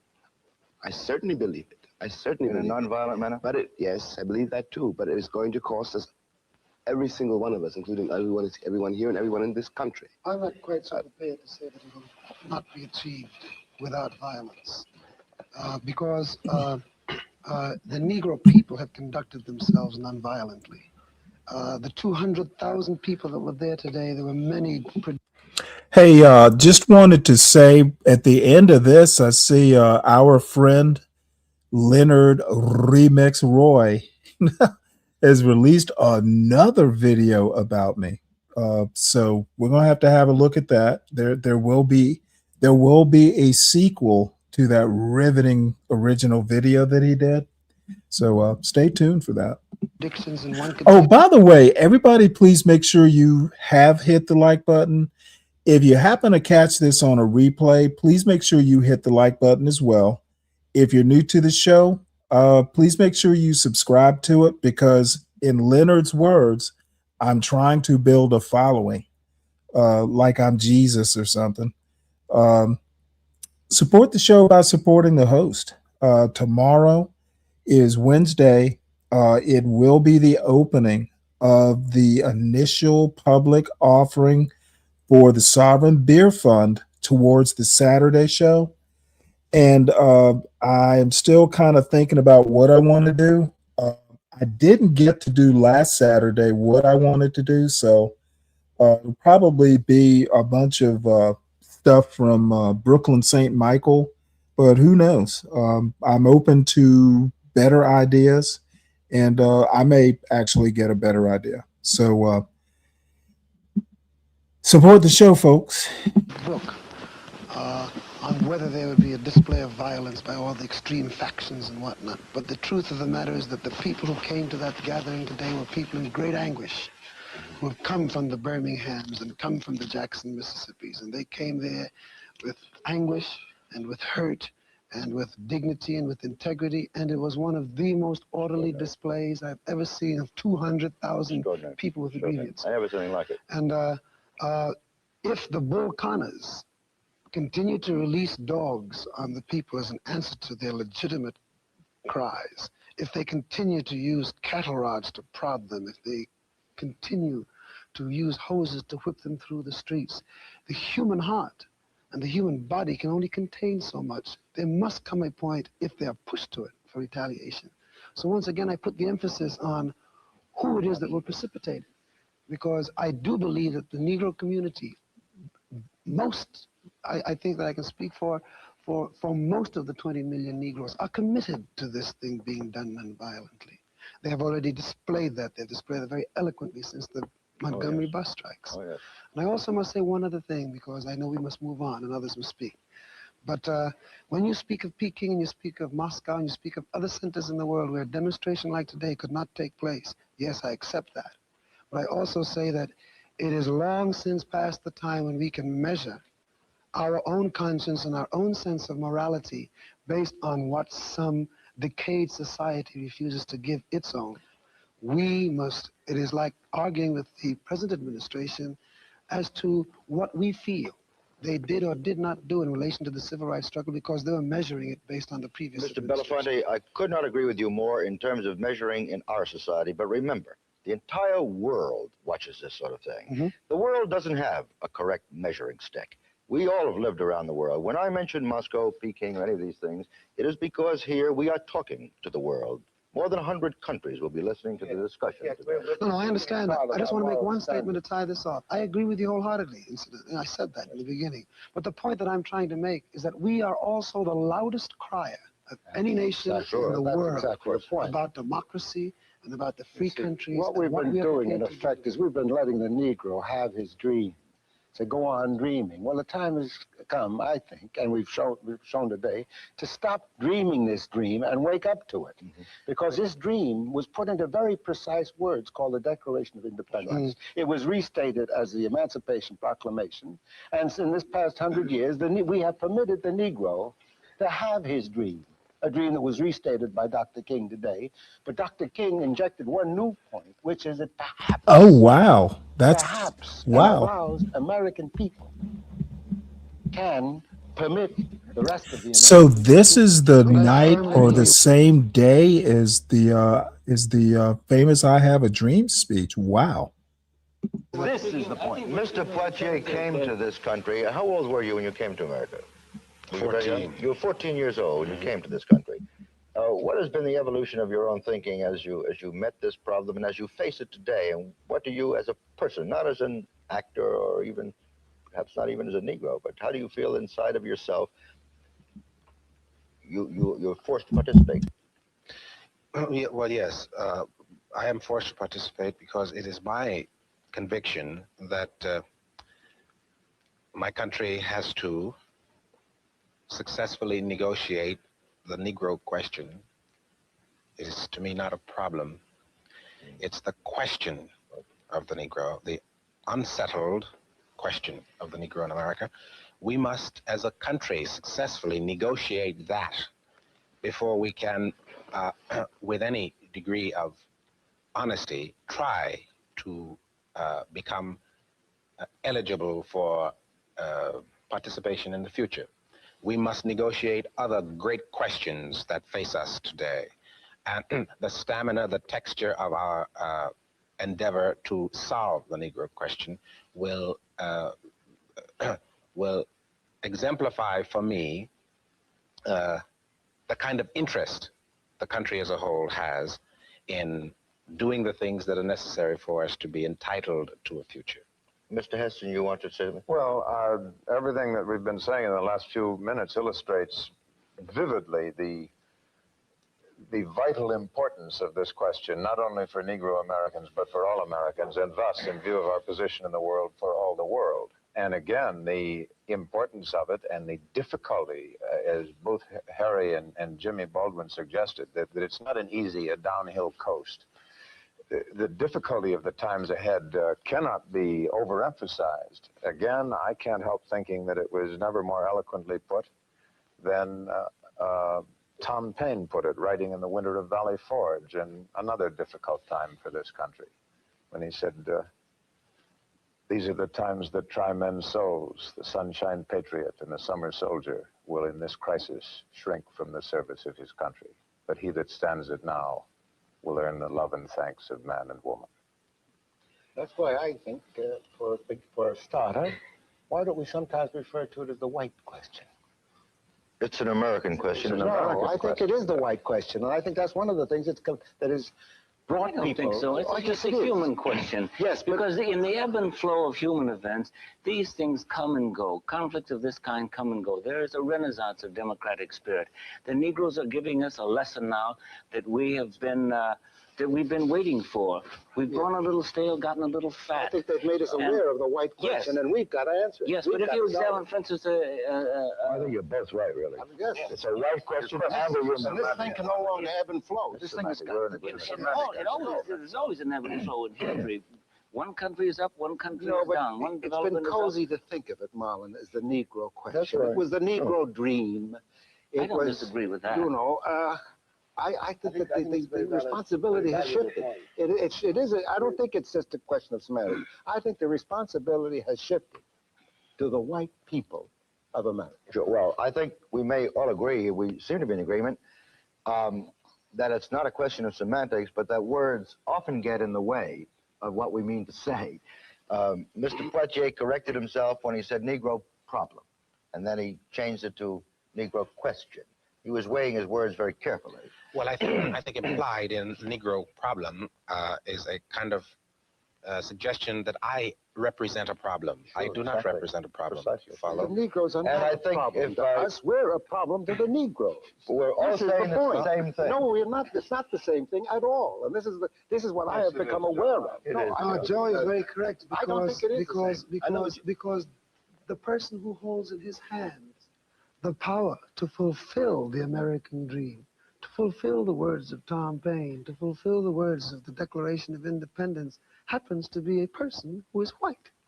And he Yes, sits. but to imply that it's solely a white problem is to deny the burning interest of every fellow Negro citizen.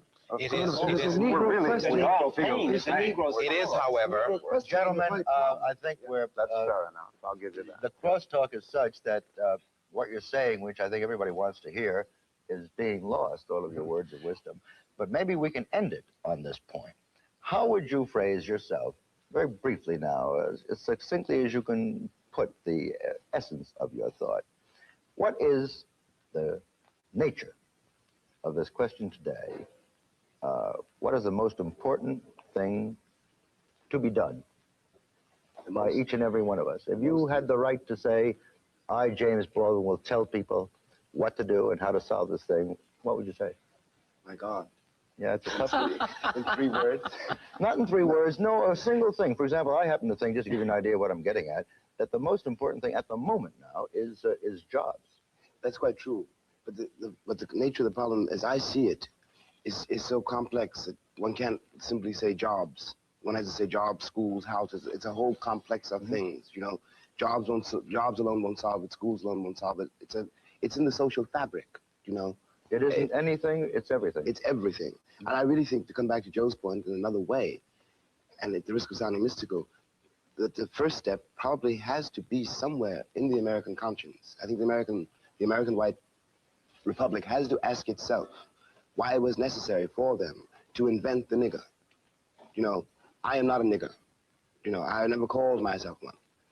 But one comes into the world, and the world decides that you are this for its own reasons. And it is very important, I think, for the American, in terms of the future, in terms of his health, in terms of the transformation we are all seeking, that he faced this question, that he needed the nigger for something. You know. May I please be forgiven for interrupting? In fact, we have run out of time, but it's kind of a good point, because what you've ended up with is to say we've all got to face the question. I think what we've done today... You have just witnessed an unrehearsed discussion by those whose deeply held personal views have committed them to the cause of civil rights. The moderator has been David Schoenbrunn. Here's the deal. This was a, quote, Hollywood roundtable that took place in Washington, D.C. the night after Dr. King's I Have a Dream speech. So that panel had Portier, Belafonte, James Baldwin, Marlon Brando, Charlton Heston, and a couple like writers and producers that I'm not familiar with.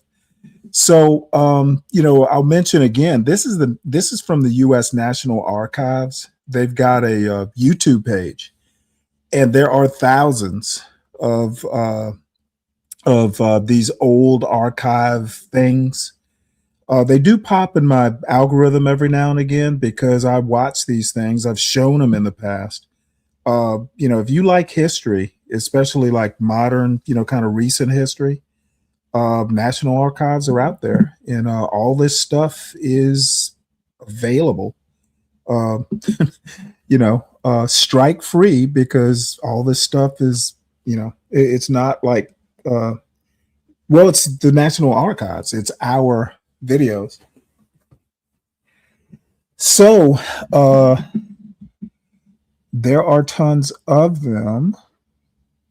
Yeah, I'd never seen it either. I didn't even know it existed. It just popped into my algorithm. I've got one of the more interesting algorithms, I bet. Yeah, it's public domain. That's the term I'm looking for.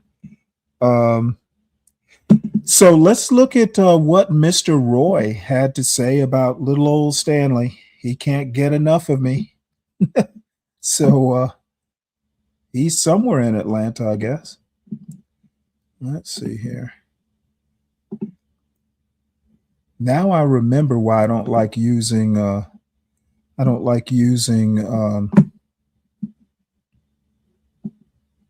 Chrome.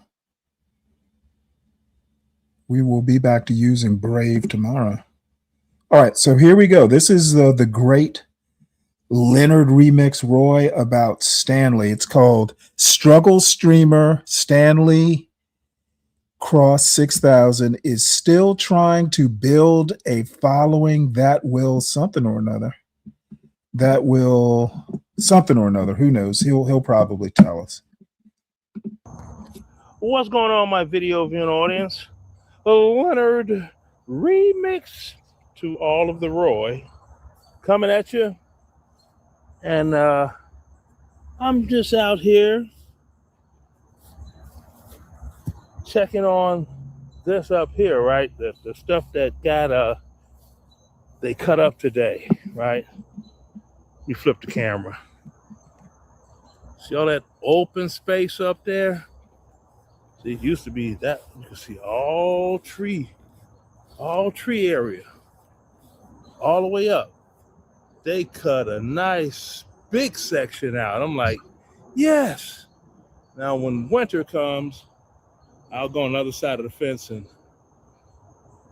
try to clear away this. But anyway, so I'm out here checking on that, and I see I have a bell pepper plant that is hanging. So I said, well, let me put a stake in the ground and wrap it up so it's standing. It's got, something to support the stem because the bell peppers are rather large. I get a text message. And it says, Stanley, the tragic, is talking about me on YouTube. It's like, oh, really? Okay. He started with this other streamer. His name is Knight. Then he moved on to me. When I looked, I clicked. He's talking about Big J Triple X? Or is he not? Anyway, I'm busy. I'm doing stuff. I'll check on it once I go in. But let me get this hammer.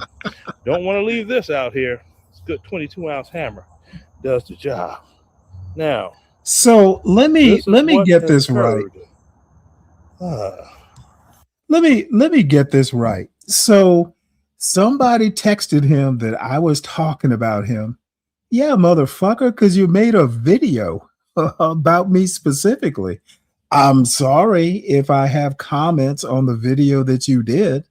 So by the time he gets the text message, yes, I don't just talk about you all day, Leonard.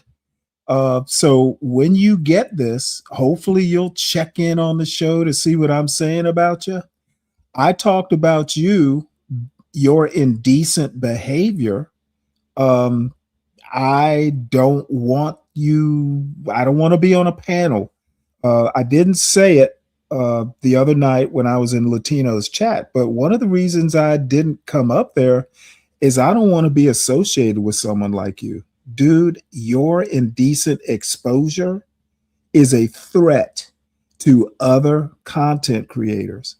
And, there are a lot of people who would laugh that sort of thing off as old Leonard, that crazy old Leonard. Well, I'm not one of them. As an elder Black man myself, there's certain standards of behavior I kind of expect of people who are like me, a man of a certain age. And I'm sorry, your behavior is not, it's such that I don't want to be up on a panel with you. You're not the kind of character that I want to be around. So there we have it. Let's finish up the rest of this cinematic masterpiece. See, I put the steak in here because these bell peppers, talk about a handful. Yeah, that's a beauty. See, I'm going to cut it off here. I've got this. Got the one on the other side. For some stability. This one's growing nice, strong stem, so it's no problem. But this one, small stem, large bell pepper. Yeah. But the last time I did video today, if I'm not mistaken, was when I was talking about this stuff here being cut, you know? With all of this, you know, being cut up here. See? Now, because I've been waiting on this tree to fall. This piece of tree here.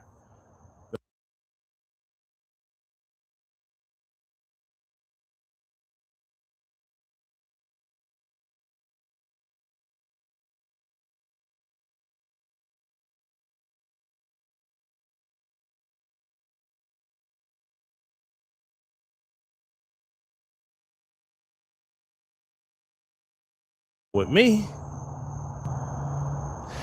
evidently, Stanley has nothing to do. I have to go in the house and click on line. I literally had nothing to do. It's called retirement, Leonard.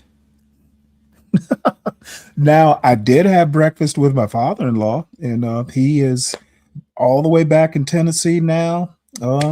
So nope, after he left, and pretty much I prepared some stuff for the show, which I wound up not using. I'll use it tomorrow. I did bake a sourdough loaf. I should have taken a picture of it, but yep, it turned out pretty good. So I did bake some bread today, and then I hopped on YouTube. Too bad I don't have any sandwich meat. I'd actually make a nice sourdough sandwich. And see what this one here is doing. Where am I at? I'm at the 3-minute mark. Yeah, because on the norm, I do 5-6 minute videos just to keep posting. But Stanley, struggle streamer, you see lights on, so you know it's late. It's about 9 p.m. Damn. So this is recent. At least. Yeah. Stanley. His appearance is tragic. His personality is boring. And the tone of his voice makes him sound kind of, you know. Oh man, what a riot. I mean, you know, that closeted life. Let me put this up here. Yeah. And glasses. Get rid of these. Yeah. So let me see what all. Now, this is a guy who literally, he didn't just fucking drop trowel on a fucking YouTube panel. He literally spread his cheeks so people could see his fucking hemorrhoids. Dude, and I'm leading a closeted life? Well, dude, you're too far out there. Some things I wish you would keep in the closet. As I said, I don't need to be up on a panel. The other night, you know, everybody kept saying, hey, Stanley, come up to the panel. And I actually was busy. But dude, even if I wasn't busy, I will not be joining the likes of Leonard Anus Remix Roy on a panel. I don't want that. Like, I don't want people to think I approve of your perverted tendencies. This one here is still online. Actually, let's see. From the National Archives. It's a Hollywood roundtable. There's James Baldwin. Caught what Brando just said. But the idea that it is recently discovered. Oh, nice by itself. Black people were sold into slavery. You know, Africans were selling Africans into slavery. This is 1963. It's been in the ether the whole time. why that, why, you know, the How could Soul someone Brothers so and the, smart be so dumb? Look at this. What to say? What does that time say? 3 hours, almost 4 hours. 4 hours. And this guy's got how many people viewing? His tragic channel showing stuff from 1963. 14 watching. Let me click refresh. Some of these South American countries, damn. the stress that you see. 11 watching. Okay, that's what's current. So, yeah. And I went over my time allotment for this video, but he's tragic. I don't know why he's acting like everybody doesn't know that Arabs and Africans sold slaves. I'll make that a separate video, Mr. Yeah. Teaching of the tragicness. Let me help Mr. gauge. Roy out.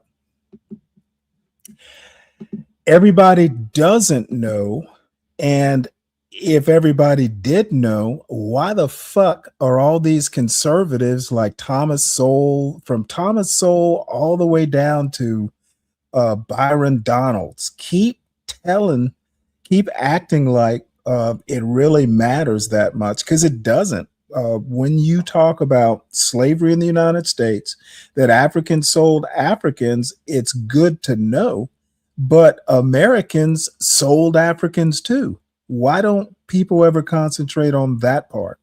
So all I have to say is, Leonard, I hope you do look in later so you can hear my ideas about who I want to be up on a panel with, not the likes of you. So now you know. And hey, it's my struggle. If you're not going to help me out, why don't you leave me alone to struggle? I don't need your observation. You're not helping. All you're doing is making a fool out of yourself. As someone in the chat just said, you seem obsessed. And I would tend to agree. This is like the second video that you put out with my name in it. I'm flattered, but like I said, if you're not going to help, these videos are unnecessary. Of course, you do you. You do you better than anybody I know, that's for sure. So anyway, Leonard, carry on, soldier. All right, so let's see here. Where am I time-wise? I'm at over 4 hours. What's up, Yeti? No, he might have been live, but I think it was a pre-record. I honestly don't know. You know, I don't subscribe to his channel, so I don't get the little pop-ups. It's just when my name, he put my name in the title, the @Stanley Cross. So basically when it went live, I got a little alert. So it was nice of him to let me know that he was thinking of me. It's a little creepy coming from a 64-year-old man. But I think he knows that I don't swing that way. And I also don't want to be on a panel with some cheek spreading fucking pervert. So as long as that's plain for his audience and mine, we're good. And maybe all these videos that you're putting out, maybe it will lessen my struggle. Who knows? All right, let's see. I think that this might be the end of the show, though, because I have to be digging through here to find stuff to watch, and I have bored everyone enough. The link is posted for first call. I did enjoy Latino came up, Aunt T came up. I enjoyed that conversation. I actually learned a few things, so thank you, Aunt T. Simon, as always, it's always an interesting experience, if not enlightening. And That is that. There is this thing that I want to watch. Unfortunately, I can't watch it on here because it's a PBS thing. I might be able to get away with it if I cut it out. It's called what was it like being Black in America 250 years ago? Man, I am so tempted to watch this though. If I watch it, I will probably have to cut it out though.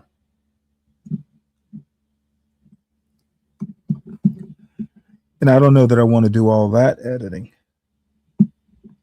So I'll think about it. If I do show it, I'll show it tomorrow. So, you know what? Let's watch this. There's a news story where Pete Hegseth today basically denied promotion to 7 people going from 1-star to 2-star admiral. It was specific to the Navy. Let's see here. Oh, shoot.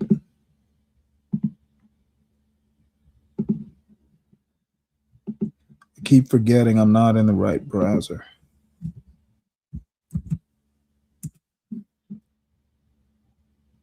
So, God damn it.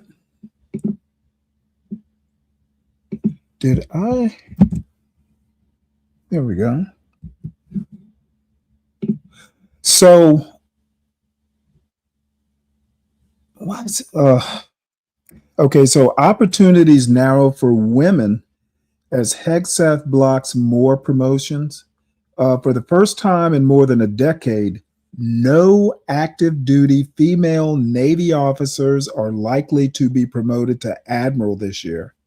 So he has basically, decided that women should not be admirals in generals, apparently. He's retired a bunch.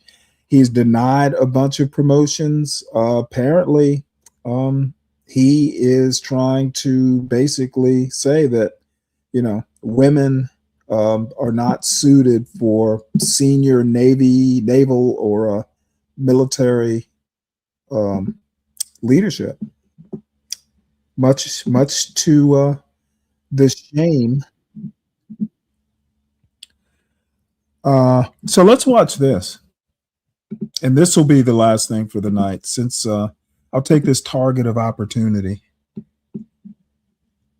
One of the impacts of Black people leaving the military at the rate that they seem to be leaving, or not even entering the military necessarily at the same rates, is that you are stripping from Black Americans one of the most effective means of achieving a different level of socioeconomic status that has reverberations across society.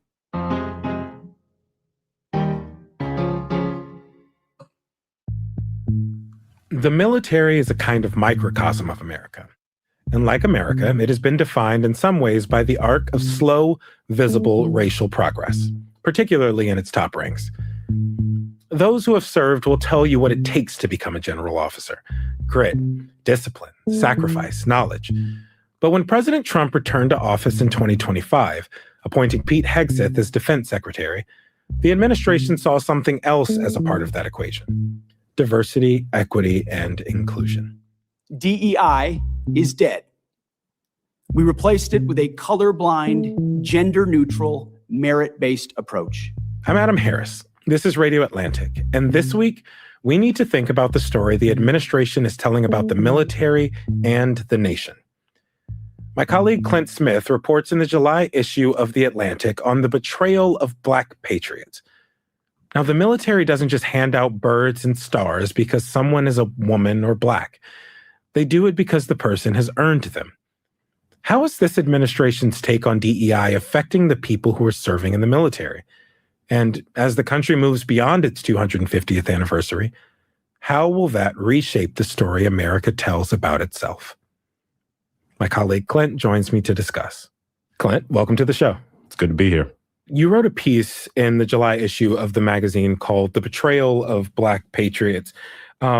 And I guess first, can you just talk a little bit about what you mean there? What has been happening to Black service members since the beginning of the Trump administration?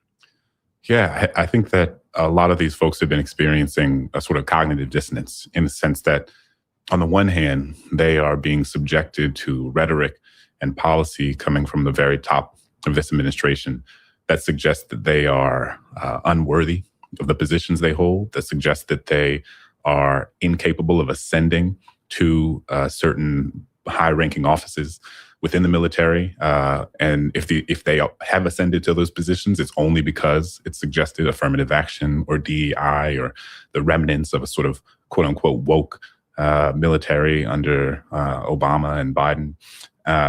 And so they feel incredibly disrespected. They feel a sense of despair. They watch as their history is disregarded, as their service is belittled, and they're pissed off. And many of them feel a desire to remove themselves from the military, to not allow themselves to be subjected to this sort of disrespect on a daily basis.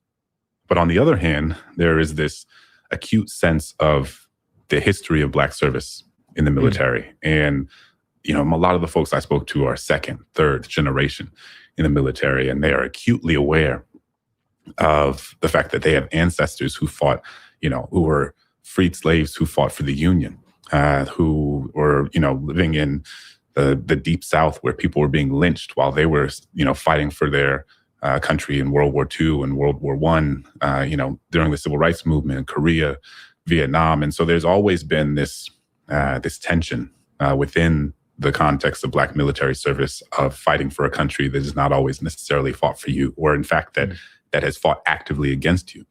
And so in some sense, there's a sense of, you know, our ancestors had it harder than this. As difficult as this moment is, as hard as it is, we are aware that this is part of what it means to be a Black member of the military. And we have a responsibility to build on the work of our ancestors and not to allow these folks who are only going to be here for a season. You know, they use all these metaphors like it's a fever that'll break one day. It's a storm that'll pass one day. It's a season that will change one day. And so they're aware of this sort of temporary nature of what they're experiencing, even if it is incredibly difficult, and feeling as if they have a responsibility to stay, or that at least some of them have a responsibility to stay in order to preserve the work that has been done and to continue to build on it once this current administration is out. Yeah, because being Black in the military has always been a sort of, they've always sort of had to prove their patriotism, right? You mentioned that the administration had been sort of belittling their service. What is the administration given as reasons to explain its stance, to explain the sort of almost forced resignations, to source the blocked promotions? What has the administration been giving as its reasons for this current push? The ostensible reason, as promoted by Hegseth and his aides, Secretary Hegseth, is that they are moving toward a purely meritocratic system within the military. It's suggesting that previous iterations of the military that promotions have not been based on merit or capability, but instead have been based on tokenism, on symbolically putting people in positions that they don't necessarily deserve. And what's underneath that seems to be the suggestion that if a Black person is in a high-ranking position, if they are a general, if they are an admiral, if they're a lieutenant colonel, that they got there at the expense of a more deserving white man. And it's not only Black people who are experiencing this. You know, Secretary Hegseth has a very, it seems, narrow conception of what a warrior ethos looks like. And it seems to be the case that Black people and women, LGBTQ individuals, people from a range of different historically marginalized and oppressed backgrounds do not necessarily fit into that. And what's interesting, and I think what people don't fully understand, is that like these folks who Secretary Hegseth has struck from the promotion list, as he's done over and over again at this point, in a way that's pretty unprecedented in sort of modern administrations. They go through a really robust military board that is essentially going over their career, going over their service, going over their deployments, their combat. They're getting character references. And so for someone to go through this process and to be recommended for promotion to a one-star general, to an admiral, whatever the case may be, these aren't decisions that are made on a whim. And these are not decisions that are made singularly based on whether someone is going to check a box or fit into a sort of identity marker that the military service needs. They are people who are being rewarded and promoted in a way that is commensurate with the service that they have given to this country. And yet, Secretary Hegseth, there's this question of like, I can't really get into Secretary Hegseth's head, but in some ways I don't need to, because he's written so much of it down and he said much of this in his speeches. For too long, we've promoted too many uniformed leaders for the wrong reasons, based on their race, based on gender quotas, based on historic so-called firsts. This administration has done a great deal from day one to remove the social justice, politically correct, and toxic ideological garbage that had infected our department.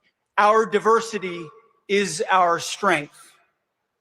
The single dumbest phrase in military history. He thinks that if you are a woman, if you are Black, if you are someone who has promoted the importance of diversity, equity, and inclusion, then you are similarly reflecting a sort of military that he does not want to be a part of, a military that he does not want to lead.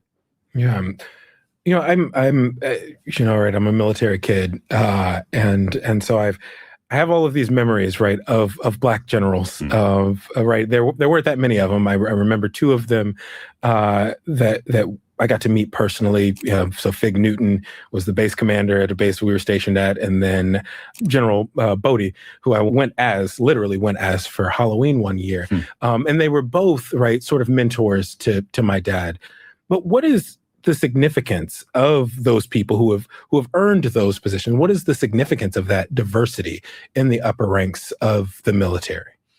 Well, this is the thing. I mean, one, purely obviously on a moral and ethical level, it is wrong to prevent someone from being promoted to a certain position because they have promoted themselves. The importance of inclusion, empathy, generosity, in a thorough examination of history and how history shapes both the military and the sort of larger country that you are tasked with defending.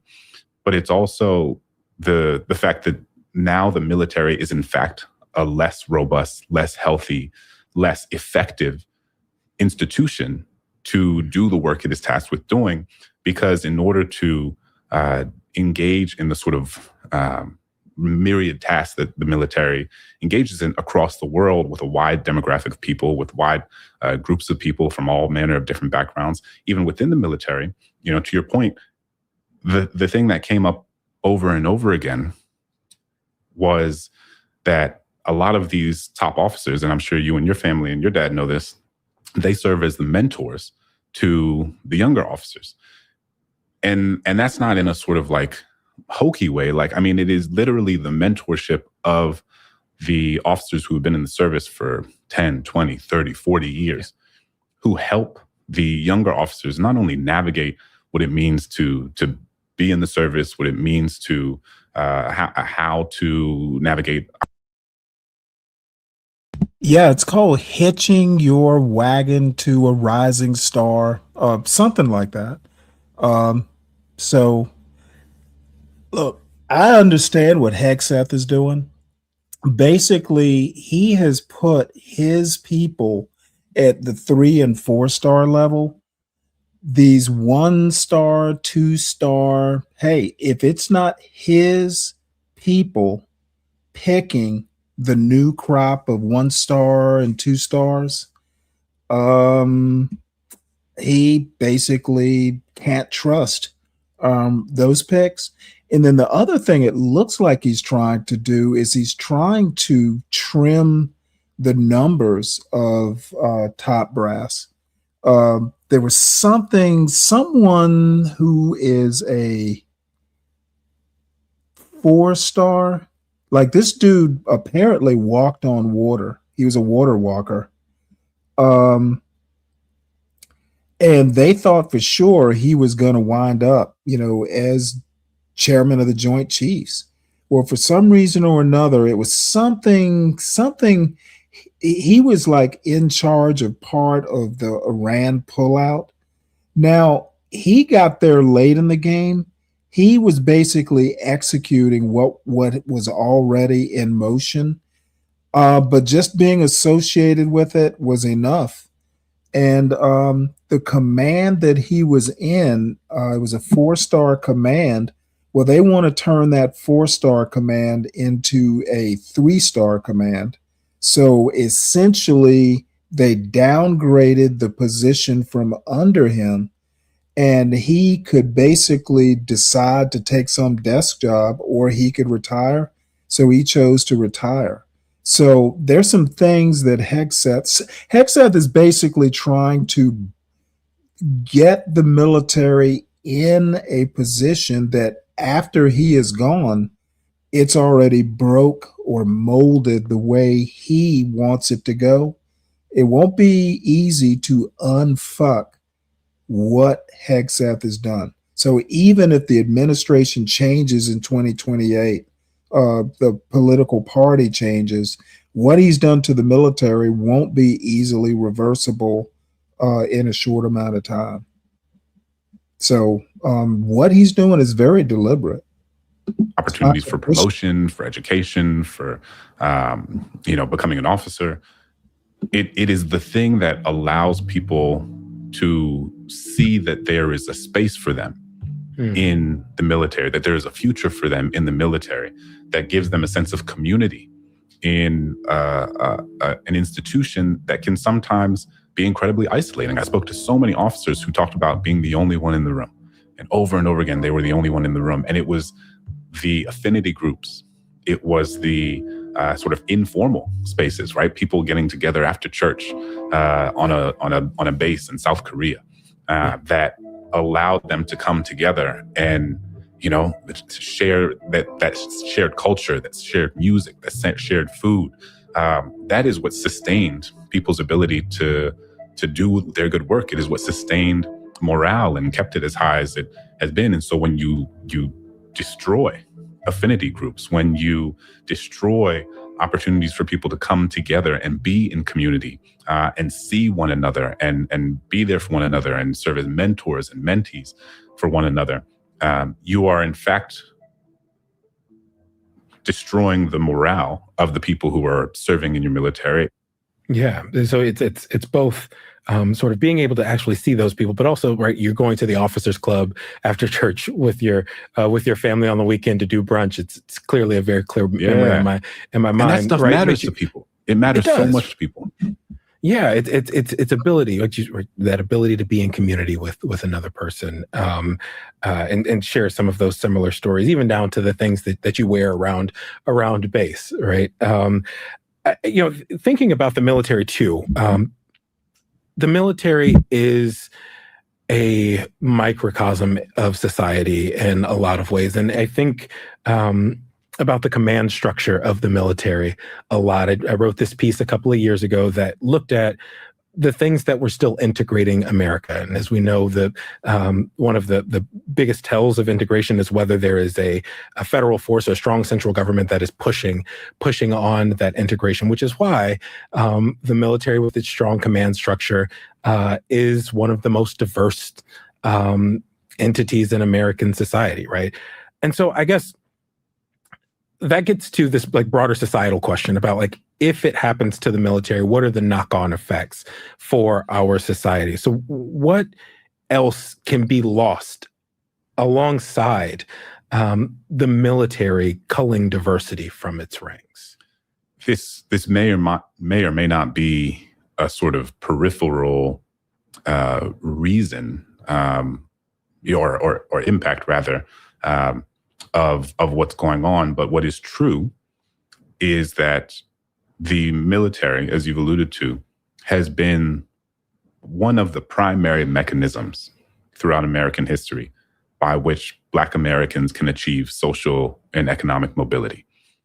And what happened, I spoke to so many people, I spoke to over 24 people for this story.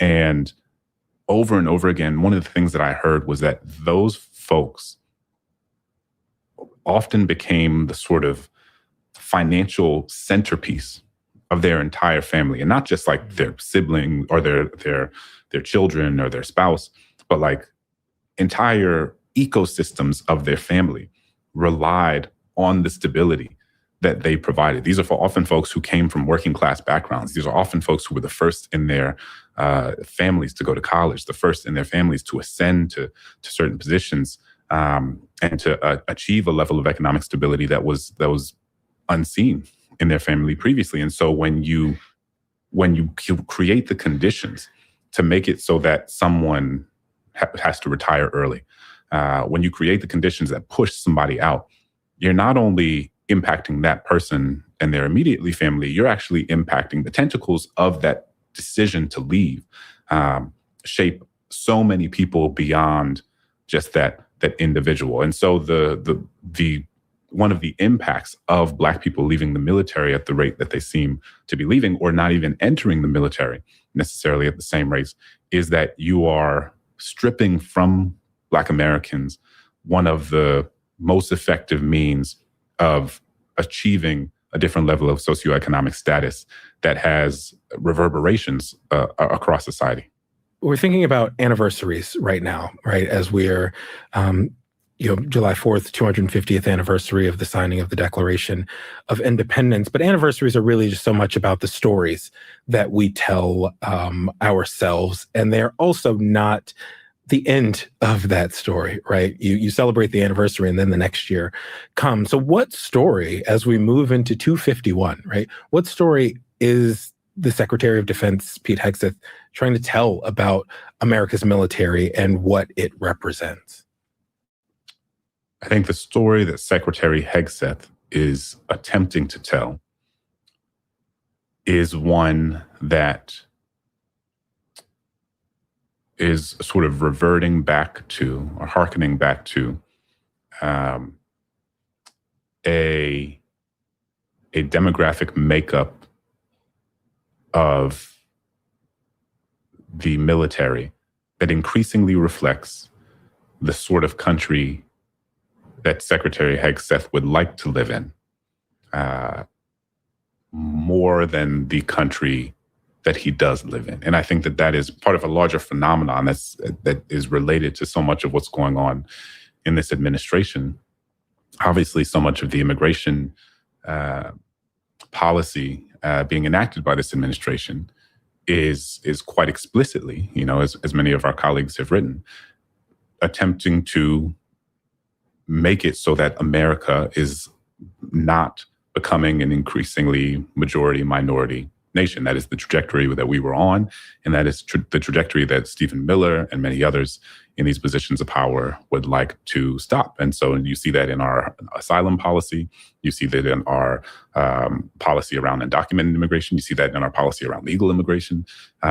They are doing all that they can to ensure, and this is not conjecture. I mean, they've said this, to ensure that they maintain a level of homogeneity within America, or attempt to move back toward a level of homogeneity within America in terms of its racial makeup, in terms of its ethnic makeup, in terms of its religious makeup.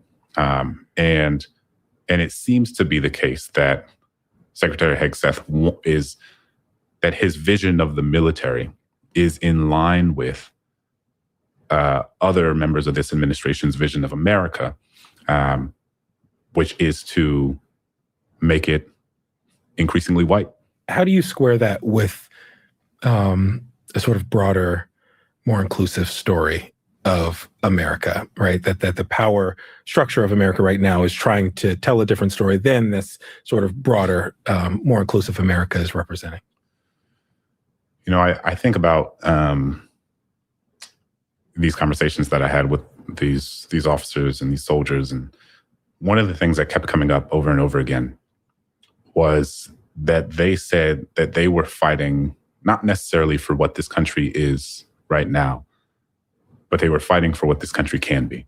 Well, they kept invoking the Constitution. They said, I'm fighting for the Constitution. I swear an oath to the Constitution. I don't swear an oath to Secretary Hegseth. I don't swear an oath to President Trump. I don't swear an oath even to, my neighbor in America. What I swear an oath to is the Constitution. And what we know from the Black tradition is that our forebears thought of the Constitution as a sort of promissory note, as an aspirational document that reflected not necessarily what America was at the time when it was signed, but reflected what America could be, that reflected what America had the potential to be. And these members of the military are keenly aware of that history and are situating themselves within that history and believe themselves to be fighting for what they want this country to be, what this country itself has suggested it aspires to be, and that they are part of an intergenerational project of Black members of the military who are trying to push this country to be the best version of itself, to be what it sought out to be in the Declaration of Independence, in the Constitution. And that is in many ways a sort of guiding light for them.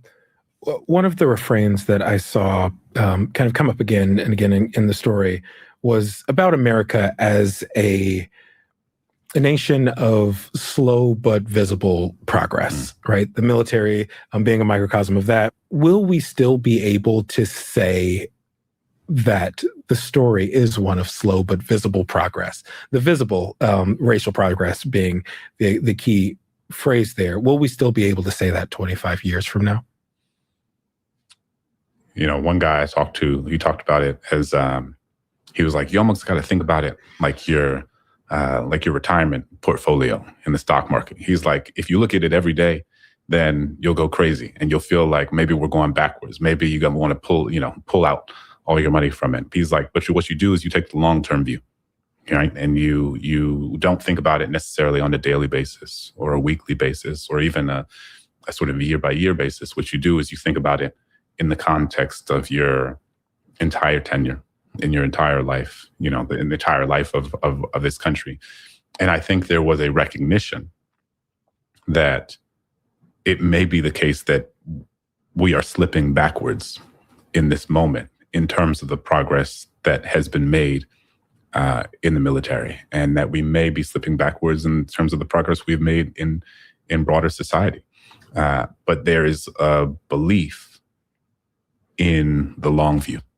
There is a recognition, again, of the fact that these folks won't be here forever, and that a new administration will come in, whether Democrat or Republican, that presents an opportunity to move back toward progress in a way that this one seems not to. One of the folks that I talked to in the piece, who I call Reginald, who's an officer in the Army, I think he said, like, we built this. Like, my ancestors built this country. Like, my ancestors in the military helped build the military into what it was. And as we said at the beginning of this conversation, like, they did it when they were part of segregated units. They did it when they weren't allowed to carry a gun because they didn't want Black men carrying guns. They did it when they were, driving the trucks through France that brought the supplies to people on the front, even when it put them in danger from, the German Air Force dropping bombs on them as they're making their way down these French roads. And, and over again, there's this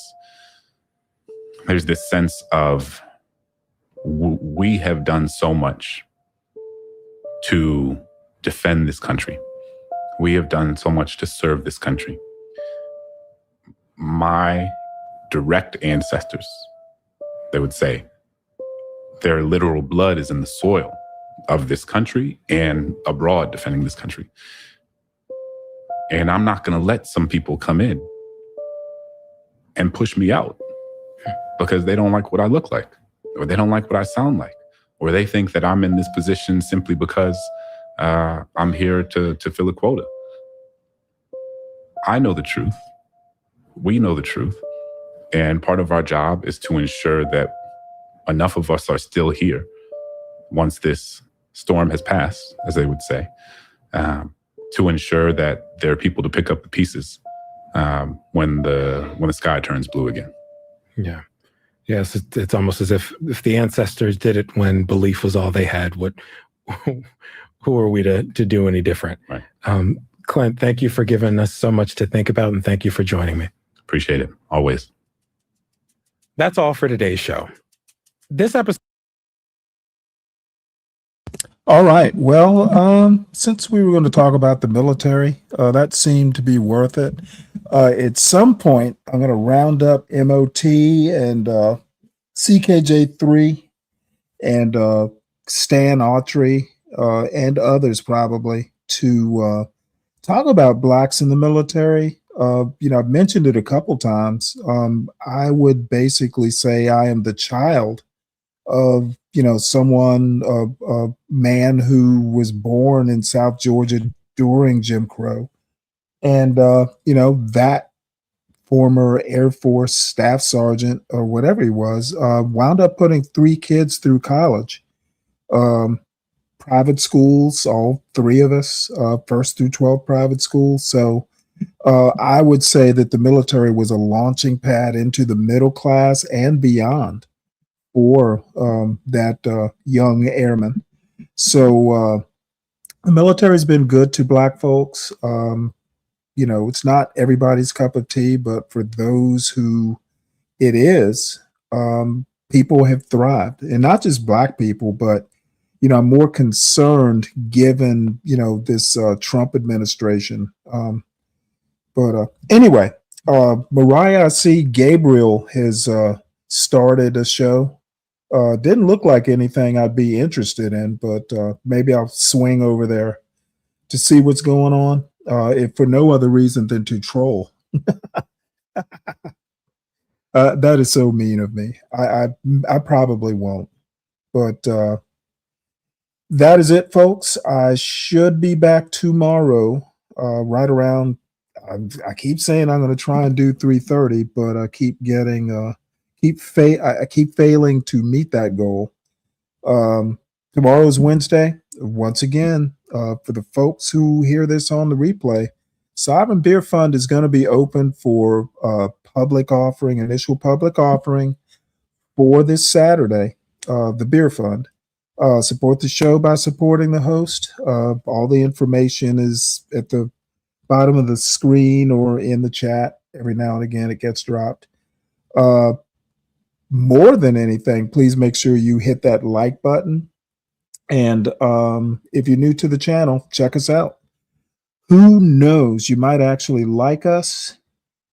There was one other thing. Oh, by the way, show ideas are contributions to the show.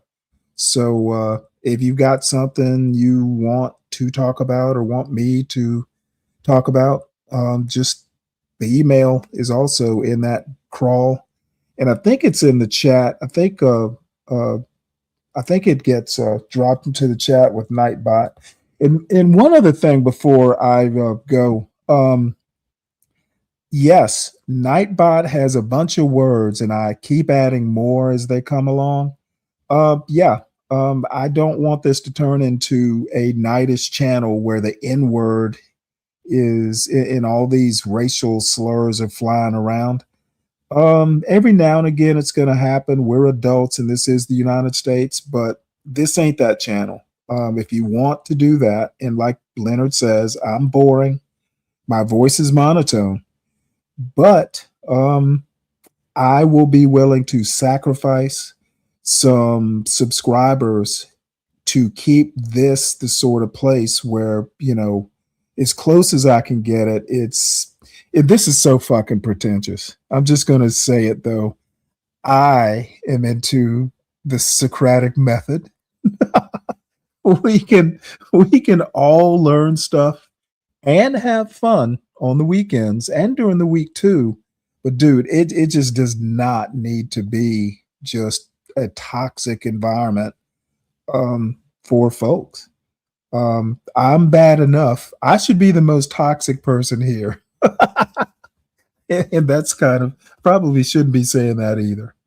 But I like it. I like the way it is. There are always improvements. I'm always open to improvements. But just turning this into a place where, enough yelling and cutting off happens when I do it. And I need to work on that too. But I don't want this to just turn into a place where, nobody's getting anything out of it. So, if nothing else, I learned that, there was this big Hollywood roundtable of celebrities talking about the civil rights movement the night after Martin Luther King's "I Have a Dream" speech. I had no clue, and I'd forgotten about Charlton Heston being, in that civil rights bubble. So, all right. So I enjoyed it. I will see everyone tomorrow.